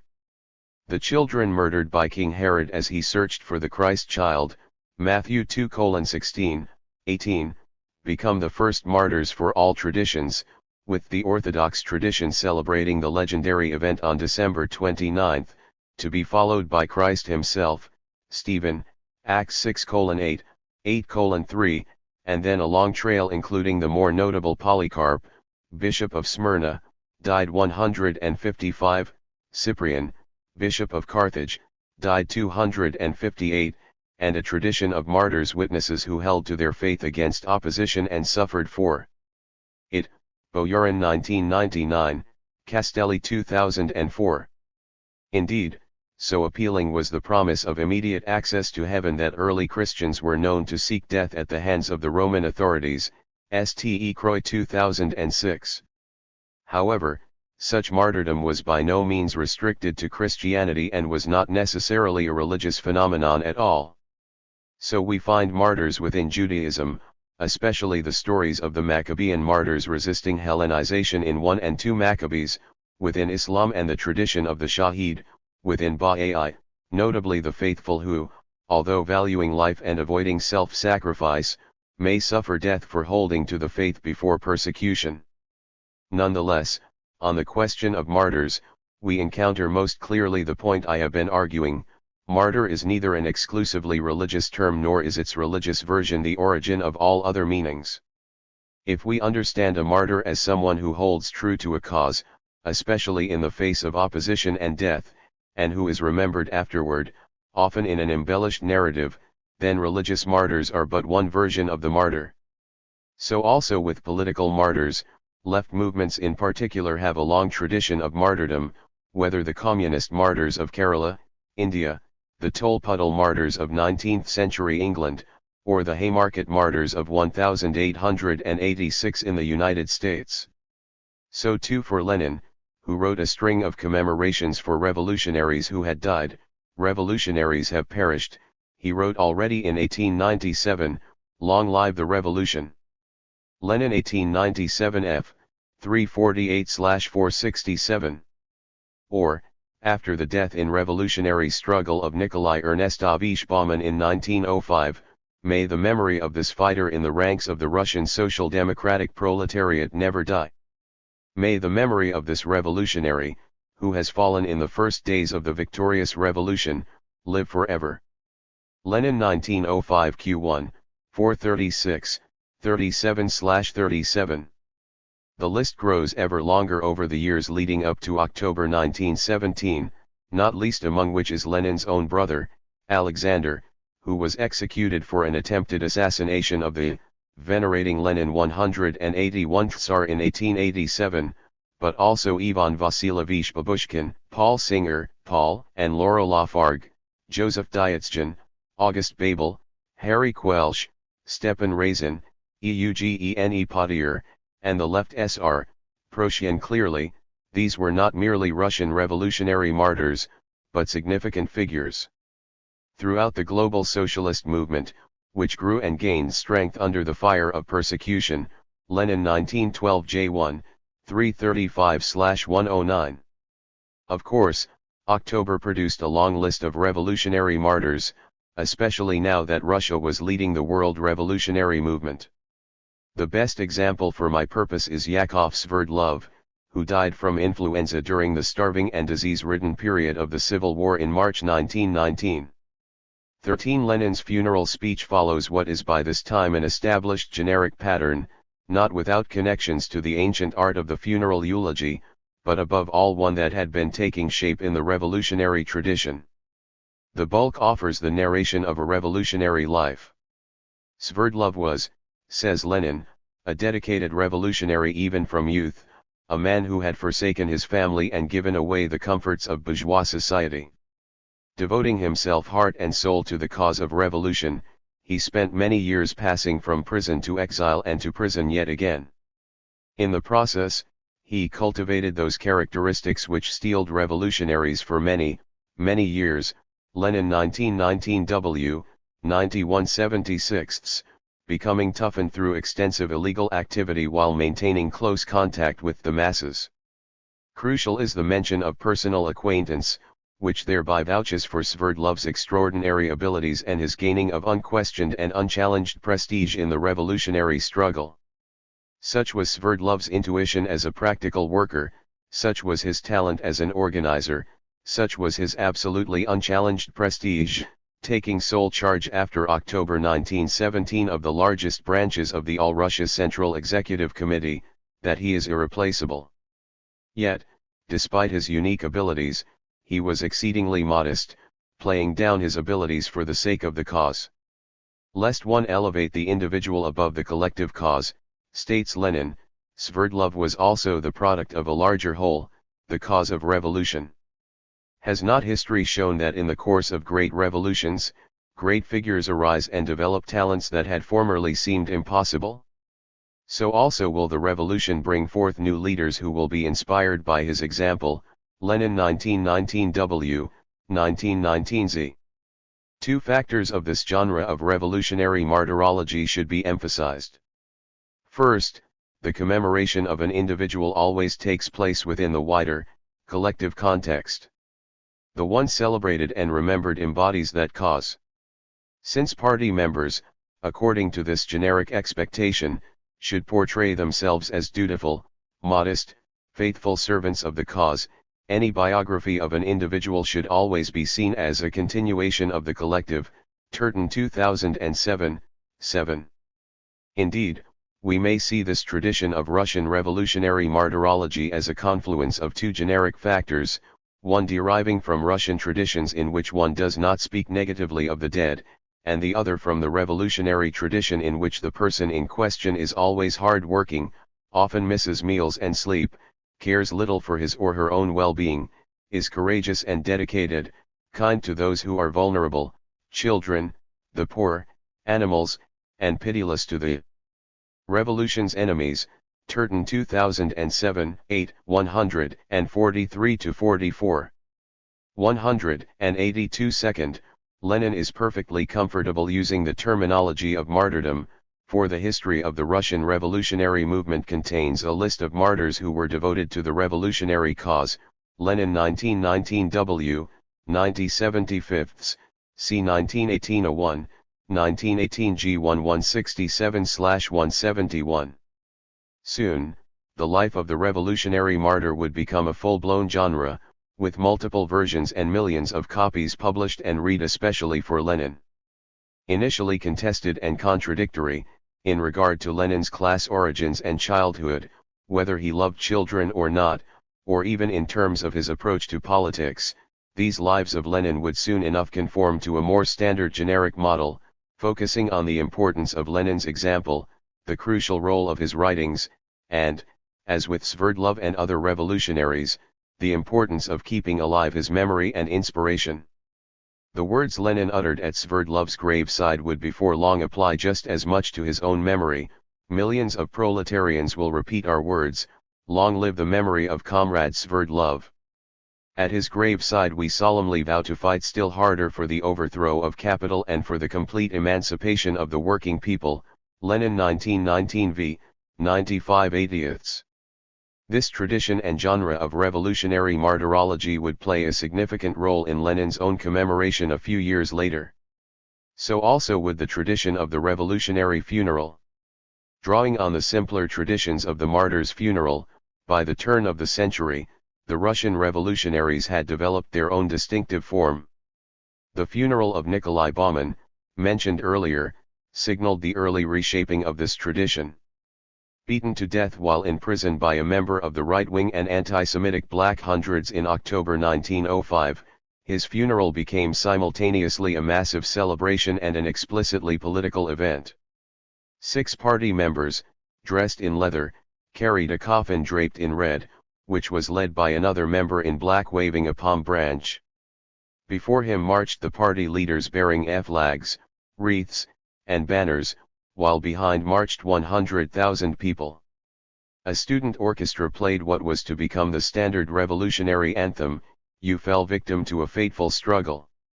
As night fell, torches were lit and Bauman's widow gave a fiery speech condemning the Tsarist repression and government.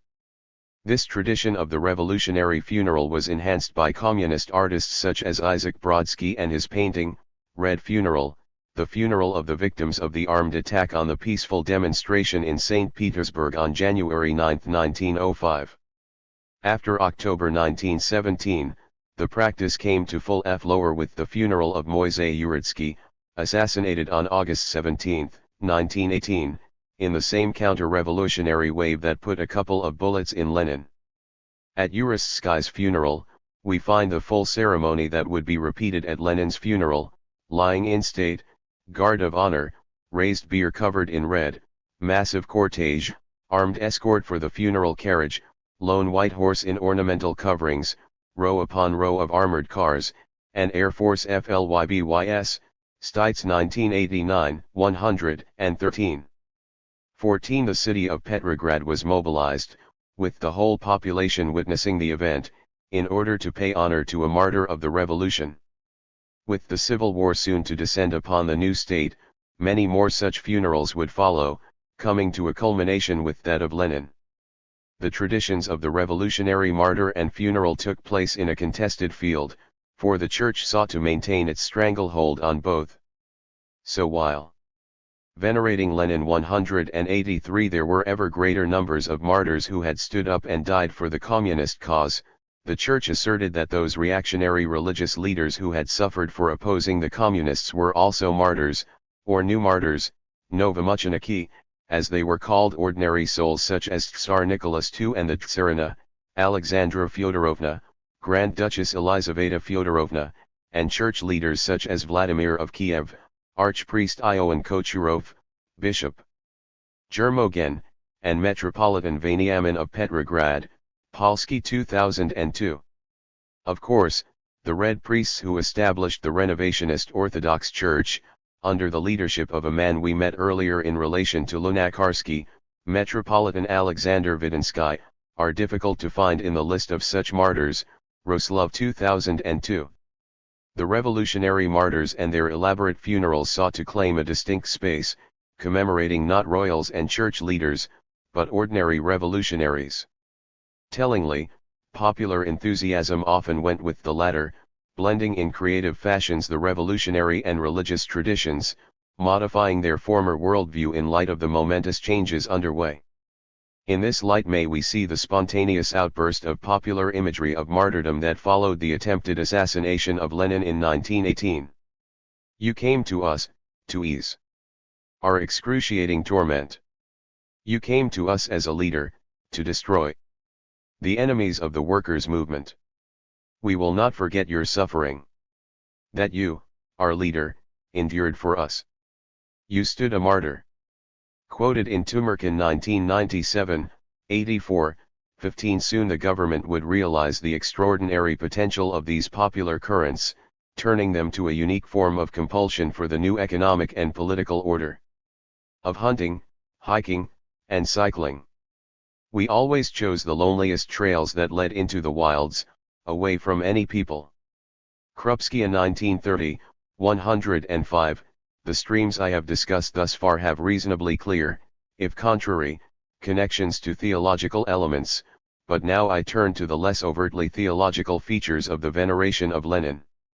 Some may be unexpected, such as the tension in his own life between a love of vigorous exercise and the pervasive imagery of rotting bodies, while some are to be expected, especially the role of God-builders like Lunacharsky and Kresin in the preservation of Lenin's body and the construction of the mausoleum, as well as the wave of popular and uncontrolled veneration that followed Lenin's death. But they are all crucial to the growth of that veneration. Let me begin with the tension between exercise and corpses in Lenin's own texts and practice of everyday life. Mentioned perhaps in passing by critics, Lenin's love of donning his hiking boots and heading off with glee to the mountains, his urge, 184, to set out skating on any piece of frozen ice, his pleasure in tearing off his clothes, all of them, and diving into a river or the sea for a good swim, or his joy in pulling out his bicycle and riding it all day, are rarely, if ever, understood for the vital role they play in his life. 16. These significant pleasures do not merely express a desire to retreat, seek self-renewal, and to rethink matters from the ground up during a crisis, as Kavlakis suggests in relation to Lenin's time in the Bern Library when he read Hegel in 1914 or the exile in Finland in 1917 when he wrote The State and Revolution, Kavlakis 2007, 168. Nor are they elements that reveal a certain hypocrisy, bourgeois foibles of a man of the people, Elwood 2011, 155-66. Nor do they signal a busy man who knew how to take time for himself, like a company director who realizes the importance of regular exercise to keep himself at the top of his form, Tumerkin 1997, 172. We may go much further than these passing suggestions. In the extended periods in the mountains, in the sea, or on the road, Lenin would typically banish any thought of work from his mind. Now his body would work hard, allowing his mind to run freely to whatever thought might appear next. For anyone who engages in such activities, mine is long-distance cycling for days and weeks at a time, but also hiking, the effect is extraordinary. As the end of the ride or hike draws nigh, a reluctance to return home sets in and plans and dreams of much longer expeditions begin to form. All one wishes to do is stay on the road, concerned merely with the next meal, a place to sleep for the night, the smooth working of one's body, and, if on a bicycle, of one's machine as well. And when the door of home does open, all that had weighed so heavily on one's mind at departure now seems far less pressing, so much so that one wonders what all the fuss was about. In Lenin's case, of course, the issue is the body of a revolutionary. Others observed that he had the strong, well-built, and balanced body of an athlete, enjoying even sailing and the trapeze. Valentinov 1969, 31, 1968, 77-91, Trotsky 1976, 141. 17 That he was supremely fit goes without saying. That he was skilled to the point of impressing observers is noted by Krupskaya when Lenin skated on the frozen river in Shushensko on his Mercury skates, cutting figures and performing all manner of tricks such as giant steps and Spanish leaps, or when he swam, daily when possible, in a pool, river, or the sea. 18 One caveat must be noted here, for Lenin was a lousy hunter, no matter how passionately he pursued it. Again and again, in her letters to Lenin's mother and sisters, Krupskaya would comment on how Volodya would grasp his famous gun and go out for hours, dressed in leather breeches and hunting jacket, with a dog he had trained and a local accomplice from Shushensko, but come back empty-handed. On one occasion when they were out for a walk together, he brought his gun, but said, "You know, if I come across a hare I won't shoot it, because I didn't bring my bags. It will be awkward to carry." Yet as soon as a hare came bounding out he would let go at it. But he would miss, for he was apt to get too excited over hunting. Krupskaya 1930, 39. An equally successful expedition took place in autumn of 1898. Faced with a flock of partridges rising from the sides of the road, Lenin groaned with pleasure, took aim, and fired, but the partridge simply walked away without even bothering to fly. Krupskaya 1898 C564/397. 19. Venerating Lenin 185 Hiker Ilyich was terribly fond of hiking. Krupskaya 1930, 262-63, but let me draw out two activities on which he spent most energy, namely, hiking and cycling. For most of the information on these matters, we are dependent largely on Krupskaya, who more often than not accompanied Lenin.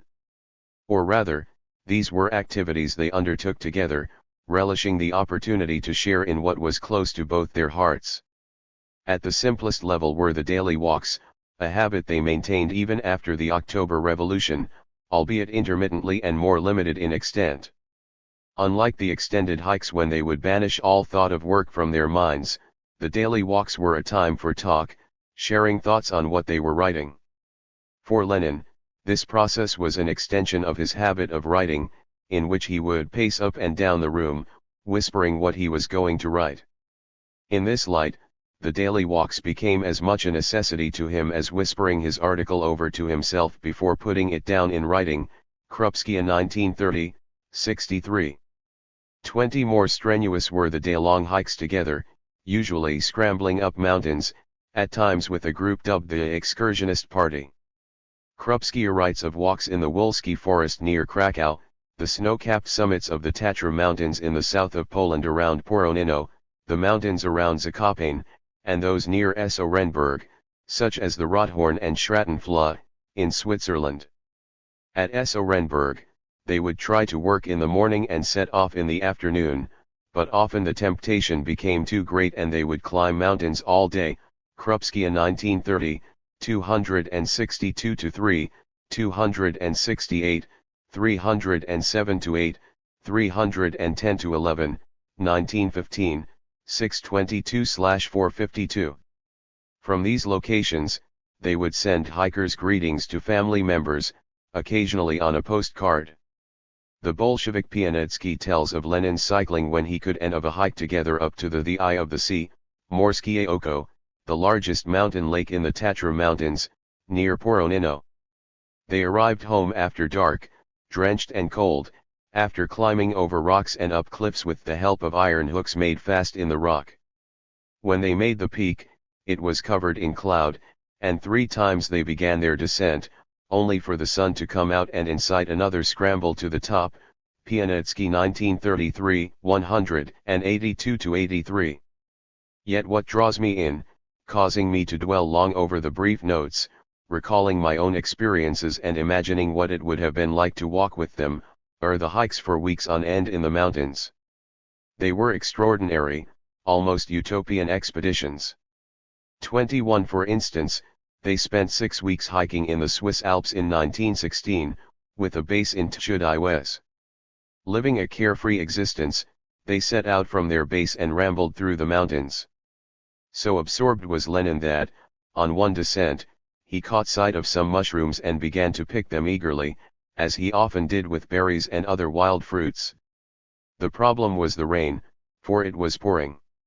Soaked to the skin but with a bag full of mushrooms, they of course missed the train home and had to wait 2 hours at the station for the next one. Krupskaya 1930, 327. 186 Above all, the month-long hiking in the Swiss Alps in July 1904 was a glorious experience. After the split of the Second Congress and the party squabbles that ensued, they took to the mountains in early July. They left behind their worries at their home in Geneva and retreated to Lausanne. After a few days, the books they had brought with them for quiet study were sent back to Geneva. Instead of study, they eagerly packed their rucksacks and planned 2 weeks of hiking through the mountains, leaving at 4:00 am and aiming for Lucerne via Interlaken. Krupskaya and Lenin 1904, 362-235. Seduced by the walking, 2 weeks became a month. As Krupskaya writes, we always chose the loneliest trails that led into the wilds, away from any people. The planned route was forgotten, so they set out each day not knowing where they would rest their tired bodies by nightfall. And as happens on such ventures, sleep is long and deep, often more than 10 hours before waking at first light. With very little money, they lived mostly on cold food such as eggs and cheese, washed down with wine or water from a spring. Or acting on a tip from a worker, they avoided the sections of hotels where bourgeois tourists would sit, preferring the tables with coachmen and laborers, for there the food was twice as cheap and far more satisfying. As happened to the planned route, the last remaining books in their rucksacks were neglected: a fat French dictionary in Lenin's pack and a thick French book for translation in Nadia's. It was not at dictionaries we looked, but at the snow-capped everlasting mountains, at blue lakes and turbulent waterfalls. Krupskaya 1930, 105-6. A glimpse of the sheer pleasure of the hike may be gained from the postcards Lenin sent to his mother and sister Maria. Greetings from the tramps, he writes on the back of one from Kandersteg near Fruitigen, and greetings from our Mon Repos. In a day or two we shall be off once again on a card with a view of Eiseltwald am Brenzer See, Lenin 1904 m, 363-236, 1904 n, 364-236. So vital to Lenin were these times that he gained a reputation for always wearing his hiking boots. And given that for a walker, one's boots are the most important piece of equipment, he would clean his and Nadia's boots himself. He took the boots every morning to the shed and worked at them with complete absorption while chatting with the other boot blacks. Krupskaya 1930, 326. Nadia puts it simply, Ilyich was terribly fond of hiking. Krupskaya 1930, 262-63. Cyclist. This week we have been cycling our heads off. Krupskaya 1911, 610-440, alongside tramping through the mountains, the other great passion for Lenin was cycling. In letters to his family, we find constant references to the bicycles and rides. The bicycle soon became a primary mode of transport for everyday life, exercise, and holidays. In exile from Russia, Lenin first notices bicycles in Munich. The traffic in the streets here, he writes to his mother in 1901, is far less than in an equally large Russian city. This is because the electric trams and bicycles are completely ousting cabs. Lenin 1901 L. 332/212. However, it would take another few years before he and Nadia actually acquired some bicycles, first on holiday in Strömsund, Sweden, where they were soon leading a holiday, venerating Lenin 187 life bathing in the sea, cycling, Lenin and Krupskaya 1907, 369/240, see also Krupskaya 1930, 209, and then more regularly in Geneva, which seems to have been very congenial for a novice cyclist. In addition to his notorious cold bath or shower at 6:00 am, Lenin and Krupskaya now refer regularly to cycling in their letters, which became a daily affair like their walks. Lenin 1908 T. 391/154, 1908 Y. 387/252, Krupskaya 1930, 199, 224, 238. By 1908, they were planning a move to Paris, and by now, the bicycles were important enough to contemplate taking with them. We are going to find out what to do with the bicycles. It is a pity to leave them behind. They are excellent things for holidays and pleasure trips. Lenin 1908 B1, 397/260. All the same, Paris was not Geneva, especially in terms of traffic. Soon after arriving, Lenin writes to his sister. Dear Meniasha, I have received your postcard, merci for the news. As far as the bicycle is concerned, I thought I should soon receive the money, but matters have dragged on. I have a suit pending and hope to win it. I was riding from Javisi when a motorcar ran into me and smashed my bicycle. I managed to jump off. People helped me take the number and acted as witnesses. I have found out who the owner of the car is, a viscount, the devil take him, and now I have taken him to court, through a lawyer. I should not be riding now, anyway. It is too cold, although it's a good winter, wonderful for walks. Lenin 1910s, 447/303, see also Krupskaya 1930, 100, by the end of the month, January 1910, the case had gone in his favor and he was back on the bike. The weather is fine and I intend to start cycling again since I have won the case and should get my money from the owner soon. Lenin 1910 U, 452, 53/307, see also 1910 T, 450/305. All the same, he continued to curse Parisian traffic. I have often thought of the danger of accidents when I have been riding my bicycle through the center of Paris, where the traffic is simply hellish. Lenin 1910 U, 452/307. Yet now, Lenin was hooked, a committed cyclist who would head out whenever he could, as did Nadia. Lenin 1910 V, 457/312. Not being city people, they preferred places on the edge of town and close by the country. Later that year, he writes to his sister Anna, I have been cycling for some time and I often go for rides in the country around Paris, especially as we live quite near the fortifications, i.e., near the city boundary.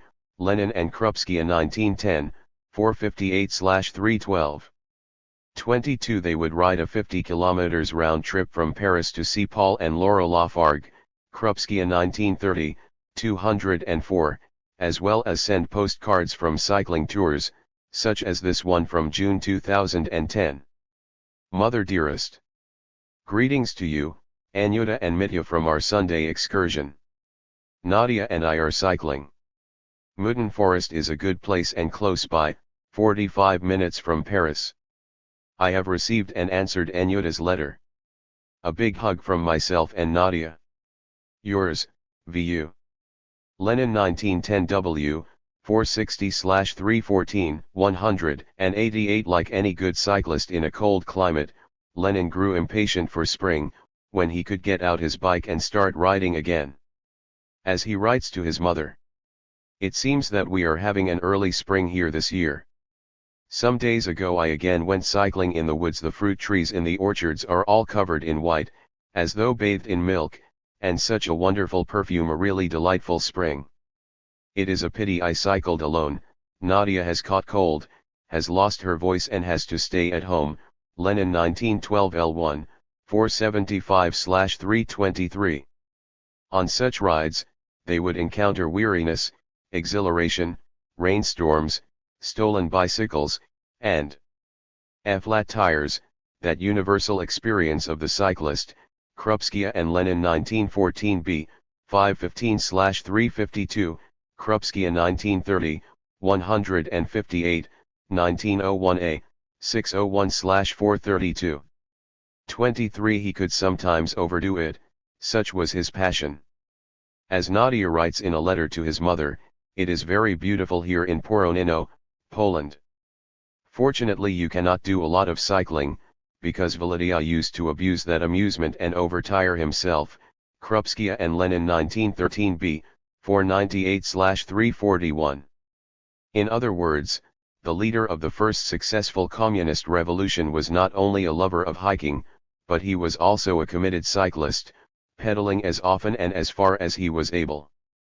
An image of a typical day for both of them is provided in this description by Nadia from their time at the Socialist Commune in Longjumeau, France, in 1911.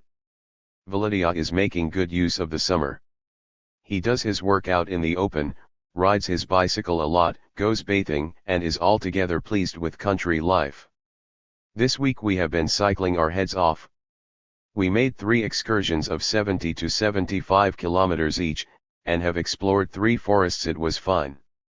Volodya is extremely fond of excursions that begin at 6 or 7 in the morning and last until late at night. Krupskaya 1911, 610/440. All of this activity is a far cry from the gym culture of bourgeois life in the 21st century, a keeping fit in commodified form so that one may be more effective in one's career and live longer. For Lenin and Krupskaya, there is deep intimacy in these extended times together with just the two of them. But there is also a passion, a sheer delight in the body and its movement, an extraordinary absorption in another way of being. However, they were also vital for their revolutionary work, with its prisons, exiles, stresses of party struggles, let alone the complete immersion when the revolutions themselves began to happen. Already after his prison sentence in 1897, despite his efforts to maintain warmth and some vigor through energetic toe-touching, Lenin 1898d, he looked the worse for it after a few months. Maria Alexandrovna, his mother, had asked Nadia to report on his health when she arrived in Shushensko. Nadia was happy to report, "It seems to me he is a picture of health and looks very much better than he did in St. Petersburg," so much so that even after a few weeks, she was still not used to Volodya's healthy appearance. Krupskaya 1898a, 558/390, 1898b, 560/392. Did this mean he was always a sickly-looking man?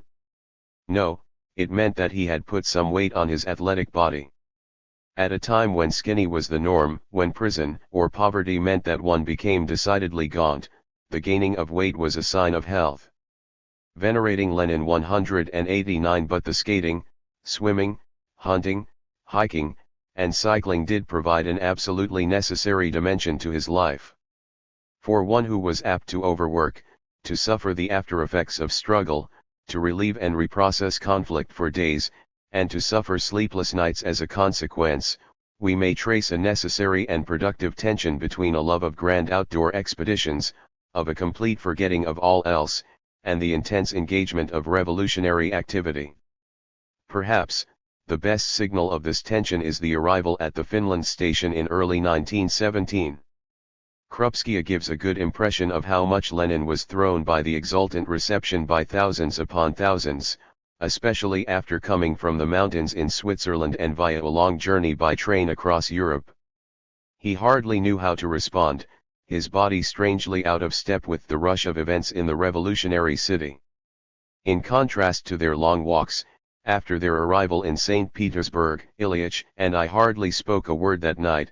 Krupskaya 1930, 348. Earlier, the mountains and bicycles provided the necessary respite, having the effect of bathing in a mountain stream and washing off all the cobwebs of sordid intrigue. Krupskaya 1930, 106. 24. The problem was that after the October Revolution, with the Civil War, the immense struggles of dragging a country out of economic and social collapse, and the efforts to lay the basis for a communist system, these times disappear.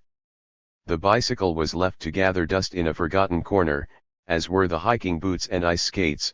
The swimming trunks did not join them, for he never wore anything when he swam. Only the treasured daily walks remained. But now, they became much shorter, and Lenin used them to talk about the problems they faced. In other words, he carried the terrible burden of events with him on those walks, perhaps around the streets of Petrograd, or simply around Smolny, or along the Kremlin walls later in Moscow. Krupskaya 1930, 357, 422, 448, 452-53, 522. Earlier, such walks may have provided an opportunity to talk about all manner of things, but they were coupled with the pleasure of longer excursions when all thoughts of work would be banished for weeks on end. No longer was that the case. In contrast to Lenin's own repeated comments about his increasing stress and illness, Krupskaya tellingly does not write in her reminiscences of Lenin's declining health, his strokes and incapacitation. Instead, we encounter comments on his deep weariness, his inability to sleep, his nerves, and the fact that he simply looked terrible. All of these are summed up in her observation from those last hectic years. Although we went for walks every day, there was no real zest in them. Krupskaya 1930, 426. 25 Bodies, diseases, and corpses. Find the corpses, and you will always find the worms. Lenin 1906 B2, 238-312. All of this is only half the story, of a man whose life at least until October 1917 was characterized by a vital and productive tension between intense revolutionary work and complete abandonment to another way of being. The other side of that story is an intriguing theme of diseased and rotting corpses that runs through Lenin's texts. This theme adds a whole new, subconscious complexity to 190 understanding Lenin's own body, for it is distinct from his explicit awareness that intense overwork for the revolution was potentially destructive, that it rendered him unable to engage in any productive work, and that a crucial dimension of his life involved time on the trail, on the road, or in the water. The living, decaying body, diseased, infected, ulcered, and abscessed, is a favored form of imagery in Lenin's texts, precisely those texts that were read by increasingly wider circles of readers. I would suggest that the mixture of fascination, obsession, and abhorrence of decay would have been communicated to his readers. Let me trace these images before drawing conclusions in relation to the preservation of his own body from decay. The diseased body, not yet dead but suffering from illness, cancer, and abscesses, appears often. Of course, Lenin is by no means the only one to have depicted a corrupt and failing political system as diseased, as an accursed canker that will be rooted out by the revolution, or as a rotten and putrid ulcer that has burst with war, or perhaps as severely wounded, covered in bandages, and staggering on a little longer as its lifeblood oozes away. Lenin 1906 136-332, 1912 I, 1922 I, 350-174. Yet, more often than not, he deploys this complex of metaphors for his own party. Thus, the malignant diseases of economism, etsovism, ultimatumism, and God-building need to be cured, not without some struggle, or they may become a chronic disease of dejection, faint-heartedness, despair, and lack of faith, which is itself the result of a poisonous bacillus, or the betrayal of many of the international socialist parties in supporting the war effort in 1914 becomes a hideous excrescence, a foul and festering abscess with an unbearably putrid stench. Lenin 1915 m. 356-13. 1915b, 208/212. Or, in the context of the struggles with the workers' opposition in 1921, Lenin observes that a small cut, disagreement, may be commonplace, but if it festers, it may result in blood poisoning and death. Lenin 1921 n. 56/269, 1921 I, 75/269. Indeed, it turns out that the party is sick, suffering both a bureaucratic ulcer and a severe fever. It remains to be seen whether it is strong enough to recover from the malaise. Nonetheless, these illnesses internal to the socialists can be beneficial in the long term, in the same way that an abscess draws out the poisonous substances from a body. While an abscess may at times be harmful, contaminating the party, it may also be beneficial. As it grows, an abscess is unsightly, ugly even, but as long as that abscess draws out deadly substances rather than driving them into the organism, it serves its purpose of healing.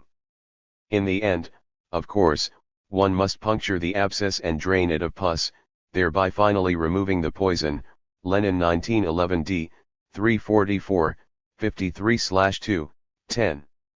27. As vivid is the image of the body rotting alive, especially that of Tsarist Russia, the body will not revive, for it is on the course to an inevitable death, yet it may continue to contaminate the country. Or, later in 1917, Lenin speaks of the atmosphere in the rotten Provisional Assembly, in which the SRS and Mensheviks were involved, as abominable, putrid to the point of nausea, and harmful for any man to breathe for any length of time. Variously, German Social Democracy, the Second International, and even the early Soviets are rotting and decaying alive.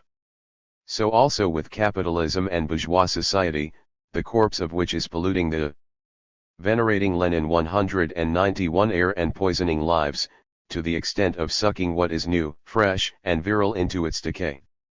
For these reasons, a revolutionary course will ensure both the death of the old organism and prevent its putrefaction, poisoning Russia eventually. A diseased and rotting body dies. All that is left is a putrid and vile-smelling corpse, one that cannot simply be buried but continues to disintegrate in one's midst. For Lenin, this image depicts not only the putrescence of the old capitalist system that threatens to infect the new order, Lenin 1918 h. 434/409, but also the socialist trends that some try to revive Narodnik socialism via the SRS, liquidationism, the tradition represented by the German Social Democrats, or even the Journal Communist, originally established by Lenin in 1915 but now a corpse not worth reviving. Lenin 1913 Y1, 560/368, 561/369, 1913 V, 499, 500/233-34, 1919 N, 57/217, 1910 F, 368/280, 29. The problem with corpses is that maggots are found near corpses, not near living people. Lenin 1906 B2, 264/339. The best one can do is read the burial service at its grave. Lenin 1914 P1, 169/13, 30. Unless one is religious, which is comparable to necrophily, for all worship of a divinity is having sex with a corpse. Lenin 1913 U1, 121/226. 31. The relevance of all this should be clear enough, for Lenin's own fascination with disease and the decay of corpses, whether still alive or already dead, would come to have a unique bearing on what was to be done with his own corpse. His obsession with such matters indicates both a complex awareness of the reality of physical process and an aversion to decay. Indeed, all his images have a distinctly negative cast, using the terminology of poison, evil smells, and putrefaction. Except in at least one arresting moment, namely, the image of the resurrection brought about by revolution. The cadets are the worms in the grave of the revolution. The revolution lies buried. It is being eaten by worms. But revolution has the power of speedy resurrection and of blossoming forth again on well-prepared soil. The soil has been wonderfully, magnificently prepared by the October Days of Freedom and by the December Uprising, but we would not for a moment deny that the worms, too, are doing useful work while the revolution lies buried. Why, these fat worms manure the soil so well. Lenin 1906 B2, 219, 20/292, now he comes close to agricultural imagery, especially that of seeds and growing that are central to Lenin's engagement with the Gospels, see chapter 2. But note what has happened, here the corpse is neither that of the old autocracy nor of the various opponents among the socialists. It is the corpse of proletarian revolution itself, buried already in the reaction that has set in after the 1905 revolution. The cadets may be temporarily ascendant in the elections to the First Duma, conceded by the Tsar in response to the revolutionary upsurge, but they become worms in a soil well prepared by the gains and lessons of the events of 1905. In this text, the images are arrestingly reconfigured, not only in terms of corpses and worms, but above all in the striking conjunction of the blossoming forth of plants, revolution, and resurrection. In the process, resurrection itself is enriched with a whole new, 192 metaphorical array of associations. What will come to life once again is the collective force of revolution. Or, as Lenin puts it during the struggles over support for or opposition to the war effort, one may identify a socialism that is dying and one that is being reborn, Lenin 1915 m. 356/13. This reconfiguration will become a vital feature of Lenin's own metaphorical resurrection after his death, for it served a distinct purpose of sustaining revolutionary enthusiasm. Apart from the initial tracing of some potential threads that lead to the veneration of Lenin's saint, prophet, and martyr, albeit with significant twists and the production of alternate traditions, I have focused thus far on attention with Lenin's perceptions of bodies, death, and decay. Or rather, I have been concerned with his approach to his own body, in the modes of his embodied existence.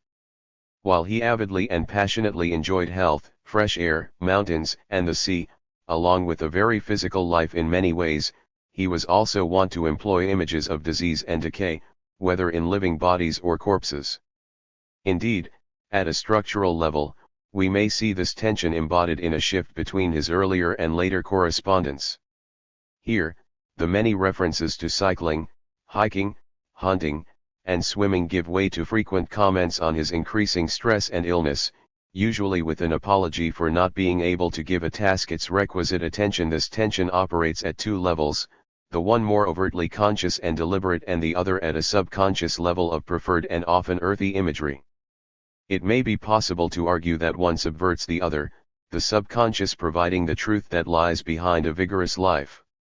It may even be possible to suggest that the active life functioned as an effort to forestall the obsessions of the subconscious.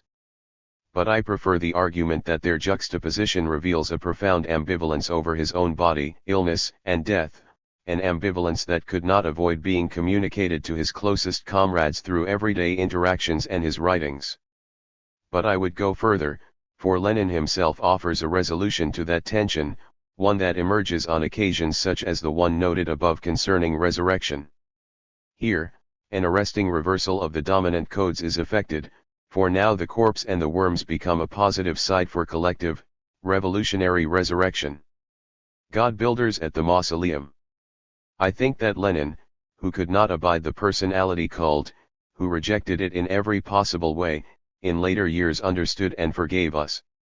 Lunacharsky, quoted in Tumerkin 1997, 105, it should be no surprise, then, that two of the key people involved with the preservation, embalmment, and then construction of the mausoleum were God builders from the initial controversy of the first decade of the 1900s.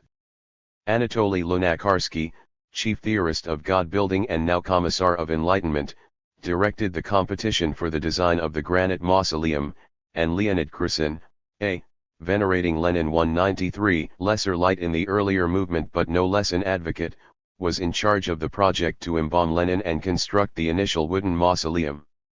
32 I begin with Krusin, who supervised and reported on the activities of the executive troika of the funeral commission, which was charged with the task of preserving Lenin's body. 33 The Troika had been formed a little over a week after Lenin's funeral, although the commission itself had been in operation since the morning after Lenin's death, January 21, 1924. Initially, the task of the commission had been to oversee the transport of Lenin's body from Gorky, his lying in state, and the elaborate funeral itself on January 27.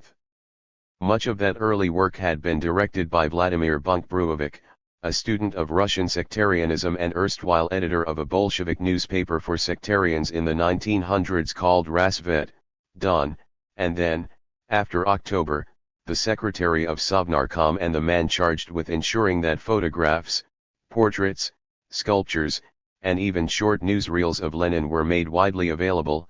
He famously tricked Lenin into being filmed in the Kremlin courtyard while Lenin was convalescing from the attempted assassination. Bunkbruevich had arranged for Lenin's coffin, funeral, and the first crypt with its simple inscription, Lenin.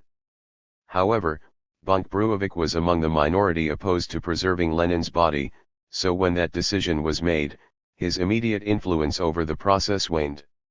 All the same, as I show later, he was to have a deeper influence on the process of venerating a strong and sorely missed leader. With the decision to preserve Lenin's body, Kherson was in his element.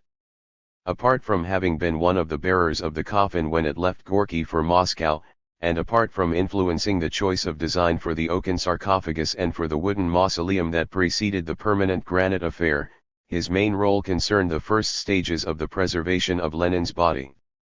An engineer by trade, he threw himself into overseeing the process. But let me backtrack a moment, for Kherson took over a process that already had a small history. Initially, Lenin's body had been embalmed for 6 days after the autopsy, preserving it for sufficient time until the funeral. The doctor in charge was Alexei Abrikosov, who directed the team of physicians involved in the autopsy. Before the funeral, however, it had already been decided by the Central Executive Committee that Lenin's body would be preserved a little longer, so that the many who had not as yet been able to pay their last respects would be able to do so.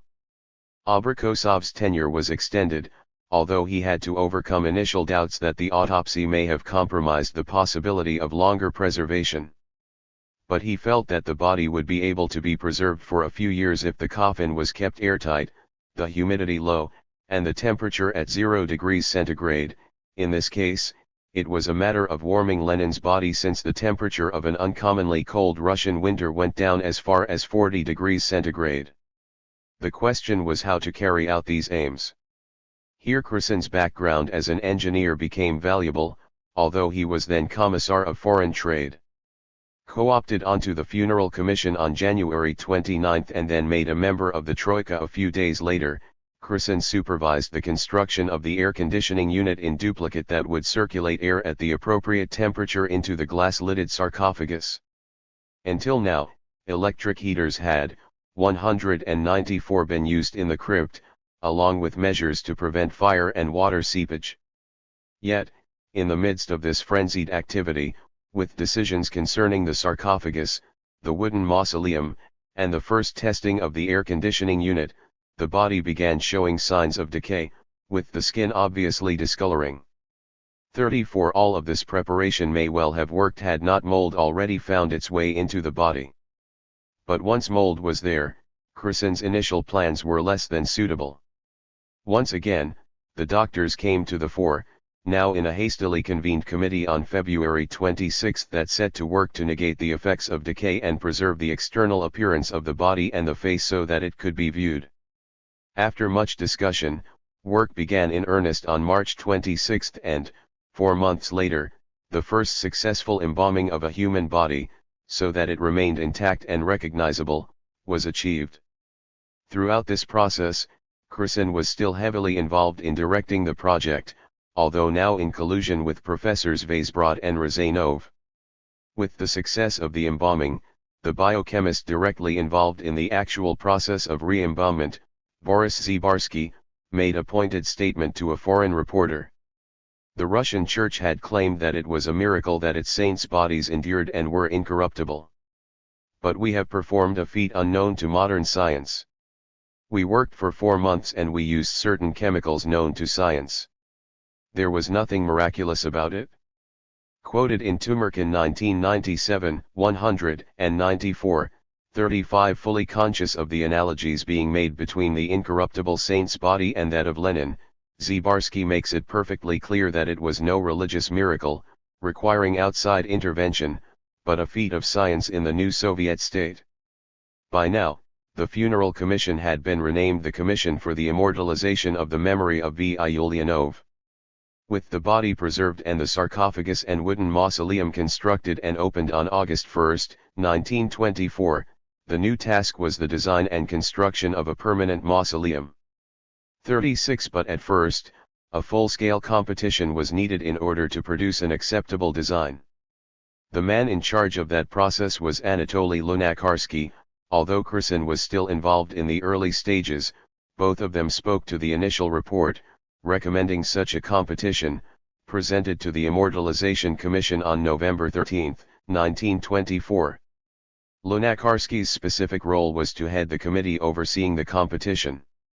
Many were the proposals, and many were the imaginative ideas: vast edifices topped with globes and statues of Lenin, a ship sailing toward a lighthouse covered in red stars, a vast block housing a tractor, a locomotive, and a flowing stream, a mountain with trees, streams, castle, and a beacon to the world, a statue of Lenin up to 20 stories high, with space for offices and meeting halls, a proto-postmodern tower covered in tiles and glass, a rostrum in the shape of a giant screw and 2 nuts, with slogans engraved on each thread of the screw, along with a sculpture of Lenin meeting with members of the Comintern, a reworked ziggurat or pyramid, or even a mausoleum in the shape of a cathedral festooned with Greek columns and cupolas.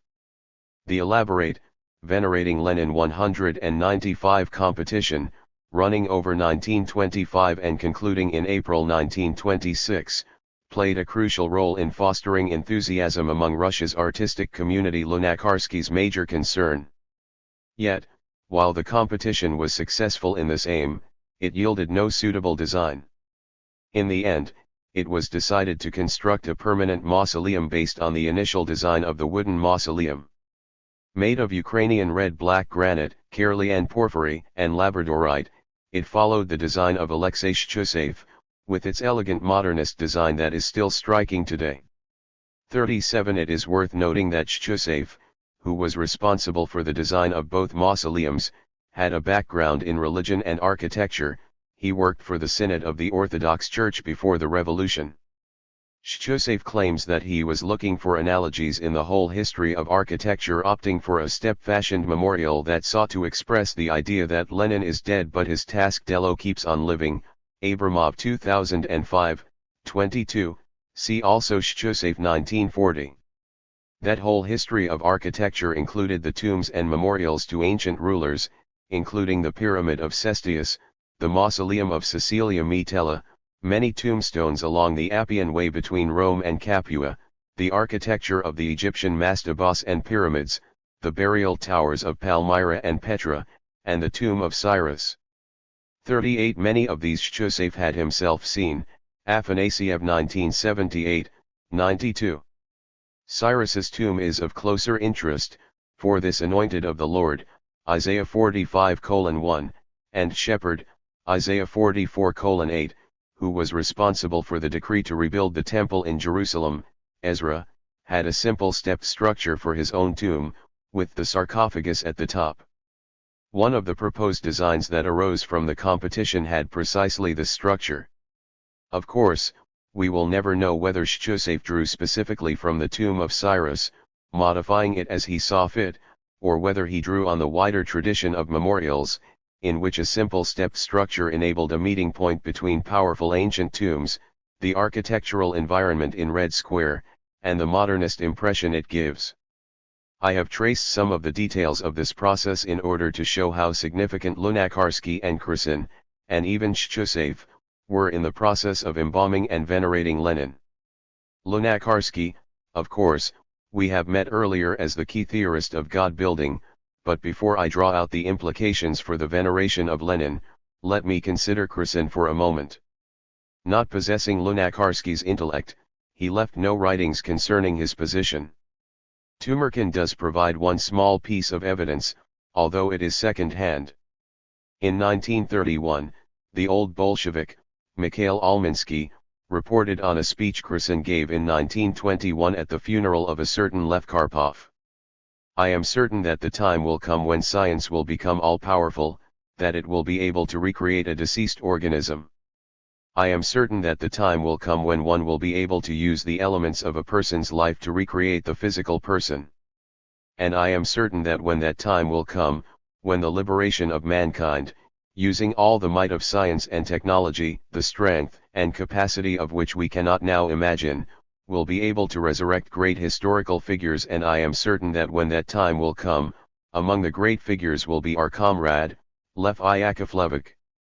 Quoted in Bergman 1990, 242, Tumarkin 1997, 181, 1981, 44, 196. Tumarkin leans heavily on this slim evidence, mediated by the memory of a man 10 years after the event.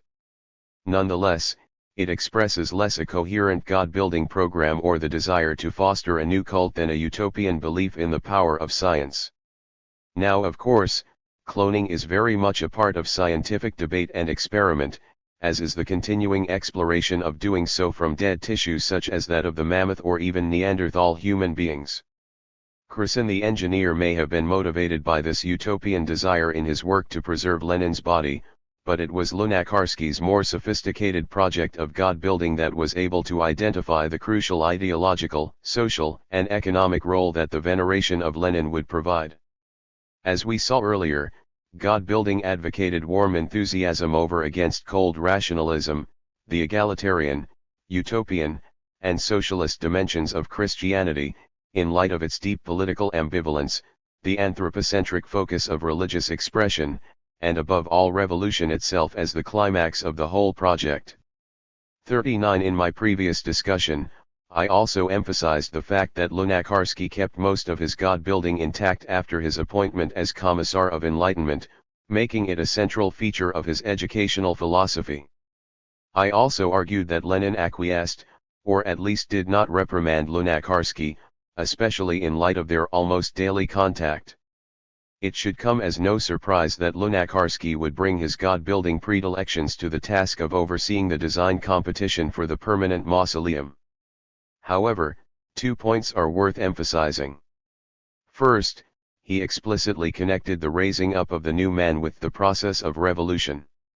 As I argued earlier, while he interpreted the events of Bloody Sunday in terms of a sinless sacrifice, the October Revolution became the moment of collective resurrection from that sacrifice, a revolution that was the greatest, most definitive act of God-building, Lunacharsky 1919, 31.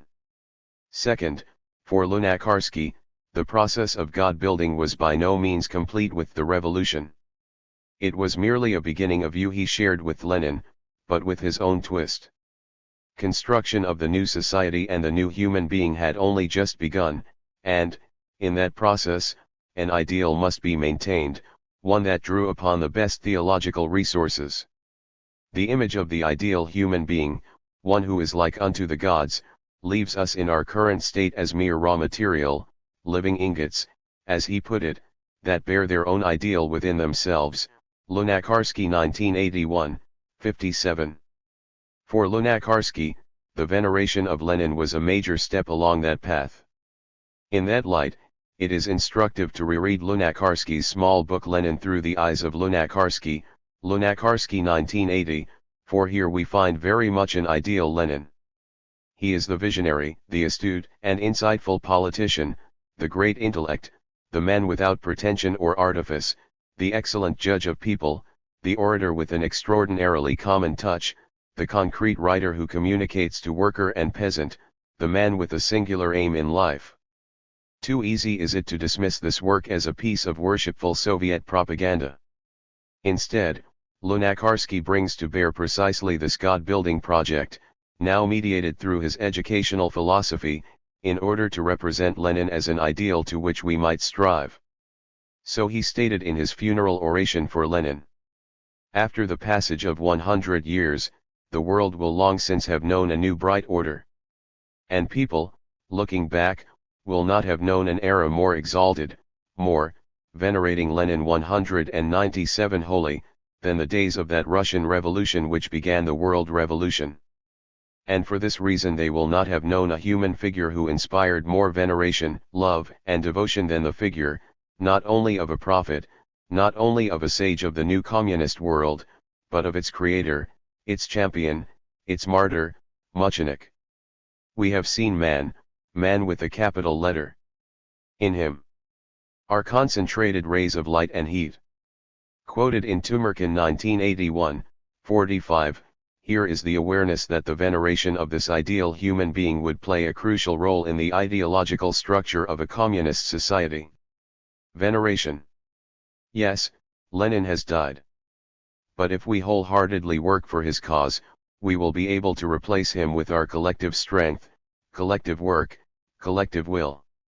Yaroslavsky, quoted in Tumerkin 1997, 166, Lunacharsky and Krasin did not throw themselves into such projects in a vacuum, or purely through the inspiration of the intermittent God-building tradition. The initial context was obviously the larger campaign of Agitprop, with its fostering and enhancement of the genre of the revolutionary martyr's biography, with its busts, images, renamings, recordings, newsreels, newspaper articles, specific agitational vehicles such as the Lenin train and the Red Star ship designed to spread the word, in short, what has been called Leniniana. But even this is only one half and a secondary response to a more fundamental feature, the massive outpouring of popular veneration of Lenin. This popular upsurge noticeably begins, as Krupski already pointed out, after the assassination attempt in late August 1918. Alongside the shock to the government and its organizations, the near assassination, she writes, brought the broad masses of workers, peasants, and Red Army soldiers to realize what Lenin meant for the revolution with special force, Krupski in 1930, 482. 40. Apart from rousing and widely published speeches by Trotsky and Zinoviev, and apart from newspaper articles calling for vengeance on the SRS, the would-be assassin, Fanny Kaplan, was a member, and stressing Lenin's importance to the revolution, by far the major response was the spontaneous production of popular stories and poems. I have quoted an initial example in relation to the discussion of the revolutionary martyr earlier, but there were many others. One, published in a regional Moscow newspaper, stated that instead of the old theme of a medallion, notebook, or button deflecting a bullet, now it was the will of the proletariat that prevented the bullets from piercing his lung or severing a major artery or nerve in his neck. Another poem went further. Great leader of the iron host. Friend and brother of all oppressed people. Welding together peasants, workers, and soldiers in the flame of crucifixions. Invincible messenger of peace, crowned with the thorns of slander, 198 prophet who has plunged his sword into the vampire, fulfiller of the fiery dream.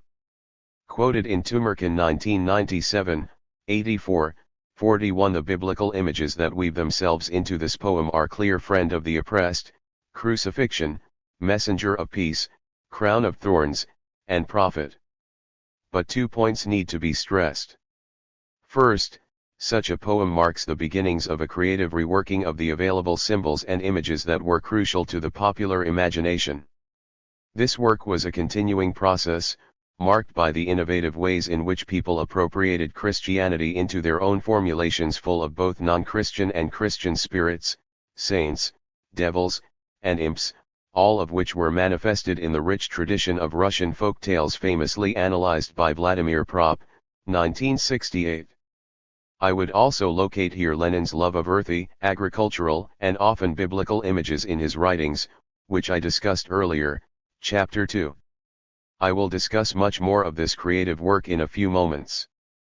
Second, as Tumerkin notes, 1997, 84-85, this popular adulation manifested itself a full week before official statements and publications. A telltale sign of its popular spontaneity is that it follows no carefully nurtured line, but rather runs in all manner of directions. Various themes are picked up, reworked, and rethought, often in stark contradiction with one another. 42 One cannot avoid the impression that the Soviet leaders were taken aback by such veneration and found themselves responding to a hitherto unexpected phenomenon. Eventually, through trial and error, they would come to see its value in terms of fostering a viable political myth and sustaining the revolutionary motivation required for moving forward on a path no one had as yet attempted. With Lenin's death, these creative popular efforts were raised to a whole new level, marked not least by the 700,000 people who came to see his body while lying in state, the millions during the time of the wooden and then the permanent mausoleum, the myriad local ceremonies carried out on the day of the funeral in almost every city and town, and the widespread renaming of towns, factories, farms, projects, and so on. With the first stirrings of veneration already manifest while he was recovering from the bullet wounds of 1918, Lenin himself was less than impressed when he became aware of it. Opposed as he was to any focus on individuals and fully aware that adulation was too close to flattery and too far from devotion to the wider cause, he told the presses in no uncertain terms to desist. Lenin even toned down his speeches to avoid rousing any more enthusiasm. Le Blanc 1990, 322-23. The catch with such a move is that it served to enhance popular veneration even more. As I noted earlier with the biography of the martyr, the subject's discomfort with and avoidance of overt adulation is a crucial mark of his greatness. The legendary modesty of the living arrangements of Lenin, Krupskaya, and his sisters, 43. The desire to be seen as part of a much larger, collective project, and the persistent earlier critiques of the personality cult, all had the result of enhancing his veneration, precisely because he did not want it. So after his death, there was a massive outpouring of all manner of legends and myths. One of the most striking stories comes from an old woman in the Orenburg district. The Tsar was informed by one of his leading generals that there was someone, of unknown rank, without a passport, who goes by the name of Lenin. This person was threatening to entice the Tsar's soldiers to his side with, venerating Lenin 199 one word, and then grind into ashes the commanders, generals, officers, even the Tsar himself, and throw them into the wind. The Tsar grew afraid and decided to do anything he could to prevent Lenin saying the word. So he made contact with Lenin, offering to divide the country in half.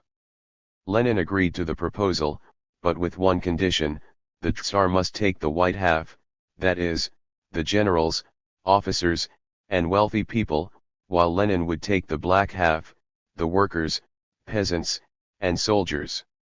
The Tsar could not believe his good fortune in keeping all that mattered to him, so he quickly agreed. But to his dismay, he realized soon enough that Lenin had tricked him. His officers had no soldiers to lead, the rich people had no workers, and the Tsar had no people to run the country. So the white part under the Tsar went to war with Lenin's black part, in order to win the latter back. But the white part was unable to survive for long. So it happened that Lenin took the country away from the Tsar, Tumerkin 1997, 92-93. Another excellent example originated among the peasants of the Vyatka countryside about a year after his death and is called Wily Lenin. One day Lenin was sitting in his room after dinner, reading various books and newspapers. The newspapers and books all spoke about him, saying, "Why should we fear the Entente and America when we have Vladimir Ilyich, who is the wonderful Lenin?" He rose from his chair, walked around the room and said to himself, "Okay, this is what I will do." After sending a messenger to the finest Soviet doctor, the doctor came and Lenin said to him, "Can you make sure that I appear dead, only not quite dead?" "We may, Vladimir Ilyich, but why?" So he said, "I want to experience how things go on without me, so that everything does not rely on me." "Well," answered the doctor, "it can be done. We will put you not in a grave, but in a spacious room, and we will cover you with glass so no one can poke you with his fingers." "But look here, doctor," said Lenin. "This is a very big secret between us. You will know, and, yes, even Nadezhda Konstantinovna." And soon all the people declared that Lenin had died. The people groaned, the communists were reduced to tears. Everyone thought in his heart, what shall we do now? Lenin was put into a place called a mausoleum and a guard was placed at the door. A day or two, a week, a month, Lenin tired of lying under glass. One night he quietly went out the back door of the mausoleum and straight to the Kremlin, in the main palace, where all manner of commissars were meeting. By the time Lenin arrived at the meeting it was over and some janitors were sweeping the floor. Lenin asked, "Is it over?" "Yes, it has ended," one said. "Do you not know what they talked about?" asked Lenin. "Yes, they talked about different things. Listen, the British want to make friends with us and we have more power. We heard through a crack, with half an ear, but have not understood everything." "Yes, yes," said Lenin, "but have they remembered Lenin?" "Very well remembered indeed. That is, they say that Lenin died, but the communists are now nearly twice in number. Now let the Entente dare make a peep." 200 so, said Lenin and left the janitors. He returned to the mausoleum and lay down under the glass, thinking, everything is working without me. Okay. Tomorrow I'll go to the factory workers. The next night Lenin went to the plant. "Hello, comrades," said Lenin. "Hello," they replied. "How is it?" asked Lenin. "Are you non-party?" They replied, "Before the death of Lenin we were not party members, but now we are communists, Leninists." Lenin's heart was warmed. "Is the work delayed here? Are a lot of products available?" So he began to ask many questions. "Yes, soon it will be peacetime," they said. "Well," said Lenin, "work well and in good time." On his way back to the mausoleum, Lenin thought, now I need to visit people and learn about their everyday lives. On the third night, Lenin rose as before, took a train and then disembarked at a remote station and walked along a road to a remote village. In one hut a light shone.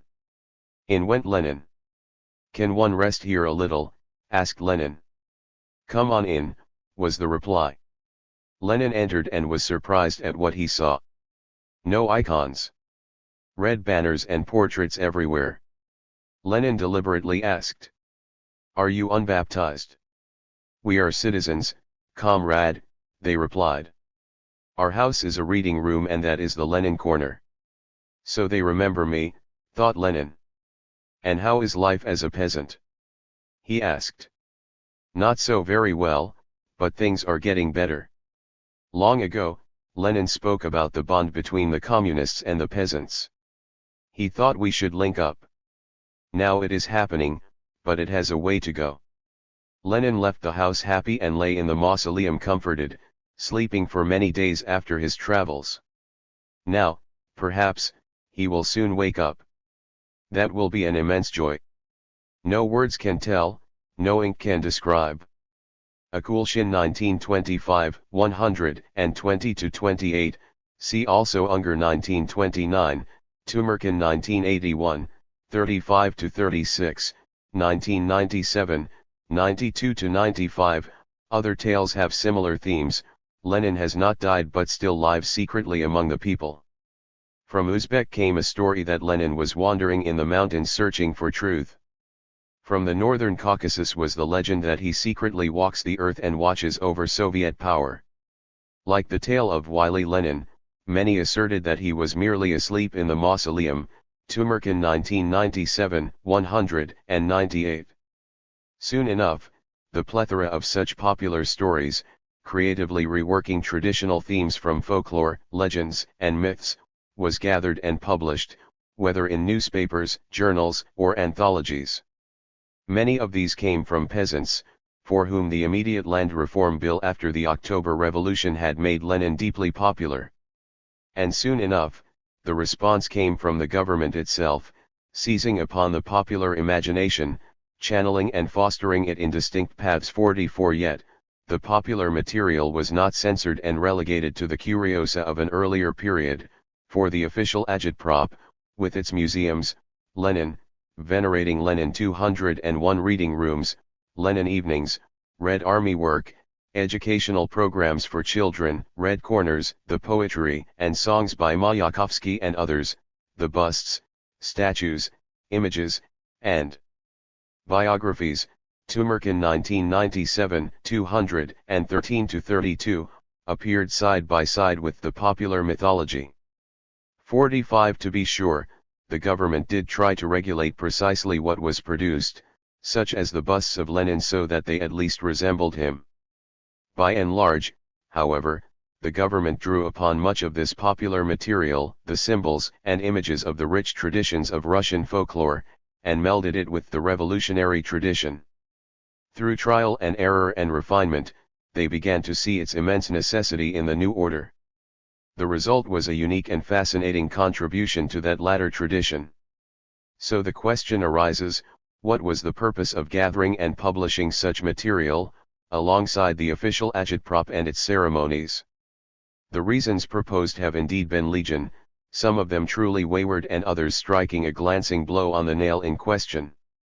The least persuasive and easily refuted suggestion is that Stalin, the former theological student at Tiflis with an astute awareness of the political power of religion, engineered the whole cult for the sake of his own aggrandizement. At most, Stalin was one of a number in favor of embalming Lenin, but he played a minor role in the actual process compared to Lunacharsky, Krysin, or Zinoviev. Closely related is the suggestion that the reverence shown to the dead Lenin was a full-blown secular or pseudo-religion, although the reasons proposed vary somewhat. It may be attributed to the inability of the new government to eradicate religion quickly, so they simply decided to deploy such forms to their best advantage. Bergman 1990, 243-46. Or it may be due, suggests some, to the unavoidable tendency of human beings to religious expression, coupled with the backwardness of Russia and Slavic sensibilities. Already in January 1924, Walter Duranty, who was reporting on the whole process from Lenin's death to his placement in the wooden mausoleum, wrote in the New York Times, "Many foreigners here long familiar with the Slav character believe it will be only a question of a short time before there will be miracles, or at least temporary cures of hysterical disorder so common in Russia, at Lenin's shrine. Indeed, the superstitious instincts of the peasant masses are stronger than ever, so they will seek a substitute religion in the worship of Lenin," quoted in Tumerkin 1997, 197. 46 Despite Tumerkin's occasional efforts many decades later to distance herself from such a position, stressing, for instance, that no miracles were attributed to Lenin's body, she cannot resist the temptation to describe the whole process as a replacement religion. The limited truth of this position is that some of the forms deployed by religion were also deployed by both popular and government veneration, but that position misses both the point that religion is but one use to which such forms may be put and that these forms served a new and gradually articulated purpose. A third position also contains a partial truth. The veneration of Lenin was fostered for the sake of political stability after the death of the acknowledged leader of the new, and not entirely stable, state and in the context of post-Civil War uncertainties. Tumerkin makes this her central thesis, coupled with the argument that Lenin's creation of a government in his image required that it keep him alive. 202 After his death, Tumerkin 1997, 52-61. To be sure, there were concerns that a new civil war might break out if there was instability in the government, but the evidence indicates at least three features that mitigate such an argument. Already during Lenin's increasing illness, considerable struggles were underway over the realignments of power, struggles that carried on after Lenin's death. The transition of power went quite smoothly precisely in the context of those struggles, so much so that one may argue that the struggles were already an indication of the strength of the government's position, which was perhaps not realized at the time but which had already been secured through the Civil War. The popular, spontaneous expressions of veneration outweighed the early efforts of agitprop, to the extent that key figures in the government realized its potential, gained inspiration from, and drew upon that popular veneration. All of these lead me to an insight that will be developed in the next section. Here I turn to Bunkbrewovich, precisely because he had opposed the preservation of the body. Well, I thought, let him after death, as in life, serve the proletarian cause, the cause of the working class, quoted in Tumerkin 1997, 179. Compulsion. Bunch-Bruevic came to realize that the veneration of Lenin, even in terms of his embalmed body, served a distinct purpose in the new communist project. And that purpose was compulsion. It may be voiced in terms of the proletarian cause, the collective strength, work, and will of communism, the embodiment of the courageous thought and revolutionary will of the proletariat, Trotsky 1976, 202, the collective and revolutionary resurrection, or simply as the assertion that Lenin lives within each of us. But these are various formulations of the issue of compulsion.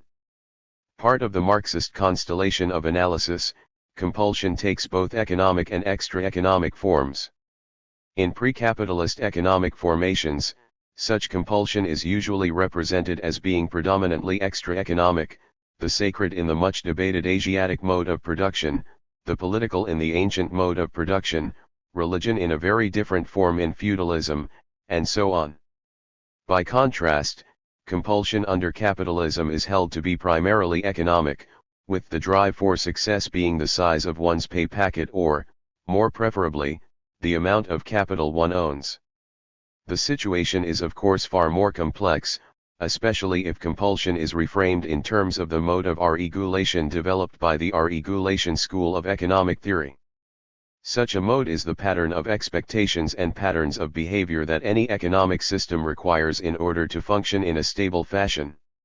In more detail, a mode of regulation is the totality of institutional forms, networks, and norms, explicit or implicit, which together secure the compatibility of typical modes of conduct, which correspond as much to the changing balance of social relations as to their more general conflictual properties. Lipietz 1988, 30, see also Lipietz 1987, 14-15, 32-34, Boyer 1990, 42-45, Jessup and some 2006, 42. This pattern takes place in three domains, namely, those of constraints, laws and rules, compromises, 47 and patterns of behavior, assumptions and the methods by which these are socially reinforced and challenged, venerating Lenin 203, Boyer 1990, 44-45. Of interest are the cultural patterns that are simultaneously shaped by people and which shape them in turn. Bourdieu's habitus may stand as a marker for this feature. Bourdieu 1977, 1980. Here may be located the expressions of popular veneration, the creative reshapings of the existing cultural patterns, folklore, beliefs, symbols, images, legends, and myths that emerged with such spontaneity and variety in the veneration of Lenin. In these terms, any economic system requires both economic and extra-economic types of compulsion in order to function.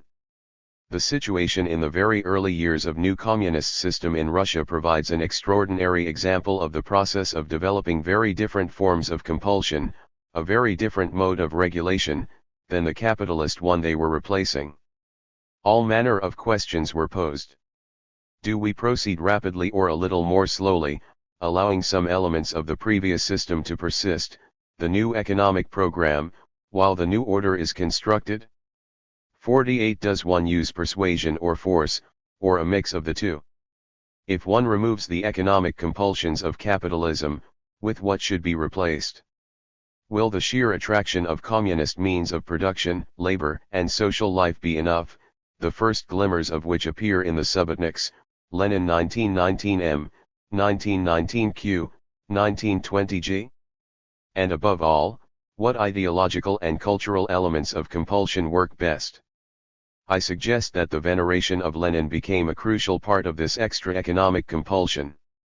It became a central feature in fostering the revolutionary enthusiasm required to draw people into the new project. I write became, since it is quite clear that the government and the institutions responded to a very new phenomenon in the popular veneration of Lenin. On this matter, Bunch-Bruevic played a significant role, especially in light of his study of and lifelong interest in sectarian groups. As I pointed out earlier, while living at the Kremlin, Lenin would escape to Bunkbruevich's quarters and read the archives of sectarian groups kept there. It was Bunkbruevich who perhaps first saw the importance of strong leadership models precisely within the context of communal life and proto-communist economic patterns. Apart from sectarian groups in Russia, he had also followed the story of the Doukhobors on their transatlantic journey from Russia to Canada. As Etkind observes, theirs was a totalitarian utopian model of universal compulsion всеобщего подчинения rather than a romantic utopian model of universal love, the idea of a collective farm, kolkhoza, rather than of commune, kommuni, the image of state rather than of peasant commune, общины, Etkind 1998, 648. I would suggest that this insight provided one, rather significant, component of the government's response to the popular veneration of Lenin. The government's part was to respond to and refine that veneration, through much trial and error, so that it was able to serve its purpose. It is not for nothing that subsequent communist revolutions have found it necessary to develop similar forms of veneration, especially of the revolutionary leader China, Vietnam, North Korea, to name but a few. All of this raises the question of Stalin and his veneration during his lifetime, one that faded dramatically soon after his death due to the de-Stalinization undertaken during the periods of Khrushchev and then Brezhnev. Yet, the seed of my proposal that the veneration of Lenin was a cornerstone of compulsion comes, 204 from none other than the veneration of Stalin.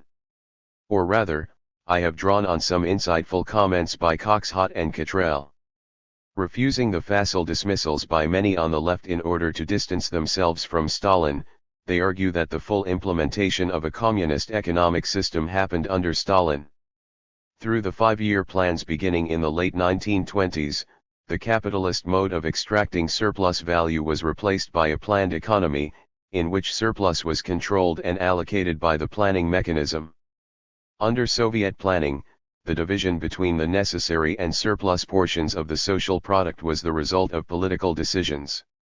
For the most part, goods and labor were physically allocated to enterprises by the planning authorities, who would always ensure that the enterprises had enough money to pay for the real goods allocated to them.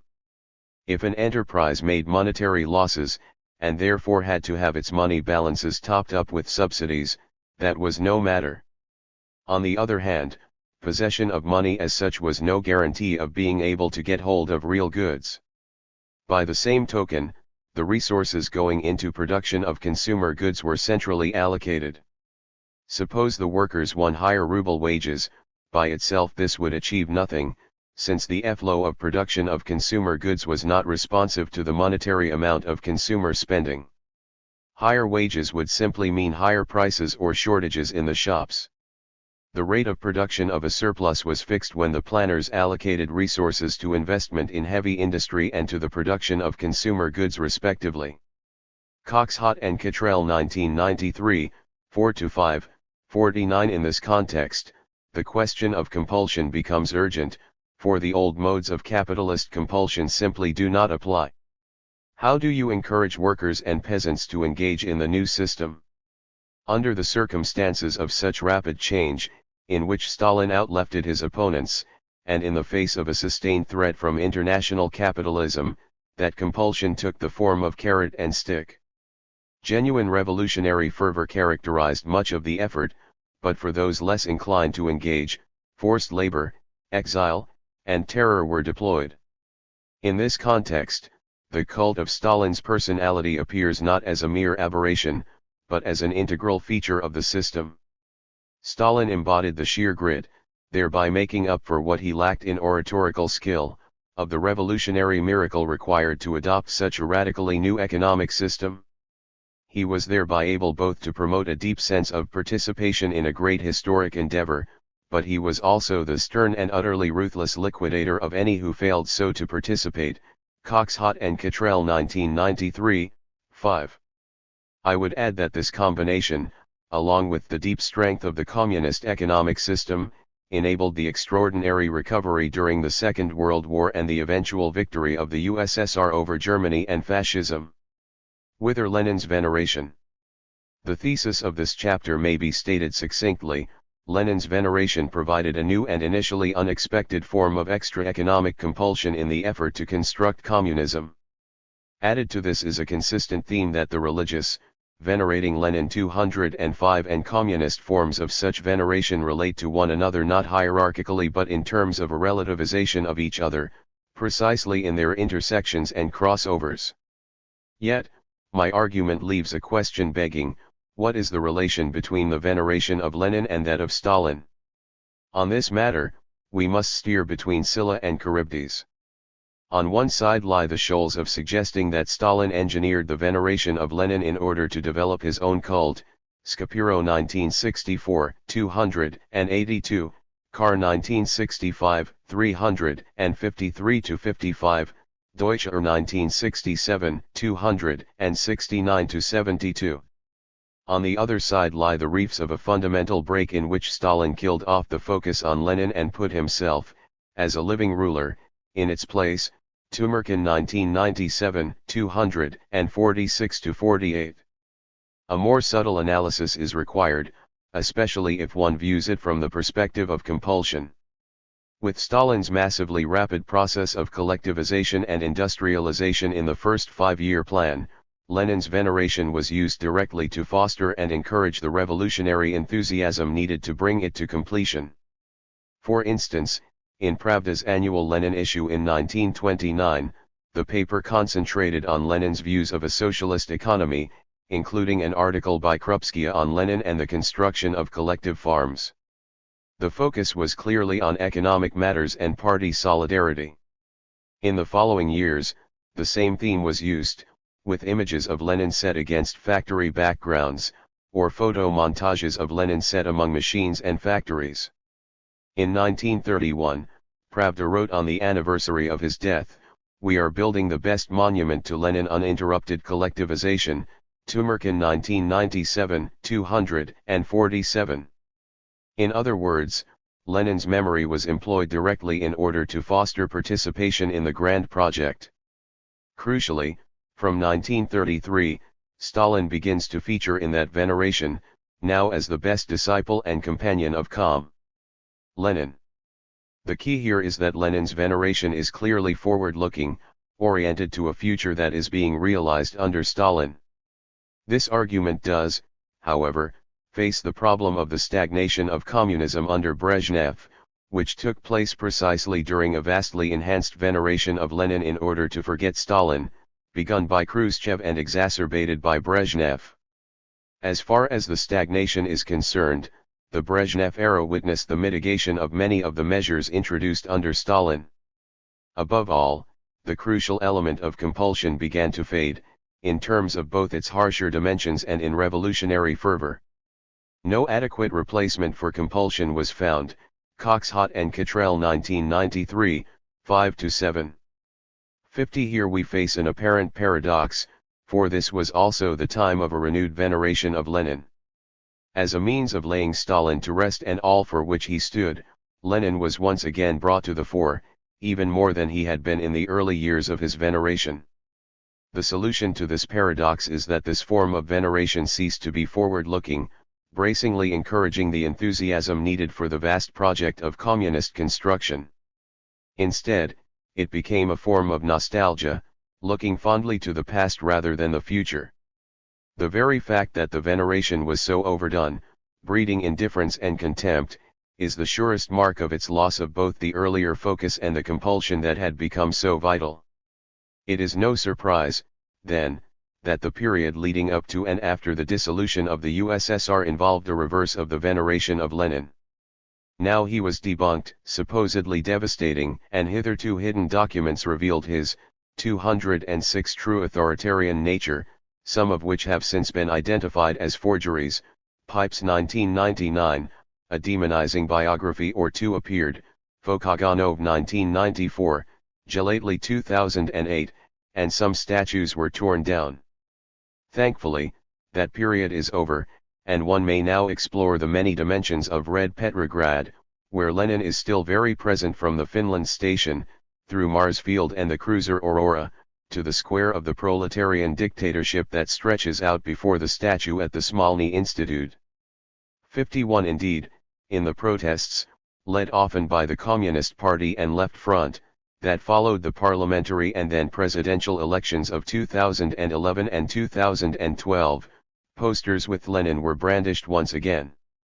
For Russia it seems to be at once a revolution, a reformation, and a renaissance. Walling 1908, 426 I have sought to read Lenin with a theological ear, allowing and enabling the various themes to emerge from careful reading of his texts. In this respect, I am, as noted at the outset, indebted to the long and oft-neglected tradition of biblical commentary and exegesis. Pure exegesis is, of course, a fiction. For the issues that I have laid out, the basic sense of exegesis, of his texts are issues determined by the questions I have asked. But it does mean that I have been less interested in juxtaposing Lenin with this or that theologian, or even arguing that he derived this or that position from orthodox theology and practice. In part, this is due to an underlying theoretical position that theology does not provide the absolute source of ideas, no matter how secularized they may be. In part, it is also due to the fact that a couple of studies exist that attempt such as approach Oleg Karkhordan's The Collective and the Individual in Russia, 1999, and a research project on orthodoxy and communism being undertaken by Tamara Prozik. I have been a little more interested in the context of Lenin's work, albeit only in a secondary capacity, for context is so often the fetish that is felt to provide the secret to a text. Instead, I have concerned myself primarily with his texts, and that has proven to be a significant task in and of itself. That exploration has raised a series of at times complex matters, ranging over Lenin's explicit and often contradictory engagements with religion, his attraction to the words of Jesus in the biblical Gospels, a love of constructing his own earthy parables, encounters with various Christian and peasant socialists, the extended tussle with God-builders such as Lunacharsky, which drew me to re-examine the encounter with Hegel, and then the tension between vulgar and ruptural deployments of dialectics, the translation of revolution as miracle, and then the intriguing question of the veneration of Lenin. These topics cover the 6 chapters of the book. I see no point in reiterating their arguments, for summaries already appear in the introduction and at the beginning of each chapter. However, they do raise 2 questions that I wish to explore a little further here. The first concerns Lenin's ambivalence and ambiguities concerning religion, which were analyzed in various dimensions over the first 4 chapters. The second deals with the translatability and thereby relativization of the theological and political codes for speaking of matters such as revolution and veneration. However, before I make a few comments on these questions, I would like to address the matter of fall narratives in critical works on Lenin, especially by Western scholars. Obviously, this raises a theological question at the level of genre, for I mean a narrative that is structured in terms of a fall from grace, analogous to the story in Genesis 2-3, in which Eve and then Adam eat of the fruit of the forbidden tree, of the knowledge of good and evil, and are thereby banished by God from paradise. In the case of critical works on Lenin, the fall becomes a betrayal of the revolution, a running into the mud of authoritarianism, repression, and dictatorship. This fall narrative is unwittingly deployed by mostly Western, not even necessarily Marxist, analysts of the Russian Revolution, if not all communist revolutions. According to these analysts, when did the betrayal or fall take place? The least generous suggests that it happened even before the revolution, especially through Lenin's supposedly devious machinations and his refusal to cooperate with other socialist groups such as the Mensheviks and SRS, both left and right wings. An example of this approach may be found in Bruce Lincoln's 2 massive works, Passage Through Armageddon and Red Victory, Lincoln 1986, 1989. The second book ends with a section called The Revolution Consumes Its Makers, where the rise of Stalin constitutes the final travesty of the revolution. Yet, the conditions for that fall were also established in what Lincoln insists calling a civil war, despite 160,000 troops from the United States, the United Kingdom, Greece, Italy, Japan, Germany, Austria, France, and Turkey, along with equipment, money, and logistical support for the White Armies, if not beforehand in the nature of communism.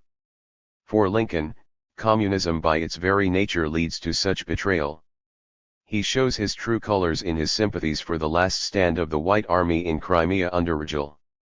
This aristocrat was, argues Lincoln, a good tactician and organizer, supposedly trying to ensure a just regime. After his defeat, the departure of about 150,000 whites from Crimea is recounted with a sense of loss. More often, for Western Marxists at least, the moment of the fall is the October Revolution itself, if not immediately afterward. From that moment, to give a few of the many formulations, the party and even the working class disintegrate, the Bolsheviks become renegades, doing everything possible to distort in most horrendous ways their own principles. Lenin's thought loses its coherence, his heroic narrative of a victorious working class socialist revolution begins to come apart, bureaucracy becomes pervasive, a transformation takes place from a flexible, democratic, and open party to one of the most centralized and authoritarian political organizations in modern history. The dictatorship of the proletariat becomes the dictatorship of the secretariat, the revolution shifts from being a revolution from below to one from above, the democratic Soviets crumble before a centralized and dictatorial party won. The problem with such fall narratives is that they bear an inescapably theological dimension, in which a fall from grace obscures the complex messiness of history. Boer, in Presse. They also assume that communists are perfect human beings who should not sin, despite Lenin's repeated comments on the many failings of the Bolsheviks. 2. And they neglect Lenin's repeated point that the revolution itself is easy, far more complex is the construction of communism. The result is that many of the most sympathetic Marxists prefer the time before the fall, before October, before the moment of the revolution itself, when the Bolsheviks, with massive support, seized power.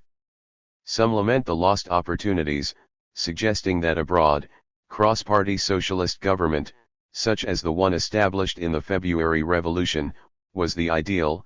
Rubinowitsch 2007. Others entertain the possibility that the brief time after the revolution was valid, but that the Civil War corroded all the gains, for it was a period of centralized control, tough measures, the Chicot and war communism, all of which betrayed the revolution. Cliff 1987. A solution for some is to side with Trotsky, arguing that if he had won out over Stalin, the situation would have been far different. 3. This is a classic example of a feudal what-if narrative. All of them belong to the genre of revolutionary fall narratives, accounts of betrayal of the communist revolution.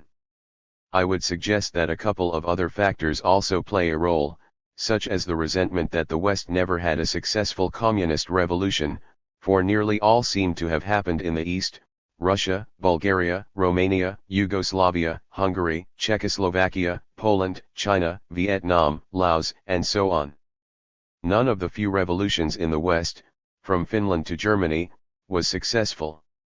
And having established the genre of the revolutionary fall narrative for Russia, it became easier to deploy it in terms of these later revolutions.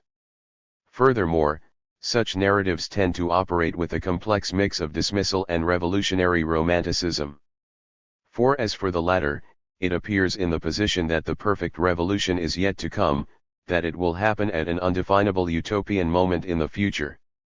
The criteria for what constitutes such a romantic moment constantly shift, depending on what position one takes, but they all remain in the future, have not yet been realized, offer as yet unimaginable qualitative change, and certainly do not need an army. Needless to say, the Eastern revolutions fail the test, for they inevitably turned away from romantic revolutionary ideals, falling from grace. A significant outcome of these fall narratives is that they prefer to focus on the period before October, before the sullying turn. As will have become apparent in this book, I find the period after October equally valuable, if not more so. Not only is it a story of the astonishing survival and stunning success of the revolution against crushing odds, the deep devastation brought on the First World War, the Civil War, and international blockade, alongside the widespread expectations that the new Soviet government would collapse very soon indeed. 5. But it is also a period when some of Lenin's sharpest and most dialectical formulations concerning revolution and freedom may be found. Here too appears the fascinating development of Lenin's veneration, as also some of the more intriguing ambivalences concerning religion, especially in relation to marginal Christian socialist groups and Lunacharsky's God-building. With that in mind, let me return to the two questions raised earlier, concerning ambivalence and translation. As far as ambivalence is concerned, time and again I. 210 found that despite Lenin's notorious criticisms and dismissals of religion, he would allow some space for its more radical forms. It may be the ambivalence contained within his phrase spiritual booze, progressive priests, work among the sects and the desire for united fronts with religious radicals, the radical edge of the sayings and parables from the Gospels, the incisive critiques of feudal and capitalist exploitation arising from Tolstoy's Christian communism, the admiration for the passion and directness of peasant socialists, the materialist possibilities of Hegel's resolute idealism, the space granted to Lunacharsky after the October Revolution, even the fostering of marginal religious groups such as unaffiliated yet sympathetic Christian peasants and proto-communist groups such as the Old Believers. Yet, at the same time, Lenin attacked the hypocrisy of Christianity, argued that it arose from a situation of oppression and contributed to that oppression, that believers should not seek to propagate their views in the party, dismissed Tolstoy's solutions, found the peasants' socialists naive and petty bourgeois, developed a dubious argument that linked God-building with empirio-criticism, sought to remove the established church from its political influence, and energetically advocated the propagation of atheism, even castigating comrades for not doing so with enough skill and effectiveness after October. In balance, the moments when he glimpsed the possibilities of the religious left were fewer than those when he attacked religion. And if he was aware of a deep political ambivalence at the heart of Christianity as was Lunacharsky, then it was largely implicit, born in between the lines rather than stated explicitly. All of these lead me to express a regret that he was not as clearly aware of these possibilities as he might have been. For to harness the depth of that tradition and to bring on side the power of the religious left would perhaps have made matters a little easier, on both ideological and practical levels. As for translation, I have argued that the revolution, miracle conjunction brings about a process that mutually enriches the semantic clusters associated with those terms in their political and theological modes. Given that translation very rarely manages a perfect match between the semantic clusters of terms, and given that the partial overlap between terms leaves realms of each semantic cluster beyond the overlap, then here a process of enrichment begins. That is, those dimensions left over, idly passing the time beyond the initial point of contact, are gradually brought into the discussion. The outcome is a widening and enrichment of the semantic field of each term that enables one to see what it really means to call a revolution a miracle. In what is perhaps the most involved chapter of the whole book, I gradually brought an increasing number of topics into touch with the question of miracle, spontaneity and organization, including issues relating to the military, to strikes, and to revolutionary reconstruction, Kairos and then a Kairos, and the relation to some kairological thinkers on the left, the tension between being within or without the system, now in terms of reform and revolution, parliamentary, non-involvement, and the detailed and ever-relevant question of an explicitly partisan freedom that is the source of a true freedom. In each case, the sense of miracle was enriched and therefore redefined. However, is it always an enrichment? Do some elements become lost in the process? 6. I have suggested that at least one item does disappear, what may be called ontological reserve. For this reserve, God is the code, the line beyond which human beings cannot pass. By having God within the system, one marks a point where human beings realize their limits and cannot raise themselves to the status of the divine. I think not of the reactionary version of this account as in the Tower of Babel in Genesis 11, where rebellion against the powers that be is translated into rebellion against God and is thereby punished viciously. Rather, I think of the radical way in which the ontological reserve may function. The danger of urging human beings to become like gods, to seeing the gods in Lunacharsky's terminology as the ideals to which we aspire, is that it fosters yet another version of hierarchical distinctions in which some may lord it over others, assuming omnipotence and omniscience. 7. Add to this the reality that human beings often seek to do the worst rather than the best to one another, to be bastards rather than comrades, and the desire to storm heaven becomes dangerous indeed. Obviously, these comments relate as much to my discussion of Lunacharsky's God-building and to the veneration of Lenin, or other manifestations of the personality cult, as they do to the question of translation. But in terms of translation and the miracle, I would suggest that what is lost is a sense of that impassable line, of the ontological reserve. If miracles become efforts of purely stupendous human effort, rendering all that is beyond human agency into versions of human agency, then the dangers of human beings becoming gods also lurk. Finally, the translatability of terms, whether in terms of miracle or in relation to veneration, relativizes the absolute claims of both theology and revolutionary politics. I mean here not a liberal version of everyone being permitted to have their strange cooking smells and customs in their own corners, celebrating difference and tolerance. Instead, I mean that such translatability negates the absolute claims of theology as the origin and source, perhaps in a secularized form as Schmidt liked to claim, of all political thought, not least those of a communist persuasion.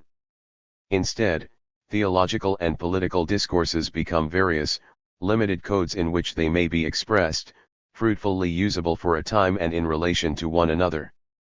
Thus miracle becomes the theological code for revolution, as also may care os or even grace Boer.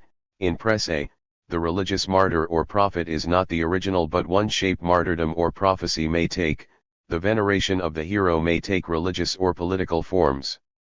While my emphasis has been on neutralizing the surprisingly common claims to theological absolutism, the same would apply to such absolutism on the political left.